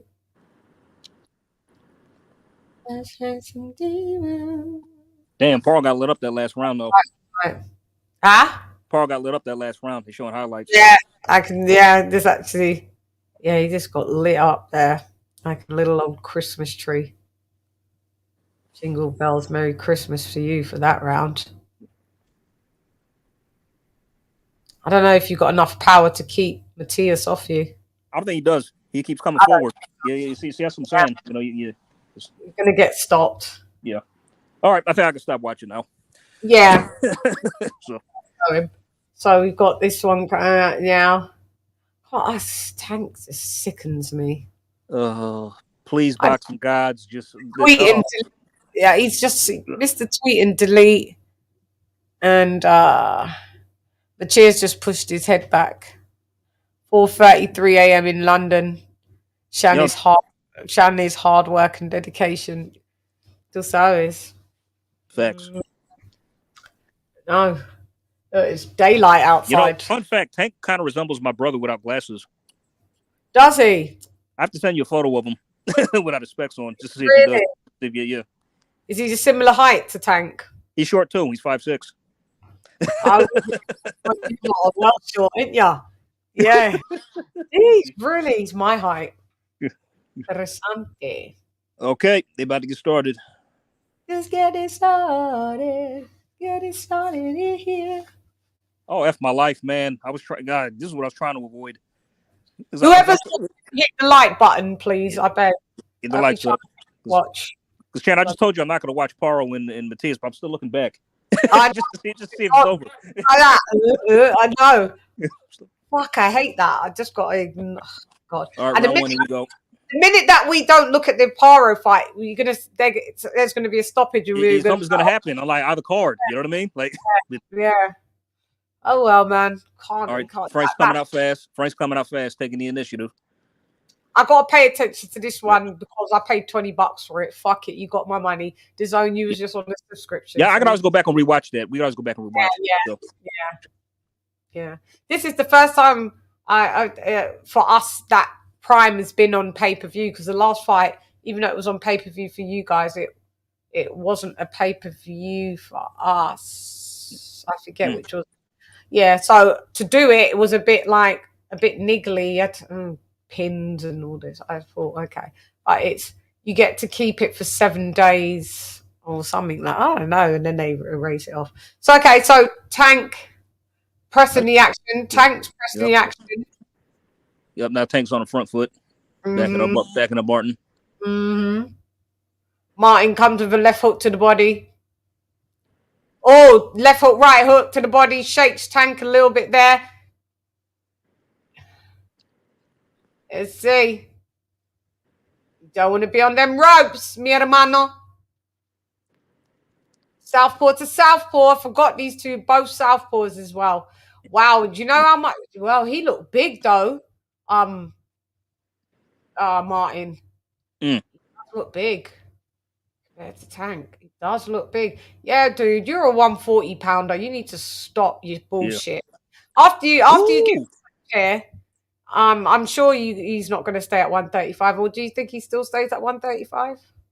Who knows, man? I know what these cats do, man. Yeah, you never know with these PBC guys once they lose. It's hard to tell.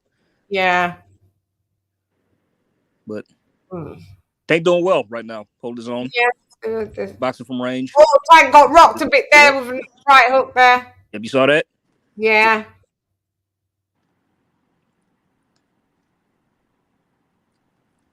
Oh, let's see. Shot to the body from Tank. Martin didn't like that. Woo! Straight left by Frank. Nice. Oh, bit brawly now. Look at that. They nearly fell over. Martin nearly did. Tank might have got this first round, to be honest. You think? No, I'm sorry, Frank. My bad. I meant Frank. Oh, yeah. Oops. Getting confused. Tank Frank. Tank Frank. Oh, no. Fucking rhymes. Yeah, Frank's doing the better, cleaner. I think Frank got that first round. Yeah. 20 seconds left on the clock. Double jab from Frank from the inside there. Tank trying to walk him down already. Trying to cut off the ring, which he is doing. Frank's not allowing him, sticks that right hand in his face and then follows through with a left hook to the body. End of round. Ooh.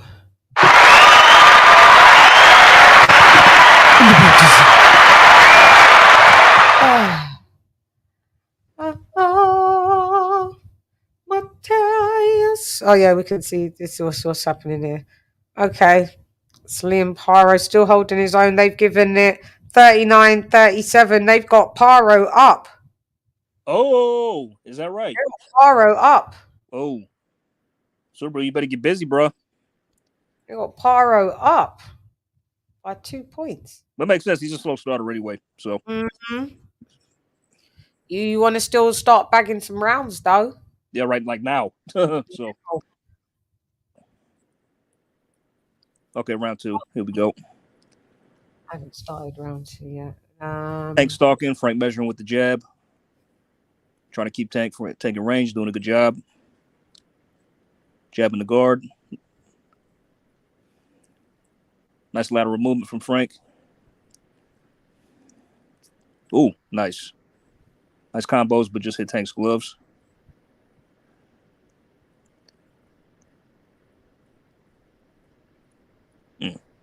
1-2 from Frank.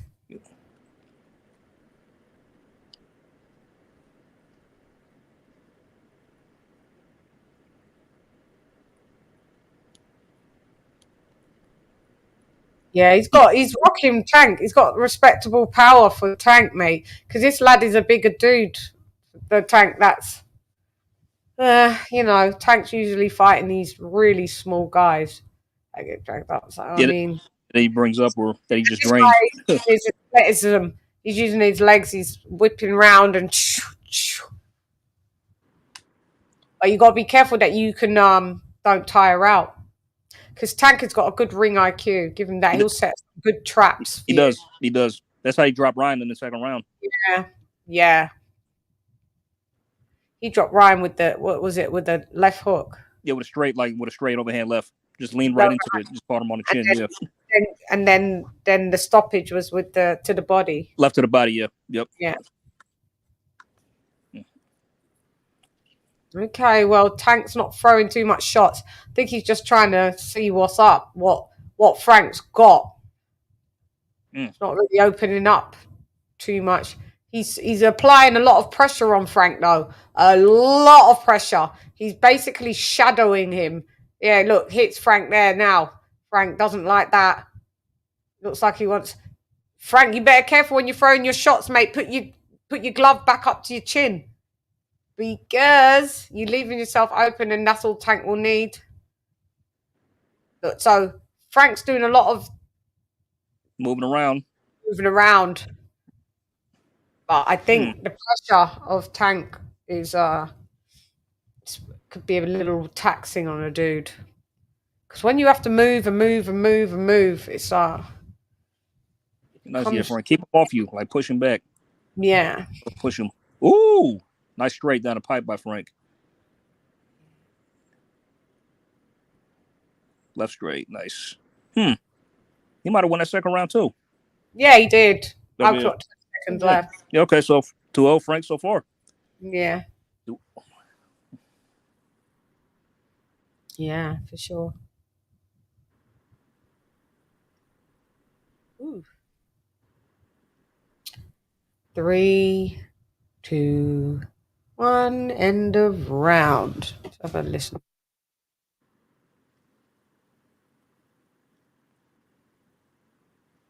Dang, is Paro going to break Batia's knockout streak? Wouldn't that be something?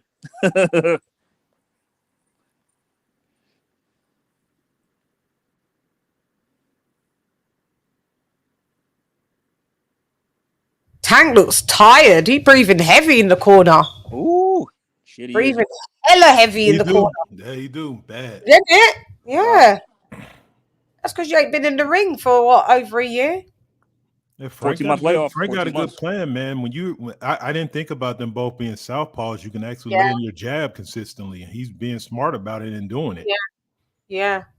He does look athletic. The way he moves out of it, he's very fast. He got good footwork. Good footwork. Like you could see him on the court playing ball. You could see him with the runner. Yeah, he's just an athlete, isn't he? You can see that for sure. Liam Paro's doing quite well, mate. Oh, nice. Kind of like a short left and then followed by a short right from Martin. Want to see what Tank does, if Tank's going to bite at any of the feints.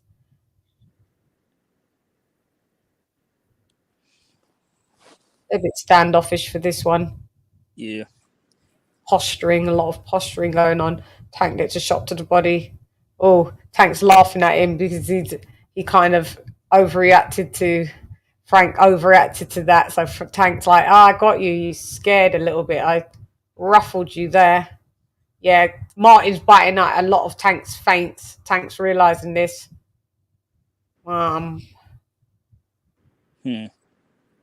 Martin's looking a bit cautious now. He is, yeah, he's tedious. He's tedious now. Yeah, he's looking a little jittery now. A little jittery. Tank's kind of figured out what he's got to do. Overhand left from Tank. Martin got that. I think he might be respecting Tank's power now.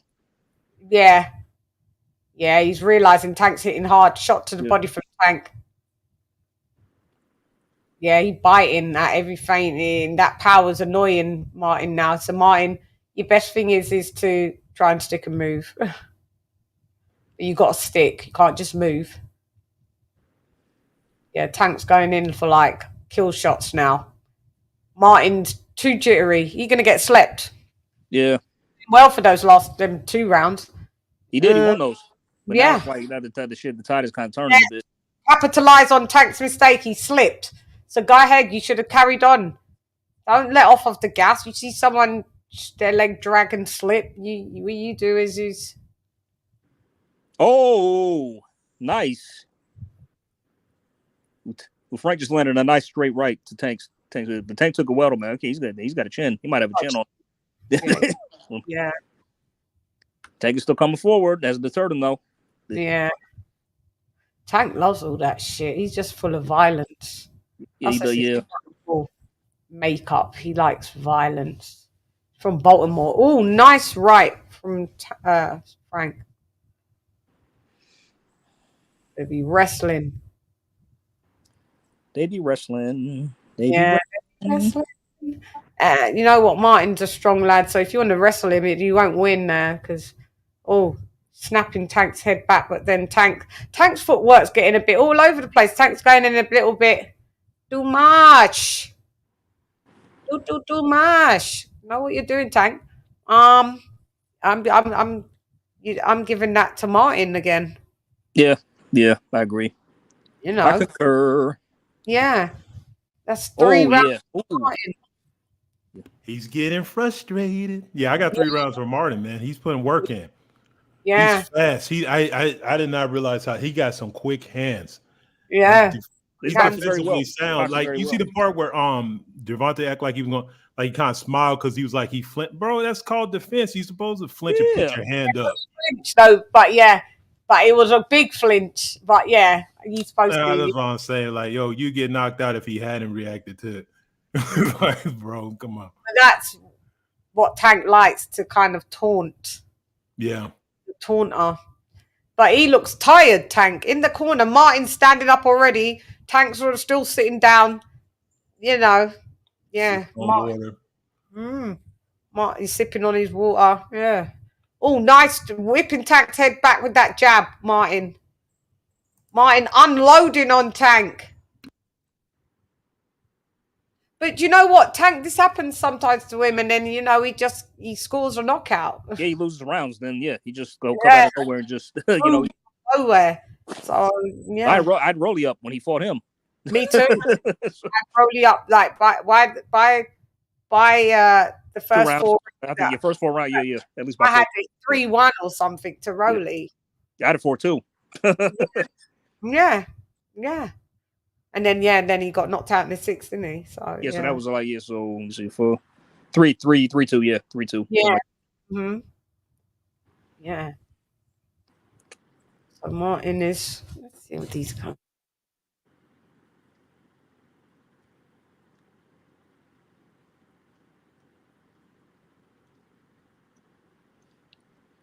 Come on, Frank.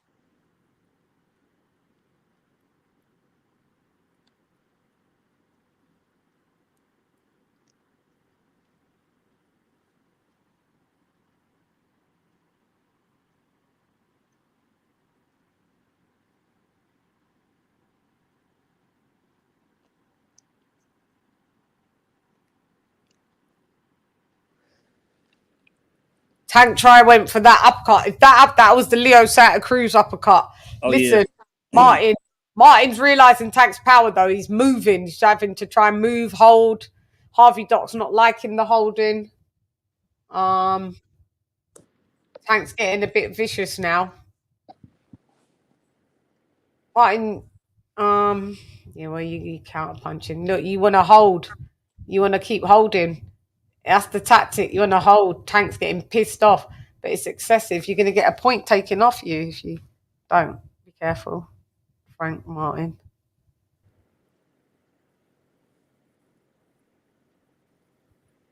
Tank's just a pressure fighter in this fight. Usually he's the counter puncher. But he knows if he doesn't force the action, Frank will hang out and just counter punch. Oh, nice ones from Frank there. Listen, Linda. I see what his game plan is on Martin's. It's literally just to use his athleticism. Oh, nice hook to the body from Tank. I know Martin felt that one there. Go ahead. Yeah, nice block from Martin. Blocked with the right hand. Good round. I'd give that a crack Tank. Yeah. That's a Tank Tank round. Yeah, that's the first round I give him. Yeah, that's the first round I give him. Yeah. Yeah, Tank's getting a little vicious. Let's see what he comes with in this next round. What's Liam Parra and him like? I forgot about Charles. Round 8. Mannix has it tied after 7 rounds, I think. Or Willie in the 8th. Yeah, so he's got it tied. This is what we were saying. Yeah. Because Parra had a point deducted for hitting in the back of the head. That's why. Okay, yeah, in the last round. You know, we're gonna see where it, because I in my opinion, it's just not. This isn't a foregone conclusion that you know, everyone says that Matthias is the boogeyman of the division. I don't agree. Yeah, I mean, it's just that. I mean, he's a power. I thought that it's like his resume isn't that deep. If you look at it, high on him. You, Julius, you guys are super high on him. I'm not low on him. I'm not high on him. I'm just neutral. I just gotta see how he. I was consider how he was getting the stoppages, but then like I look back and I'm like that. Yeah, it's really not that deep. I mean, even though he has some good wins, it's like it's not the best of the best, you know. Yeah, so, I just want to see now that the landscape's opening a bit more, where you see where the chips are falling now with these fighters, so you can see where they lay. Tank's got that menacing look on his face, like, "I'm gonna catch you, motherfucker." He wants to take his head off, man. It's getting to Tank because Frank is just he just will dip and then he won't engage. Like, yeah, he just he spins out. That's his tactic. Tank ain't even keeping his hands up. He's just walking. No, just walk him down. He just wants to land a big shot. But Martin is. Are we going to see an upset here? Look, Tank's going fight. No, don't make Tank goad you into his fight, and don't be on them turnbuckled, motherfucker. You get on them turnbuckled, you look like Leo Santa Cruz with your leg underneath you. Get off the ropes. Yeah. You got to know what you're doing. He wants to smash and grab. That's what Martin's trying to do. It's frustrating Tank. You make Tank angry. You won't like me when I'm angry. Turns into the Incredible Hulk. Little 5'5" gnome. The angry gnome. Nobody calls him by his Islamic name. No, I can't even remember what it is. What is it? I don't remember either. What is it? It's something Abdul something or something Abdul. Something. Yeah. Boy, bye. You don't respect the culture. You don't respect the religion. We ain't calling you it. Nice left hook by Tank. You don't even live by it. You're probably still slapping down the pork sandwich. So we're respecting you. Yeah, listen. That's why everyone's like, no, you're still Tank. You notice when Muhammad Ali went from Cassius Clay to Muhammad Ali, he's like, yeah, you Muhammad Ali. You know, you live in that life and you Tank, you're just doing it just to do it. I ain't seen you live no Islamic life at all. Probably a PR thing. That's all it is. Yeah. Oh, do you know what? I'm liking what Martin's doing. Some good counters, but the relentless pressure. I wonder if it's gonna. I wonder if this was the game plan going in. Yeah, you can see it. Yeah, it's to spin out of the way. hold when you feel that Tank's coming too close, smother him, and now keep making him have to reset. Yeah. But Tank is stalking. If you got, you can't be flinching in the fucking corners, my G. Martin, come on now. I don't even know whose round was that then. Oh, I don't know. Hang on. I give it to Frank. Looking at the. Oh, I don't know if you give that. I'm looking at a replay. Hang on, let's have a look. Yeah. Oh, Frank's got some good shots in. Yeah. I'll give it to Frank. I'll give it to him. You can give it to Frank. Pissed I'm missing this. Got a work call. Matt G. Oh no, Matty.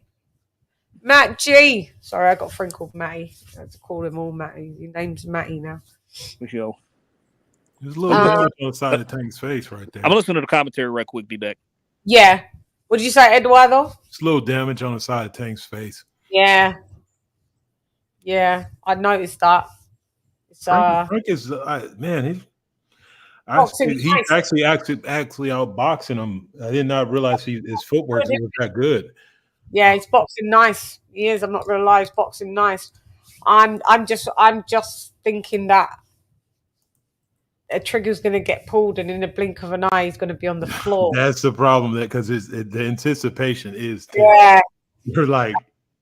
I'd like it not to be that because I'd love him to just fucking even get a moral victory. But right now, it shouldn't be a moral victory. Right now, he's winning. He's up. He should be up on every judge's scorecards, in my opinion. Yeah, even the cheating ass judge is probably there. Yeah. Even them. Listen, with their pre-filled scorecards, first 4 rounds, Tank. They already got them pre-filled out. Oh, double jab, Martin, followed by a left. Good work. Oh, gets caught there. Doesn't like that. Keep your guard up and stop letting Tank. Tank good at cutting off that ring though. Oh, Martin comes with a nice left hook, pushes Tank off and move. You got to try and hold the center of the ring. Tank be trying to. Or maybe don't hold the center of the ring because that's where Tank is going to do his damage. Tank's wanting to try and go for all the shots now. You see, the turnbuckle business is not the place where you need to be, Frankie boy. Tank's getting frustrated though because you can't really. He's not able to pin Martin down. Not able to pin Martin down. But Martin, you're gonna have to throw some shots. Don't get too economical. Don't get too economical now. You can't just move and not throw shots because that's what you're doing. You won't win the fight that way. Yeah.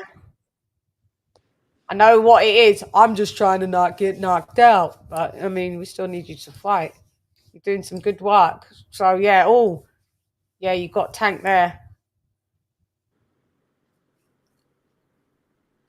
Yeah, dipping. His athleticism's causing Tank problems. It is. Mm-hmm. But what I'm saying is you're going to have to throw shots. He's like, don't just like move and keep moving. And I don't. Yeah, all you're doing is moving. You kind of like, because it's going to borderline into like, we're just going to be like, you're a runner. He's a runner. He's a track star. Start hurting Tank back.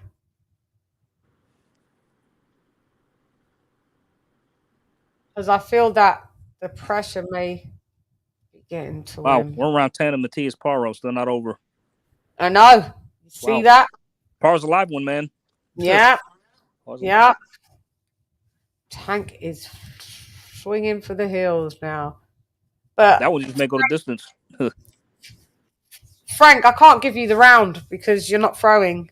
Yeah.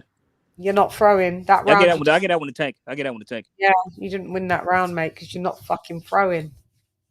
Jesus. Frank needs to push forward now. Yeah, he does. It's not fucking throwing. Literally gone into just I want to move. Yeah, and just, the jab ain't coming as often as it should. Yeah. But I think also the danger's gotten a little like the levels coming up. Tank's starting to let that left hand, but Tank is walking around with his mouth open. Yeah, he's tired. He's like not in good cardio shape. Yeah. If Frank had more of a sustained body attack, he might have some real problems. But Frank doesn't, he's not a hitter that. He stopped throwing. He's just moving, but you're not throwing. Come on, man. Please get the fuck out of here, man. It's my night. And that's gonna make it even worse. Oh. You're so mad after. He's a runner. He's a track star. What's going on? Why are you running in a box ring? Do you know how to box? Not me. You lot are the worst. Wasn't me, I swear. You guys are the fucking worst. It's all right. Just know Edward $20 and AJ, because I'll let you know if because it won't be thingy. It won't be thingy now because you lot have done it a lot of times between the both of you. Frank is opening up, ruffling up Tank there.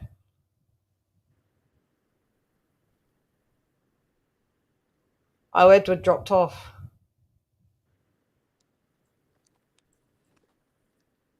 Oh.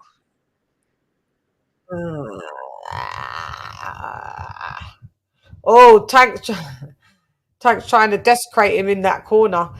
Martin, he's trying to knock him out, man. Martin flicked him off like that. Like, get out of here. He's trying to take his head off. He really is. Yeah, but it's making Martin not. Martin did just actually have a good flurry there. But you want to stay there high guarded with Tank. You don't need to take those shots, mates. He's feeling the power. Oh, he is. Tank hits him with a nice left hook. Tank's going for him now. Martin's feeling the pace. Doesn't know what to do. No jab, no nothing. Tank is now 1-2 in him.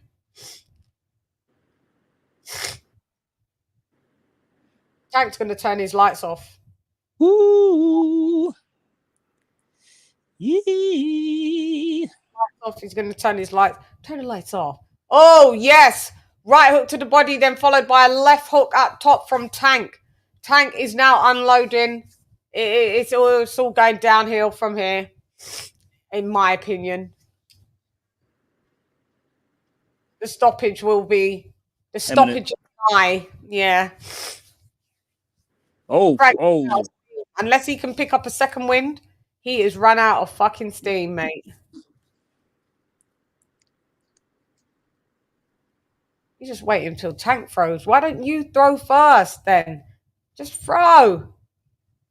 Yeah, because you're not doing nothing. Your brains must be telling you, let your fucking hands go. No?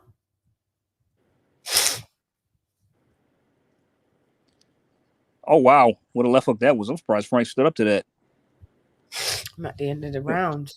You sure don't know highlights.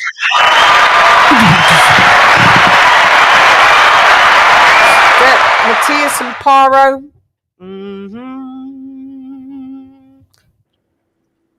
I don't know if he's going to find something. You're in the Buddhism. Jerry ranks. Oh, nice overhand right from Tank there. Yeah. Was that that you're talking about? Yeah, no man right. Yeah, no man right. Yes. This was a Tank round as well. You're losing rounds, Martin, just for sheer. You're not doing anything. You're just not doing anything. Tank's getting vicious now. Yeah. The pace is finally starting to catch up. Yeah, it is. It is for sure. Yeah, Martin's getting rocked here. He's realizing, damn, this nigga hits hard. What are the unofficial score? Have you shown it yet? The unofficial card? No. Right. No. No, I haven't.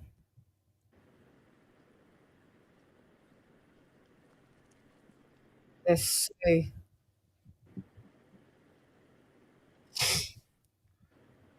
Okay, now they have 69.70. Oh, I know. Okay. That's punch landed. No. Oh, yeah, I see it. 66, 60. Oh, wow, they got this close. Yeah. Oh, that's kind of how like I had it. Okay. Wow. Oh, Frank's unloading. Yes, unloading, honey. Get some shots to hit to Tank's body as well. Go down and up. Oh, Tank there. Yeah, it's a fight now. Oh. Oh. Get out of that corner, Frank. They got Get it out of that corner, man. They got Frank. They got Frank up by one point. Oh, I'm not going to say anything. Wait for it.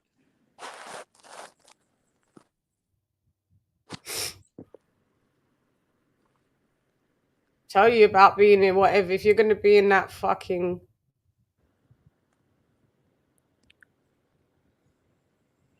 There you go. Knocked out. Bye. Good night, Irene. Good night, Irene. Well, we knew it was coming. We knew it was coming. So yeah, and that was what? Do you know what my prediction was? With round between round 6 and 8. God, you're good at this.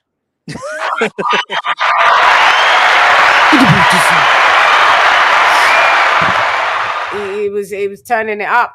Frank, I knew it. Yeah, he was switching up the gears, and like Frank just couldn't. He couldn't handle the pressure, man. Yeah, he just couldn't. He was capitulating. He was crumbling. Yeah. Wow. He did well early on. He was actually 1 point up on the scorecards. Yeah. Oh wow. Okay. Oh, he was ahead. They had him ahead. Yeah. Oh wow. Yeah. 67 to 66.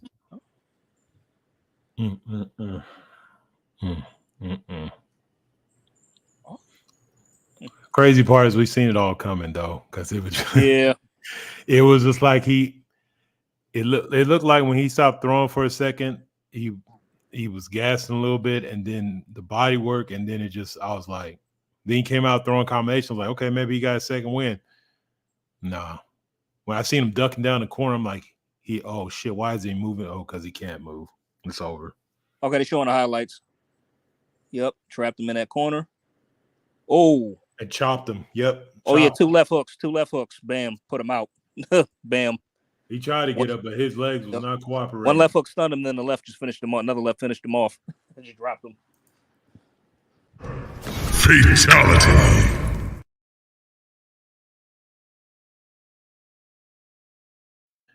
It's like it's one of them weird. Like I said, everybody know I'm really don't fool with him, but I got that feeling like, oh shit, it's coming. I just don't know when it's going to happen, because you get to see he was loading up, and he wasn't. Once he realized the power couldn't do anything to him, it was a wrap. And I'm like, if Mark gets tired or slows down even a little bit, it's over. And that's exactly what happened. Yay! So Tank is the truth. He knocks out Frank. Hooray! Let's throw a party. Well, they already cloud chased us talking about the Shakir fight next. That's bullshit. That's not going to happen. No, he's getting the fight. He wants the Loma fight. Yeah, Loma. Yeah, that's what he's talking about. Now that Loma's old and spent and been beaten by. I had some dude talking about, oh, now y'all don't want to see a Loma fight. No, bro, we wanted to see it 6 years ago. He done lost how many times now? He's this much older. No, don't try to act like now. Don't try to twist that shit. That's what I'm saying. Look, it's like you went to dinner and they were like, oh, we got your food, but it's sitting in the back for like 3 days. I don't want that shit no more. What you mean? Like, that's what, like, you gonna act like there was some, like, there's no justification that you waited too long. Get the fuck out here. My potatoes is mushy and my shit's cold. Bro, throw that shit out. Now you want to fight Lomo. You a scumbag to even bring his name up. I know. It's lame. Go fight Shakir. Yeah. Because I seen in this fight how Shakir could beat him. I'm just keeping it real. I seen it Martin is like Shakir light. You know what I mean? So Shakir come out and do what he does, it's a wrap. Yeah. No, he's Shakir Zero. That's what he is. Yeah, that's what I'm saying. It's like if you like he reduce sugar. Yeah, Shakir light for real. Reduce sugar. Mm-hmm. The tooth kind. We don't want that one. We want the full caffeine, sir. And that's what Shakur will be. Listen, Frank Martin, I kept saying, you keep going in them turnbuckles. That's the problem, because Tank's good at that. He cuts off that ring, mate. Kept cutting off the ring and making him be in the turn. He knew it. He knew what he could do. His ring IQ is great, though. Yeah, he started throwing the left. The reason that left hand landed towards the end is like right before that round, they were showing where Martin was keeping his hand up, but he started shifting his head a little bit to the left, and he was able to flip him kind of over on the side. And he was like, "No, that's not the back of the head, bro. You turning your head."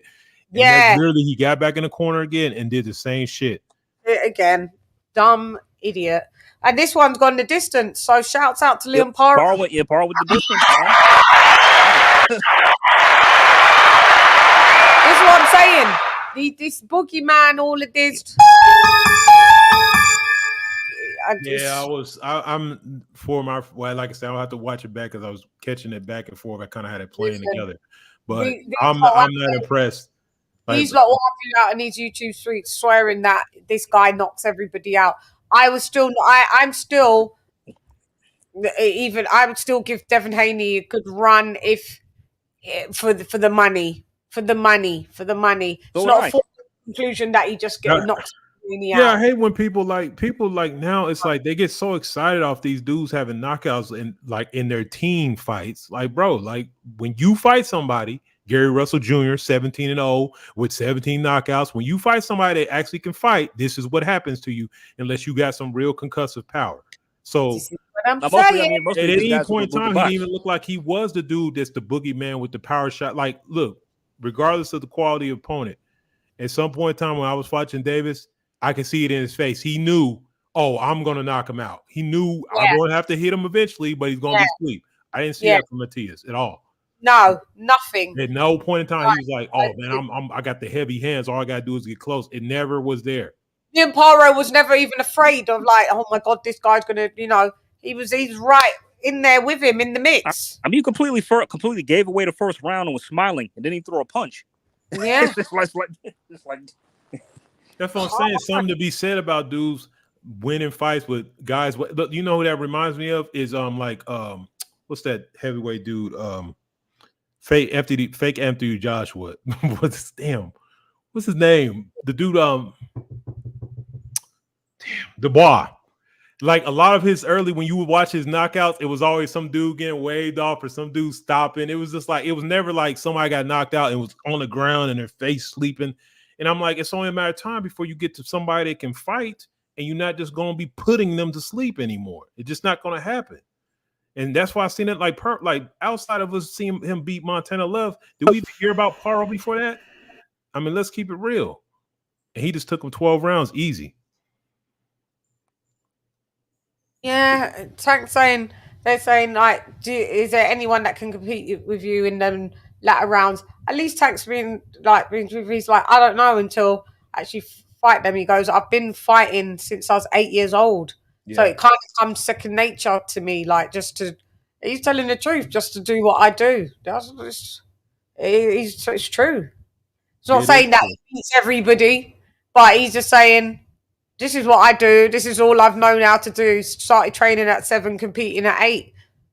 That's it. Until I get in the ring with them, I don't know if I can do what I do. I just try and do what I do. You got to give him credit for that, because usually I think he'd be like, yeah, nobody, chats his shit, but still don't. We'll see what you tweet later and talking about everybody, and then delete it. He'll delete it after as well.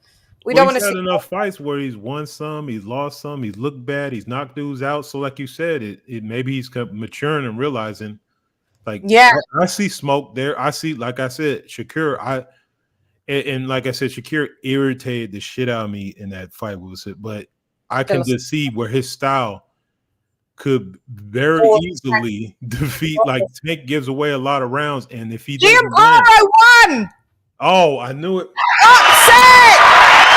Sorry, I just won. Wow, you got the unanimous decision. Oh, snap. Put the boogeyman back under the bed. Wow. Or not, you didn't have the quality, you didn't have the proper paperwork.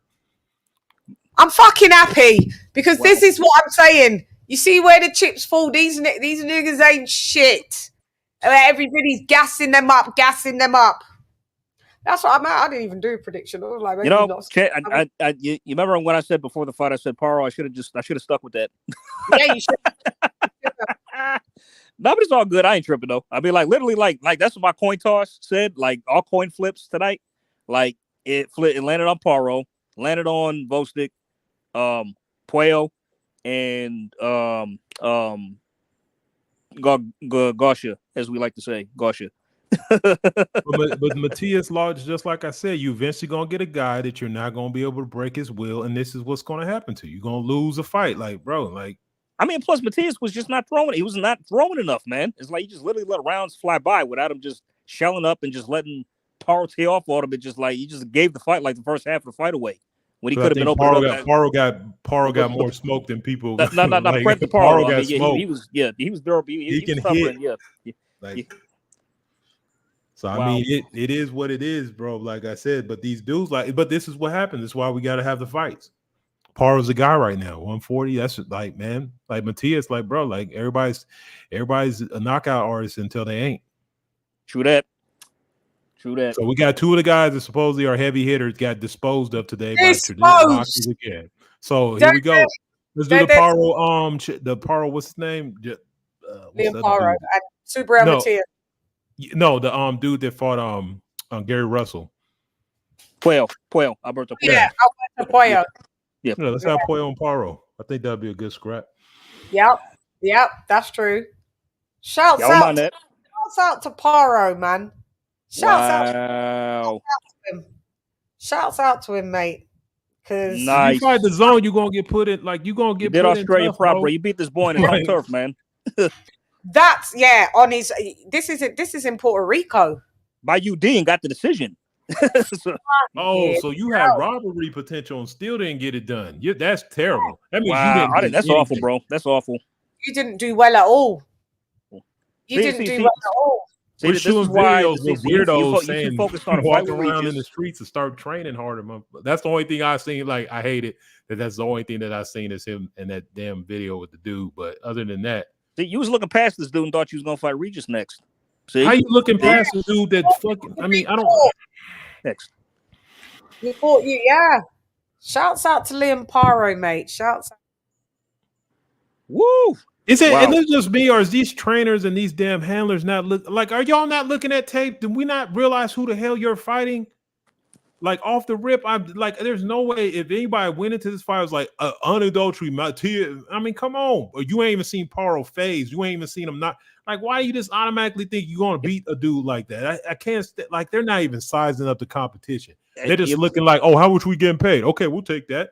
But like, bro, I just had a dark thought. Like Eddie Hearn is kind of in a crisis phase right now. All right, so get this: he signs Regis. Looks terrible in his first fight with Zaria. Mm-hmm. Loses to Devin. He just signs Matias in his first fight. In his hometown, he loses. I'm going to be paying very close attention. I'm going to be paying very close attention to Boots' next fight in Philly against Avanesian. Avanesian stepped up to fight him now. He's lost a lot of fighters this year, man. He had Montana Love originally, bro. Avanesian, who's a live dog. Yeah, I mean, so I'm going to be watching that fight very closely to see if Abba causes the upset. Avanesian, man, he's due to come and get shown. People don't realize, don't. Bro, he upset Josh Kelly, beat the brakes off of him. Yeah, don't pay attention to him getting knocked by the world's greatest fighter. Don't look at that fight. He went 9 rounds with Bud, so he got stopped. You know what I mean? Like, he's not a slouch. He's a 7-year European champ on the trot. Before Bud, he only had 1 loss. Is that? I mean, you said he was competitive with Bud until he got slept. Yeah, he was. Yeah. Basically, this is the type of fight you need for Boots to have. Like, this is actually a huge upgrade from the prior fight. Cody Crowley, yeah. Like when I heard Avenue, I'm like, oh shit, this has just got interesting. This always happens to the zone, man. It's like they always try to set you up with a fight that looks good, but then something weird happens, and then next thing here's the smoke.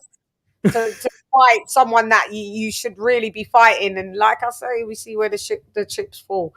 We've seen upsets today. We've seen upsets. Plus he signed Montana Love, like KOK said he got smoked. Cairo, everything. Yeah, we've seen upsets. Yep. Elijah Garcia got upset. Even Richard Riappo didn't win today. Yeah, I saw that. I saw that. Like this is why boxing is enjoyable. When you get fights and they're competitive, you don't know who's going to win. This is how it's supposed. We're not supposed to go in and know 99% of the time who the hell is going to win. This is what happens when you get people to fight each other. That's why I'm saying if you get fucking Tank versus Shakur, you cannot tell me somebody, you can roll with Tank if you want to, but he has to land the shot. And Shakur has more power than fucking Martin does, and he's a better levels above boxer, especially when he was just easily moving to the side and moving out of the way. You really don't want to get fired. And Shakur make you fight him in the middle of the ring. He's not going to be in the corner doing that shit. So it's going to be different. Tank ain't gonna want that fight. No, he wants Lomachenko's old and come on, man. Fucking hell, there's Eddie in the ring there talking about. I can't believe it. Let me hear what he has to say. I'm going to listen. Gee.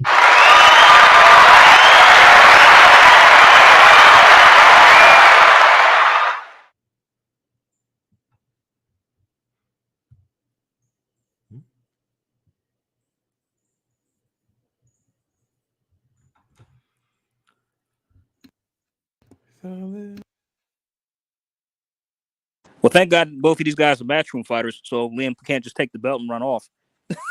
So no, he owns most of them. That's why it's not an L, bro. He still got power. He still got a stable 140. He's ready to go. Who? Eddie Hearn. I mean, he's still got Jack. He's got Jack Catterall too as well. So you got Jack Catterall, you got Regis Prograis. No matter what he's on side, you still got him anyway. Put him aside. You still got access to Devin Haney. Yeah. I mean, right now you got two champions on your side of the street. Yeah. Listen, WBC champs. God now, isn't it? That was for the IBF, wasn't it? It was. Jesus Christ, I love it. I fucking love it. Sorry, Matthias, you dumbass. You just gave you son of a bitch. I love it. You stupid. Happy. Because this fucking boogeyman shit, it was annoying me because I kept looking at the fights. And I was like, what did I say? The breakdown, what I said to you guys. I said he smothers his work, he gets sloppy with his shots, but he has relentless pressure. But I mean, he's there to be hit, no defense. Gets hit a lot. Yeah, he'll take a few shots to give a few, and you can't sometimes do that with everybody. And after when he saw it, I kept looking down and it was like they're still fighting. I'm looking at the tag fight, they're still fighting. I'm expecting to see. Maybe Paro sprawled out on the floor, or like he quit in the corner or something. Like, the Paro fight started first, but did the Tank fight finish before it? Yes. Damn, that's crazy. Yeah. You know what I'm saying? Hey, but T.S., you supposed to have squeezed that third round knockout in there, man. That's what I'm saying. Look, I don't. But I'm going to be watching that Boots Avanesian fight very carefully. Very carefully. Because I mean, bro, this hometown curse is real, man. Like, I swear, this seems to be common. Like, whenever they just shit just goes wrong. Richard lost in his hometown. He lost in where he actually lives in Selhurst Park. He lost in Crystal Palace. That was his supposed to be. After, remember, he beat Chris Billiam-Smith the first time, and now you get totally outpointed this time. Like totally, I don't like watching CBS fight, man. I'm just gonna say it. I don't. I picked Rapport to beat him. So did I. Yeah. I mean, we'll talk about it on the weekly wrap up show. I mean, but we'll save it there. But I got a lot to talk. I got a lot to say about that fight. I'm going live on the Monday, so yes, we'll be okay, cool. Yeah. I mean, but Chan, as far as this boogeyman stuff goes about Matthias, I'll say this. I never bought it. No. I never bought into it as well. It's just I thought that he might have been because he's got like a potential dark horse at 140. That's what I thought. Because I saw his last fights and like he made 5 opponents quit, and like 4 undefeated. What the hell? Like these were actually good fighters. They did this to.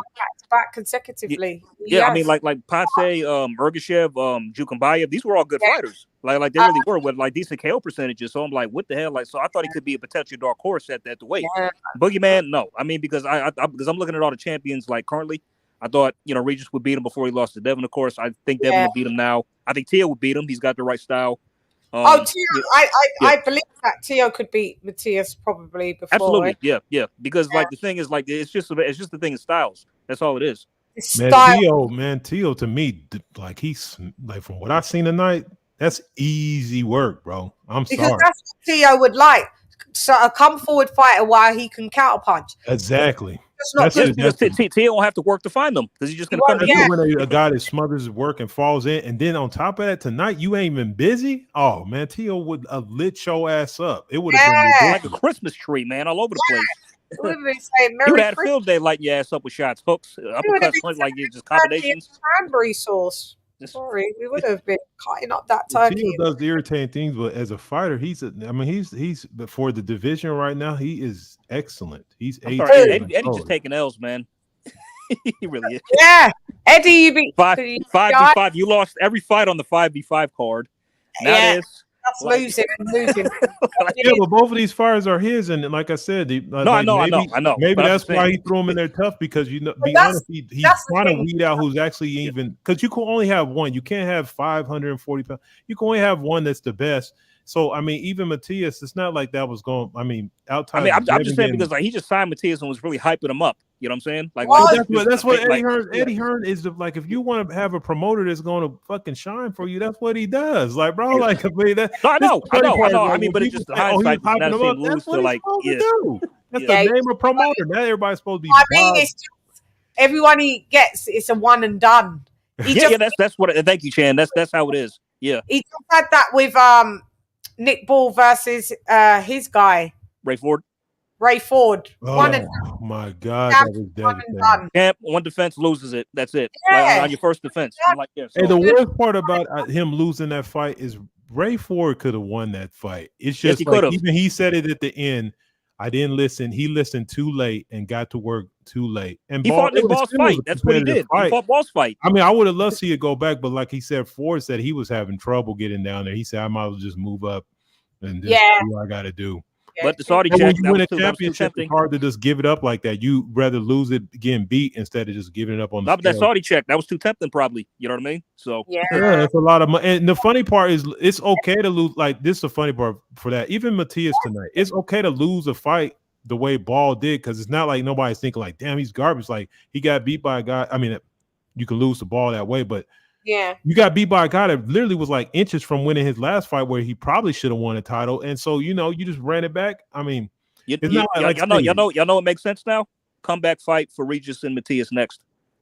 Yeah. Now that they're both coming off like decision loss, to champions, and they lost their belts. Comeback fight for them next. There's some kind of eliminator. Yeah. There you go. Yeah. I was thinking, I mean, it's more of a style matchup that would be a little bit better. I mean, but Matias, like I said, once again, all these pressure fighters get beat by boxer punchers. It's all that's all you have to do is that whoever's the boxer puncher, he's the pressure fighter. Okay, well, he's gonna lose.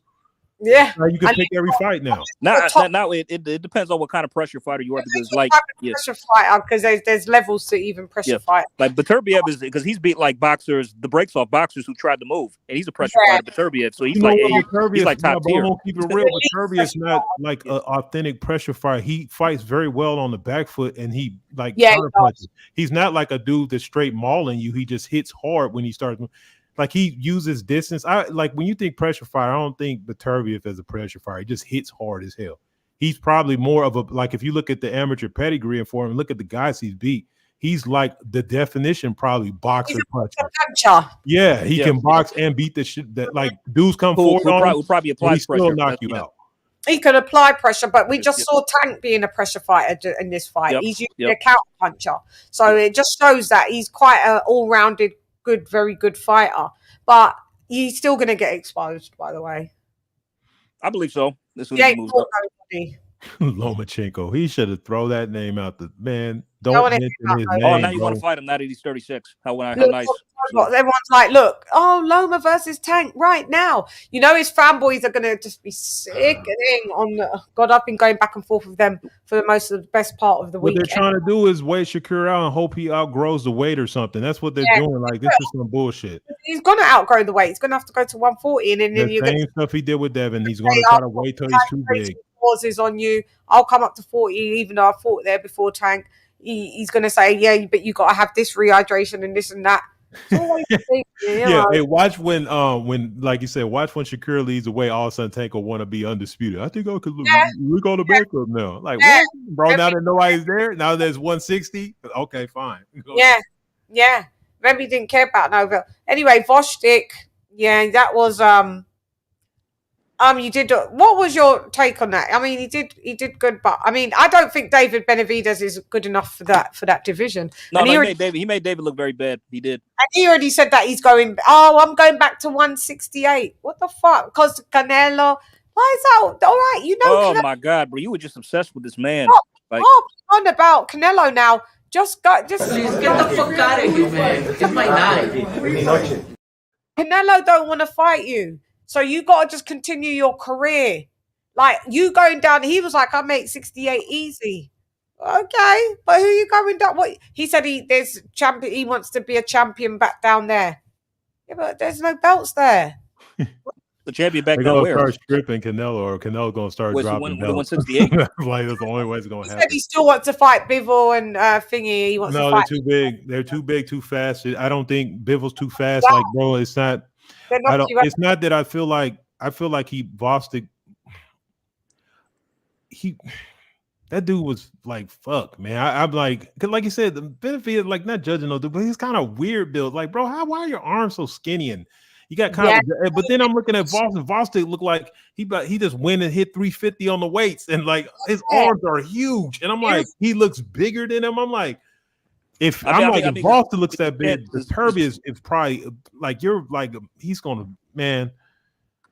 Bivol's going to do because he's smaller and he's more like a guy that, but then, like I said, the problem is he has the great jab. His footwork is amazing. I don't think you can catch him. So that, like, I think maybe he's realizing 175, the prospects there are bleak. I guess. But you remember I said in the message when the picture was posted how crazy shape Gvozdyk had gotten to for this fight. I'm like, oh shit, David better be ready. He might be up for this. Here's the funny part is I don't like, saying that he made him look. I don't know how a former world champion with the elite level boxer makes you look bad in a way. He just looked like he was supposed to look. Like like I said, that's probably the best fighter he's fought in his career. So that's just because odd makers want to make it like, that was more of a 50-50 fight. And he still won it. Like, it wasn't like I feel like there was any kind of robbery. Now some of the scorecards were weird, but 8-4 is a good score. I mean, for your first fight at 175, he got tired. Like that, I was surprised. I'm like, he's not even leaning on you. I'm like, is the weight about like, why are you tired? I don't understand. Like, why would you be tired? Did you? It's just weird to me that he got tired. He knows some things what to do. He was thinking because what it showed, what Gvozdyk exposed was, although we saw him do some nice combos and some like his arsenal to be put. If you're going to be up at 175. You're up against Eastern Europeans. They're very technical. Technical. They're very fundamentally sound. They've got a versatile arsenal, and David is got the typical Mexican style as a big lad. No disrespect. I'm not just saying anything before everyone, but he's come forward, plod, flat-footed. He can throw some punches, but it's just relentless pressure. He's not tech savvy. He's not that guy like that, and he does it. His cardio's trash. His cardio's trash because in that fight, he was breathing heavy from rip. I was like, why is he looking so tired? He shouldn't be so tired like this. You're a young man. But I think maybe even the weight cut to make 175 was hard because he was gaunt all in the face. Go watch the weigh-in if you don't believe me. Go back and watch the weigh-in and see David's face. How sucked in it was just to make 175. Because you'd be doing fat camps all the time. These guys don't realize you allowing that. It's kind of even. These guys this. Stay in shape year round. God damn it! Like that's like, bro. This little simple thing. You can't keep on floating your weight up, floating it down. Eventually, that shit catches up to you, and now this shit gets harder and harder to do. Like I'm like twice this dude's age, man. I stay in shape like you could, and it's not even my job, bro. So like, what the fuck are you doing? Like you get paid. I promise if I got paid millions of dollars, shit. Yeah. It's on weight again every single time. He's on weight 3 weeks before the fight. Because I ain't fucking going out of weight. Why would you? Especially when you already know you're struggling with it to begin with. So it's goofy. It is. I'm fucking, yeah. I don't know what he does. I don't know what you do at 175. I don't know what you do at 168, David. Because if you're just going to be waiting on Canelo, you're going to really waste your glory days. I don't know what you do. I don't know. I mean, Turkey Al Sheikh has got some money for you. Just go and get knocked out by Beterbiev or stopped by Bivol. Because at this point, I think Bivol could stop you. Yeah.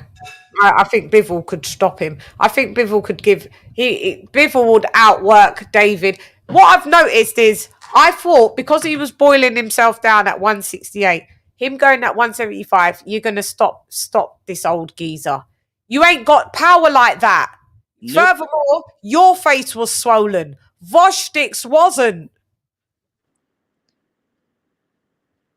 So you don't have power. So I'm not sure. Now I'm back to the point. I'm not sure why Canelo seems to be ducking him because Canelo, you might can just piece him up. I don't know what the problem is because it doesn't look like David Benavidez has that much like power like that. Well, I just think he probably just doesn't see the fight as worth his time. I mean, it's like, you know, that's just cap. If you could fight Jaime Munguia, who is not like, I'm sorry, it's not. No, I know. It's like based on there's that. something. Like, get about the way, real. There's something he sees that bothers him. Yeah, we don't know what it is. There's I don't know something about how he fights that he's thinking that he doesn't want to do it. So the relentless pressure.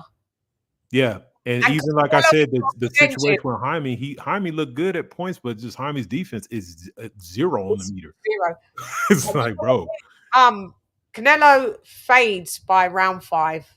He's fading down the stretch. And I think because he knows Benavidez doesn't tend to fade, that may be. He's like, if I can't get him out in 6 rounds, Canelo feels like he's in trouble with someone that's going to keep on coming. Maybe that's the only thing that I can see why he doesn't want to fight him.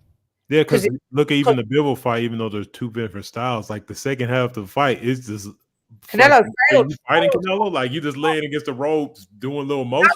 Yeah, by round 4 he was already tired. So I'm just thinking it's just got to be that because technically Canelo's better, way better than David. Yeah. But I mean, so there must be something what's spooked him where he's like, nah, I don't know if I want that. I don't know. Because his footwork isn't good either. Like we can say Gvozdyk can move and has good footwork. Canelo is more of a guy. He doesn't got great feet. He kind of moves in front of you. That's not a good style to be dealing with a dude that's just coming forward. They're both coming forward. Yeah, you're just sitting there, kind of just standing there. But like, I just think the foot speed may be a problem. I don't know. There's something that Canelo don't want. There's something. Maybe we'll never find out. But all I'm saying is you can't fucking just go your whole career.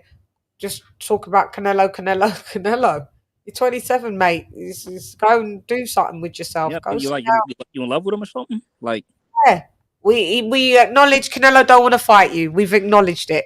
I mean, it's been said several times. Yeah, we've said it. How many times can we not say it? We've said it. We've look, man, that's kind of like a fucked up dude trying to say you love him. But the thing about it is because he's the Mexican star and he wants that. He wants that.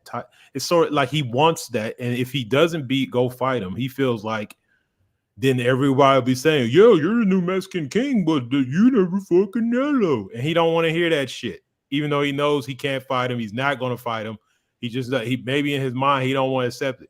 He's not Andre. He ain't wait till he was 35 and then finally fight somebody get stopped in a division he had no business being at. But baby, he's like holding out because look, if he goes 168, who the fuck he gonna fight? Nobody. It's already cleaned out. Even David Morrell said, "Fuck it, I'm gone to 75. Go and fight David Morrell. I bet you won't." Oh, I'm sorry to say this now. Even with the David Morrell's light, David Morrell probably puts hands on him. I'm sorry. Like David Morrell beats Benavidez. David Morrell bodies. It's gonna be bad. David Morrell's a big kid and he's fast and he is a skill boxer. Cubano style and with power. No, listen. There you go. That's the fight. If you don't take, that's the only fight we want to see. Morrell. That's it. That's the only one we're accepting of. Morrell, go to Morrell. Otherwise, we don't want to hear about Canelo. We don't want to hear about nothing else. Just do some realistic shit because, yeah, we've just said it. Canelo Morrell decided real fast to stop waiting. So, bro, y'all both up there. Go ahead and get the smoke down. Morrell was just like, you lot all not wanting to fight. He's avoided. Let's get that straight. Nobody wants to fight me. I'm only even. And he's in your stable. You should have fought him already. Benavidez, you talking about? Oh, okay, you on? You think I'm the boogeyman? Yeah, Morrell's only like 10 fights in, and listen, and you didn't even want to even beat him then. So I mean, so he didn't make any big issue. He's like, nobody wants to fight me. I go to 75. Who is he fighting at 75? What's the opponent?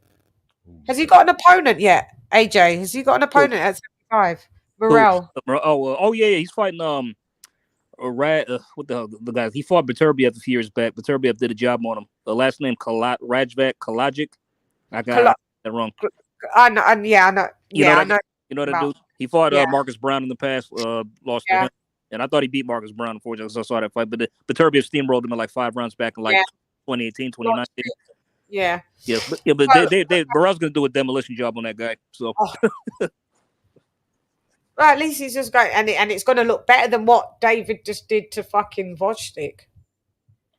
That's really his 100%, signature fight. Yeah, like absolutely. people, he looking for Canelo, but to be honest, your career, I mean, your legacy fight is Morrell, bro. Like you guys are closer in age. You'll both be in the prime about the same time. That's the fight everybody's gonna remember. Not you. I mean, okay. Remember, Morrell is Cuban, so he's probably like 5 years older. So. Yeah, in real life, man, he don't want no smoke. Oh yeah, Cuban school. Come on, bro. And he got power. That's a nightmare. It's like Laura. Like, how is this usually still they're fighting? just boxers. Usually, them Cuban lads are just boxers. He's boxer puncher. Yep. They'll turn your lights out, off, done. It's a wrap. Put a fork in it. I don't know, but David, we ain't gonna be talking about you and Canelo back and forth every overall week. great day of boxing. I enjoyed these cards. These cards was fucking good. I need to rewatch the Liam Paro fight. Like that's what I'm gonna do. You know, you made the same. Yeah, I'd like to score it personally. Just to see how that was. Yeah. But yeah, there was good fights, man. So Richard Riakporhe lost. Chiron upset the apple cart. Elijah Garcia upset Elijah Garcia. Yeah, upset Elijah Garcia. Puello upset Gary Antoine Russell. Puello upset. Oh my God! And Paro upset Matias. Paro upset Matias. Oh my God! How a mate. Amazing.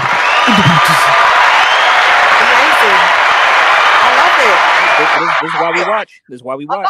That's why these odd makers got to they need to get their shit together, bro. Like that Matias fight, he shouldn't have been no fucking favorite.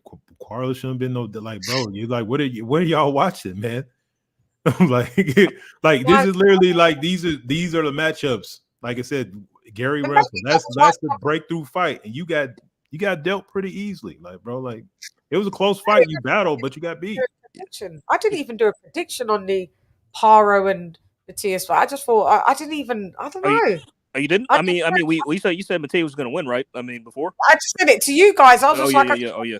But I didn't even think about it. I didn't do like an official prediction at all. Oh, right. Yeah, got you. Yeah. Sam, I thought it'd just be another routine win for Matias, really, more or less. So I thought Paro could cause an upset. He could, but I just didn't think. Maybe that's the level of interest. This is the thing about it, though. For me, Paro is the best fighter that Matias has fought, and Paro, like I said, I know Montana Love got whatever, but it ain't like Montana Love got beat up by two very good fighters. Like this, let's keep it real. It ain't like he got beat up by no bums.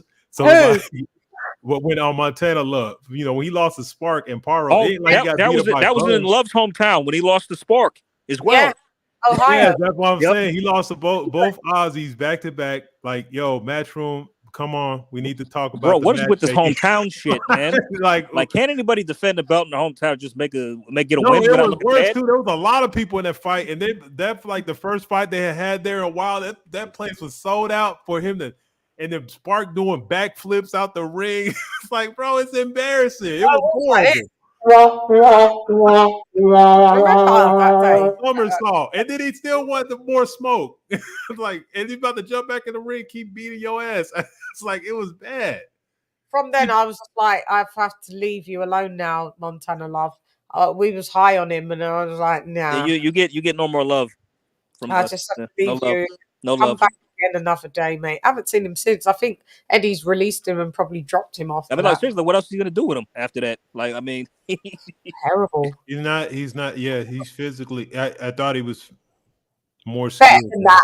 I thought he was better than that. Yeah. I know, like you said, he didn't. It's not bums, but it was a bit more like we was a bit gassed up by him. And that was he had a lot. He got a lot of hype off of beating a shot by Ivan Baranchyk. Remember that? Yeah, that's right. That's when he generated attention. That's when he got noticed. Yeah, after that fight. And he has a lot of problems out of the ring. That's why a lot of criminal stuff, arrests, prison, I believe. Jail. Stuff like that. So he's a bit of a conflicted person out of the ring. He's not always focused. He had a long layoff, and then when he came back, and then Eddie signed him, off of his own, giving him, maybe he just had some hopes for him. Eddie did. So yeah. And he did well. The first what fight deal He did he have? several fights that were actually he signed good. him. He signed him. Then I think he had a fight on an undercard. I watched that fight. He looked good. He knocked out the guy in like 3 rounds. He looked impressive. Yeah. Then he fought on the Canelo Bivol card. That's when he struggled. He got dropped and really languished to a decision and didn't look so good. Then that same guy who dropped and fought Stevie Spark and beat him. Yeah. But then after Montana Love fought Stevie Spark in his hometown, and the rest is history. Yeah. So Shouts out to Liam Paro and all them men there in Australia. Because you got the down unders in the BT. Get Australia proud today, man. At least we got all I of just hope he's not a one-hit wonder or something, man. I just would hate to he looks like fight.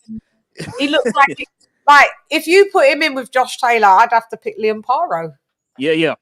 Josh has not looked good in several fights at all. Yeah.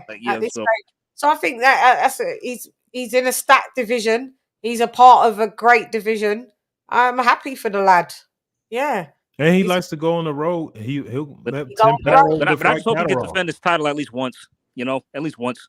I mean, there's a lot of opportunities for him to go out. Like I said, Devin Haney's going to be tied up in a fight, and I think what's his name just won over Josh Taylor.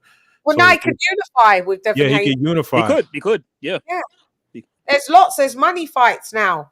In that division. He's got options. Jack Catterall's there, Regis is there. Devin Haney. Let's see if he's willing to travel like he is. But if he goes to somebody's hometown, he can get paid.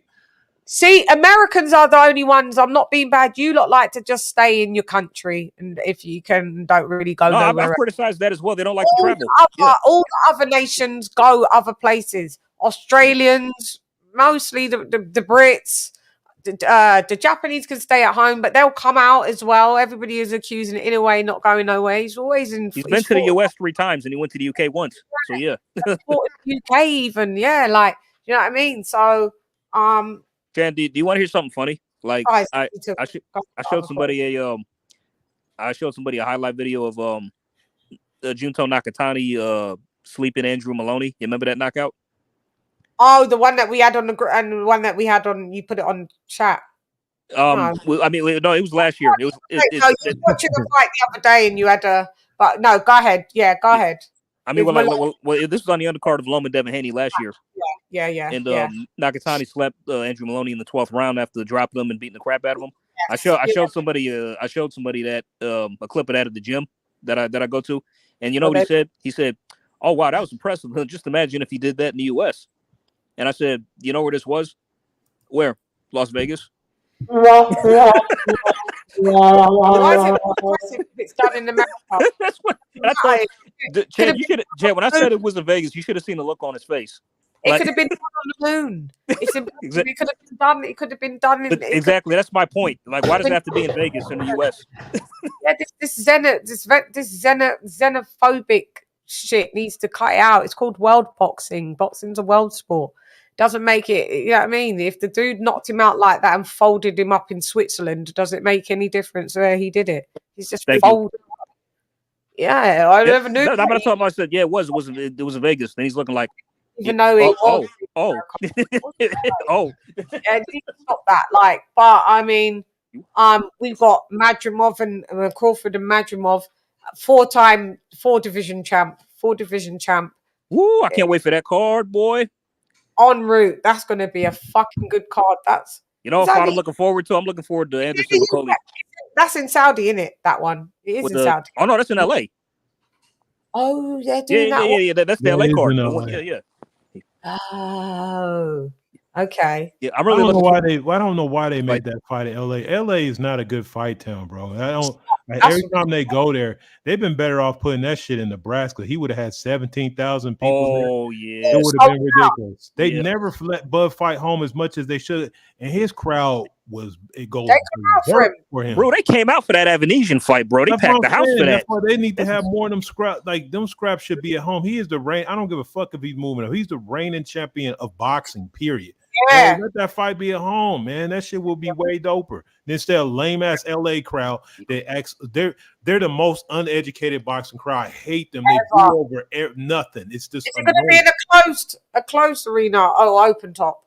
Where the hell? What I found out. Well, let me see. Where was it at? They do them open ones, and it just be our luck that it just rained that day, just whatever. But sometimes they do the open top. I think tickets just went on sale for where it was at. Let me find out. Where is it? What do you lot call it? Allegiance. Let me see. Stand by. Where the fuck it is? But when's that fight supposed to happen? August 3rd. Oh man, that's even 2 more months. LA is already hard. LA can't even get their damn home teams packed out. You know how hard it is to sell tickets, and them people show up late. They're not good. It's not a good. Yeah, they show up late. Yeah, they leave early. They don't know what the hell's going on. They should have had that fight 100 different places. If they wanted it somewhere, they should have just had it in New York, Madison Square Garden. Thank you. I don't understand this. They're not even good fans for the hometown teams. Why the fuck? It's at the BMO Stadium. This is okay. This is a big stadium. It's pretty big. Let's see. Popular capacity 22,000. It looks pretty big. It's an outdoor stadium. I knew it was outdoor. Right. Yeah. Looks like it's outdoor. Yeah. You get lightning bolts and thunderstorms and all of that just on that day. It's just stupid. Should have just had it in Madison Square Garden. MSG. I actually thought about going, but I'm not going to drive 6 hours. I can't do that. or fly. I mean, that's how long it would take for me to drive there, or just like when I would fly. That was 6 hours away. God, you lot fucking far, just in the same state. Yeah, I mean, I could fly, but it's like I kind of want to go with someone. I can't find anybody, so I'll just probably pay to watch it. To be honest. No, 6 hour drive. No, I would have made it, bro. 6 hours is like with do it though. I mean, I'm from England, so I remember I live on a small island. Driving anywhere for 6 hours, you're near enough in the sea. Oh yeah, I can do. I've driven to Disneyland several times, and it takes like usually furthest you can drive to the UK is I think 7 hours either side. 7 hours up, 8 hours, and you're in Scotland. If you do 7, 8 hours down, you're at Plymouth. And that's the farthest that you can drive in the UK. See, that's crazy because just to go south out of the state, Georgia, it's like 5, 6 hours just to get into Florida. It's like just to get out of the state. Would be off the island, like driving into the English Channel. It's fucking crazy. But that card's about to be lit, though. I mean, they found a suitable replacement with Jared Anderson versus Martin Bacoli to replace the Tim Tszyu Virgil Ortiz fight. That's a good replacement. Yeah, so we got Anderson Bacoli. Yeah, that's good. I like that fight. I really do. Tim Tszyu was going to fight Virgil. Oh no, Tim's they were, but Tim Tszyu the dude was cut. The doctor had to pull him out, or he had to pull out due to that cut. It was bad. Oh yeah, I knew that cut needed like they say at least 100 days. No, that needed 200 days. But I'm more than happy with that replacement though. I'm cool with that. But you see, if they would have fucking as soon as that cut established and pulled and waved, it wouldn't have got that bad. They made that man fight that whole fucking fight with that. They should have stopped it just on cut and just went. Should have been a no contest or something, or a technical decision or something, man. Like, was it from an elbow or? It was. It was. Fondora's elbow. Yeah. Who's Fondora? What's going on with Fondora? He's gonna fight Earl Spence. Oh God! Oh yeah.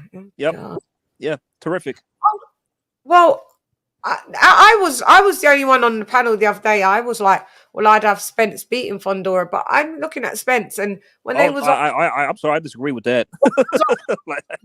He's looked so out of shape. Not saying that he can't get in shape, but he's not a consummate professional like that, isn't it? No. And he was. They was like, oh, I bet you're eager to get back in the ring, and he was like, See, you see, does that sound like somebody who's hungry to you? I'm like, I don't even know. Then now, if you may as well just hang it up and just be a promoter, just promote Frank Martin. Yeah, but he had a bunch of fighters on it because I kept hearing Man Down Promotions on a bunch of the fights earlier in the night. So I'm like, bro, like, yeah, just I don't know. Maybe PBC's forcing him to fight him because I'm like, why? Like, he doesn't look like he didn't look like that. When he was doing interviews, he kind of like weren't comfortable, weren't really in it, and he was like, "Stop talking about me, talk about this guy." You know, talk he about looks like he's semi-retired now, pretty much, more or less. So look like that, and it's no shame. Go ahead, retire. It's just you're not fooling us. Just go ahead, retire. I thought you could beat Fondora, but when I saw that, I was like, no. This guy's you're not in shape. You're not a consummate professional. It looks like your body's broken down. You're in the silk sheets. you don't want to get up. You're not like some other cats that will be in the silk sheets and get up. Now you ain't. So you just call it a day. It's no He's still big living deal. off the money he made from the Bud He made fight. a lot of money. Yeah. Yeah, you don't want to rematch Bud even at 154. You want to do? Who cares? We've been so over that now. We don't even care to see a rematch. I don't care to see one, even if they said, "Oh, let's do it at 154 for real, for real." I'm like, just how I feel deflated with Tank versus Loma. I don't even want to see it now. Who cares? I ain't buying it. At this stage, I can't believe I'm saying this, but if it happens next, I don't think Loma will beat him. Yeah, this is the thing. Yeah, that's why I don't want to see him like Claude. I don't want to see him go out like that. You know, so unfortunately, I don't think. Yeah, they'd aged him out so much. He's lost a good few steps. He might knock him out, and it'd be a devastating. Yeah, southpaw to southpaw again. I mean, I'm not saying he won't be competitive because I think he will, but he won't win. He won't beat him. He won't win. He won't win though. Yeah, in the end, you're just going to see Loma knocked out for real, for real. Because his fighting style is going to force him to engage more. That's the thing about it. It's not going to be him just moving. Loma doesn't fight like that. He's going to engage more. So it's like he's going to be in your grill, all up in your face, and just matrix shit off, and then yeah, I mean, he's 36, 37. You know what I mean? He aged out the dude. We don't want to see it. I ain't paying for it. I ain't going live for it. Nobody expect me to do so.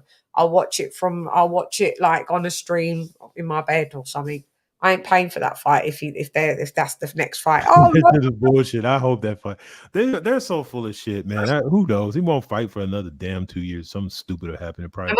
This is what these cats do. They don't weird shit. He just fucking. I didn't even know he was 20. I thought he was 30 already. I didn't know he was still actually 29. Well, hopefully he can stay out of jail. That'd be nice. It looks like he's been fighting. It's like he's been around forever. Like, bro, That's what he said. What I'm saying. Like when people were talking shit about Haney, Haney was at 24 years old, was taking care of the shit you should have taken care of when you were 24 years old.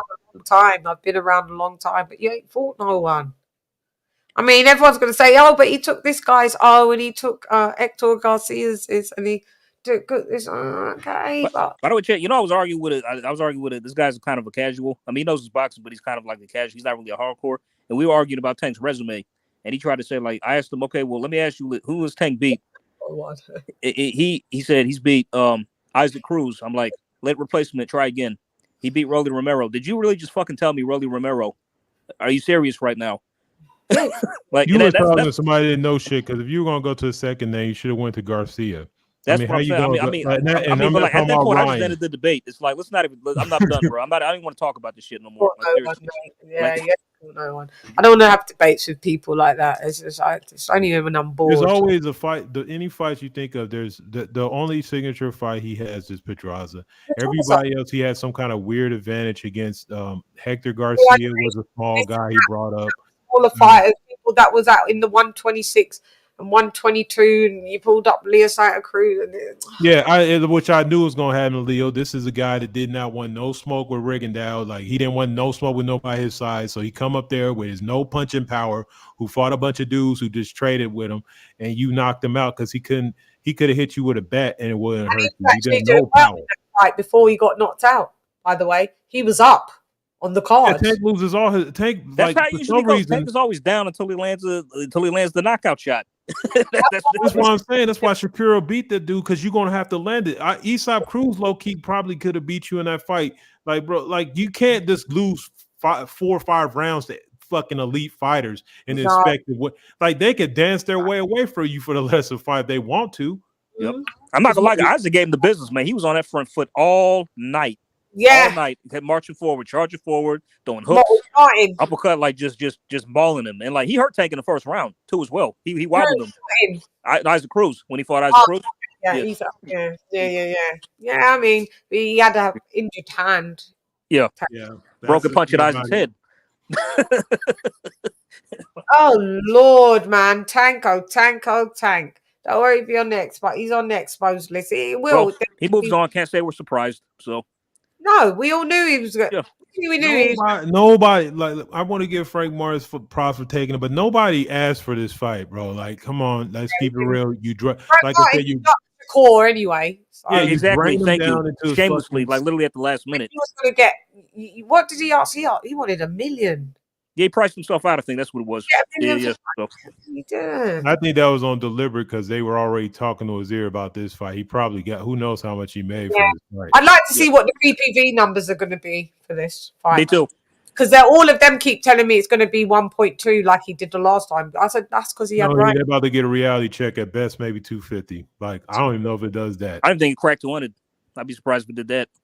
I'm giving him. Well, maybe David helped sell it. Who knows? Maybe he hit that help. So. 300 thou wow tops. 300 thou wow tops. That's about where the range he's in. So now reality is because we all know even after Ryan Garcia defeat going into that Haney fight, they so it's something to do with that too. So he can't just act like And David doesn't have marquee value where everyone comes out in drones like that either. So let's not act like been on pay-per-view. I think so a couple times. Yeah, we're playing Andre, yeah. Oh, twice with Platinum. And his numbers were abysmal. Oh, terrible. Awful. There was like 70,000. Awful. Nobody bought those. No one bought those. Yeah, no one bought them ones. So this is what There's I'm saying. only a few guys in fucking boxing it or paper. Like I don't know why they force this pay-per-view shit on people that are not PPV worthy. Let's just they're putting people on pay-per-view. People don't know who the fuck they are. They don't even know who they are. Like, yo, build a legacy for them, bro. Here at this time, and I've bought the fight. It was 20 quid, right? And it was only because of David Benavidez. I just wanted to see how he performed at 175. I don't give a fuck. Usually buy tank fights for 15. The last tank fight, what was the last one? I watched it the next. Hang on, what was his last fight again before this? Ryan Garcia. Did I do it live? Maybe I did. Did I do? You were live for that. Yeah, I remember. Live. What was I? Yeah. There was a PBC PPV fight that I opted out of recently. I was like, I'm not doing it. I'll watch it the next day. I forget which one it was. Probably like there. Was that the Fundora? Or Dazor Zuin? Fundora. I did. Yeah.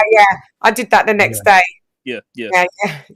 I did that the next day. Yeah, that was bullshit. The fucked up part is originally that fight was never supposed to be on pay-per-view. He was supposed to be fighting Lubin, and it was supposed to be free on Amazon. And somehow they turned it pay-per-view with a Fundora that had already lost any value by getting knocked out. It's like, bro, who's making decisions here? It's like you'd rather have 5,000 people buy it instead of have you want like this is your introduction on Amazon. Never streamed fights before. You should have been like, yo, this shit is free, and we're gonna put a gang of people on it so you can at least introduce them to the damn audience. Like you got one of the biggest mediums to fucking distribute media. Your ass is charging shit so that nobody want to watch it. Like this is dumb. Fool, I don't even pay for movies on damn Amazon. You don't pay for the fights. Like get out of here. I know. Even though it was a bloody mess, but it's like, bro, that fight was not worth. No, it wasn't. No, that wasn't a pay-per-view worthy card. It wasn't. The whole card never was. This one, at least I could say the fight, even though I knew Tank was going to win. I wanted to give Martin his Hail Mary, but the fight though, I'm good with paying for that card. That card was excellent. I'm good with that. Like, I got enough fights on there to enjoy it. Even the free fights were cool. You got some upsets. Good few upsets. Yeah. Good boxing. Different styles, all kind of different things. It was kind of like you didn't know what was going to happen every time. If it went to the scorecards, you didn't know. Like, damn, is this dude going to win? Is he going to get? Oh, he lost. What? I can't complain for $19.99. Yeah, I mean, just $25. Just put that into context. We can't complain, but you just have to stay up. But we always do. I mean, yo, for £20, that was decent. To get all of those cards, it was decent. Yeah. But I wouldn't even have done it if Benavidez. Like I said, I only got it because of Benavidez, honestly, because I was curious to see what he looked like at 75. That was the only reason. Yeah. I could have watched. I would have watched Tank at this fight another day. Yep. See this? Oh yeah, Chad. Right quick. This is why you don't disrespect somebody's wife. Caleb and Ryan got into it at the PBC event tonight. Oh, did he? I hope Caleb slaps his fucking face off. Let me see back. Michael Benson said Ryan Garcia and Caleb Plant clashing after the fight. Plant hurls a beer at Garcia in response to his comments on social media, sparking a brawl. Both men were kept apart but flipped each other off. Yeah, Caleb See? will get you though at some point, and I would say this, but Caleb ain't no bitch. He ain't. Yeah, like he is not no bitch. No, he's not. He honestly is not. Ryan Garcia is a bitch though. He is. It's nasty piece of work that lad is. Nasty piece of work. He needs to go somewhere. He's saying sick stuff, man. He really is. Somebody did like Bruce, like. Oh, well, is he? No, something's up with him, man. Something's wrong with him. He's really. I think he might need help. He really might need help. It's official now. Seriously. The guy's a loser. That's all it is. He's just a clear loser. And unfortunately, he was brought up by a loser dad, a dad that didn't teach him how to be a correct type of man. You know what I mean? My father always raised me to respect women. Yeah. Oh, yeah. And then this is a guy that's got 3 kids, and you doing shit like this, like seriously. Yeah. Yeah. He acts like a child. Yeah. Do you think they're not going to go on social media and see what you've been up to one day, or see access? Yeah. Like the internet is a very powerful thing. They're going to see all of. He's got. I think he's got like a 7-year-old, and like maybe about a 3-year-old, and then the newborn, isn't he?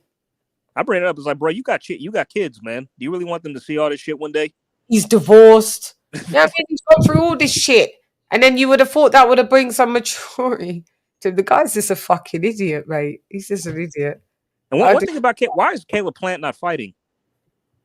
Yeah, I know. Who's what? Like, oh God, like these PBC guys and their inactivity. I swear, like, dude, it's just great fighters. Good, like, because I like Caleb. I've liked Caleb, honestly. Me too, but you don't fight enough. Yeah, exactly. That's what I'm saying. But it's like, I mean, it's like good fighters going to waste.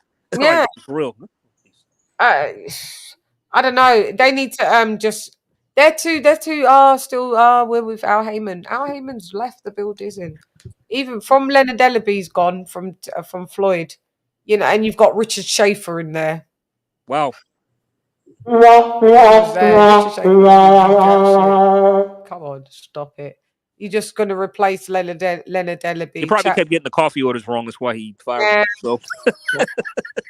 It's ridiculous. Over there's a mess. Floyd's like, how many times do I got to tell you, bro? Decaf. All right, stop bringing me this. Stop bring me all the cat. Yeah. My nigga, don't bring me none of them. Yeah, I'm just doing tags thingies. I will do my I'll do my post-fight breakdown later. Can I put Mateus Parro on the watch list, or do you want to just watch that on your own time? You can put it on the watch list. We'll rewatch list. Yes. Yeah. Or, okay. And just let me know when you're ready to do it. You want to do it. So.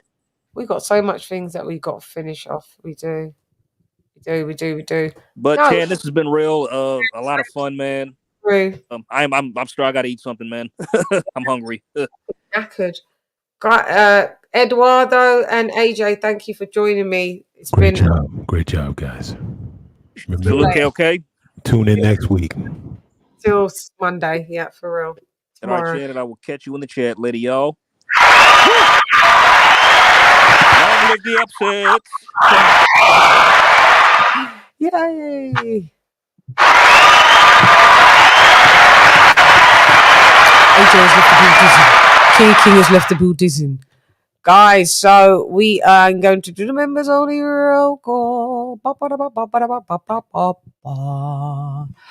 Oh, God. Let's go, shall we? Let's go. Let me find where you lot all at. Where you at? Where you at?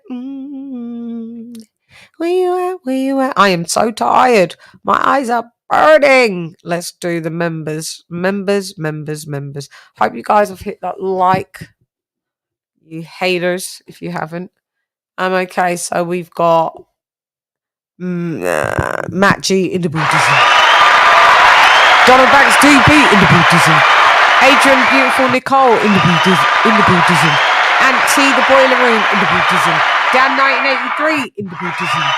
Ricky Ricardo, mi hermano en el edificio. Ya tú sabes. Sorry. Monarchy Boxing in the Buddhism. Zara Kate in the Buddhism. Leon Figure in the Buddhism. Don't touch your bum in the Buddhism. Stephen T. in the Buddhism. The Queen, my sister that never fails, is Lisa Bells in the Buddhism. Nez de Bedford in the Buddhism. What up, blood? What up, gangster? Retro boxing and documentaries, blood boxing in the Buddhism. Conchonery in the Buddhism. Harlem's Finest, my sister Artile in the Buddhism. D-Style Boxing, mi hermano también en el edificio. Ya tú sabes. AJL Day in the Buddhism. Charlo in the Buddhism. I know. I said that, but it's not there actually. Upload type El Primero en el edificio. Ya tú sabes. And last but not least, oh yeah, King TJ, RIP in the Buddhism. And last but not least, Dr. P, Wales' finest in the Buddhism. Oh my God, guys, it has been phenomenal. I tell you, I've had a load of fun. I'm really tired, but you know, we're here to tell the truth, the whole truth, and nothing but the truth, if I can find it. So help me God. I need help. Come through, Colonel Jessup, did you order the code red? You don't have to answer that question. I'll answer the question. You want answers? I think I'm entitled. You want answers? I want the truth! You can't handle the truth! That's right, because knowledge is what? Knowledge is key. Sorry for Guan, you know, sorry for Guan. So if it Guan, not bad I see nothing because nothing not got Guan. Lock off your eyes, cock me, make you cock. Them not like we not like them. Them not like me, some not like them. Man, I figure set this straight and clarify. Put fire upon a pagan, aim for the cranium. Turn off the news, there's a bag of lies. Roast praise man, wanna inform up, bun Babylon and every one of them dirty guys. And if they wanna go around the order, I guarantee somebody's dropping flight. That's right. You know, we are here to deal with stats, facts, and data. Facts matter. So if we're going to have a conversation, we have to agree that there's some things that are just true. Facts and data matter. La verdad. Entonces, mis hermanos y mis hermanas también, recuerda, estoy lista para ti, para todos, mi gente del mundo, mi gente de boxeo. Estoy lista para ti, para todos, siempre. Ya tú sabes. Estoy muy cansada. ¡Listos para los chingazos! ¡Listos para los chingazos! I am that bitch, always will be that bitch. You know, I signed up for the job, I got it, and you are stuck with me, the female Bengali. Bars. It's tight, you suck at life, you don't want a round three. Worship the queen and your mic to pass. Keep it real, these chicks couldn't wipe my anyway, now let's go get Bulgari. I am the ultimate Bengali. These chickens can't even spell that. You hoes fucking repel that. Just to tell me the sister. Throw away all the fighters that got exposed. You guys get into try. Enough of you. Anyway, I'm gone. Check out my post-fight report. That'll be when I open my eyes. Won't be right now because I'm going to close my eyes. Anyway, thank you for joining me. I'm gone. Hey girl, it's Leo di Shan Repnonless. Come on, Shan. Gyan! Wow, what a great night of boxing, guys. I've honestly appreciated the cards that we've been getting recently. You know, shouts out to all the winners, and some of the losers, their belts have left the booties in. Gyan! Fight!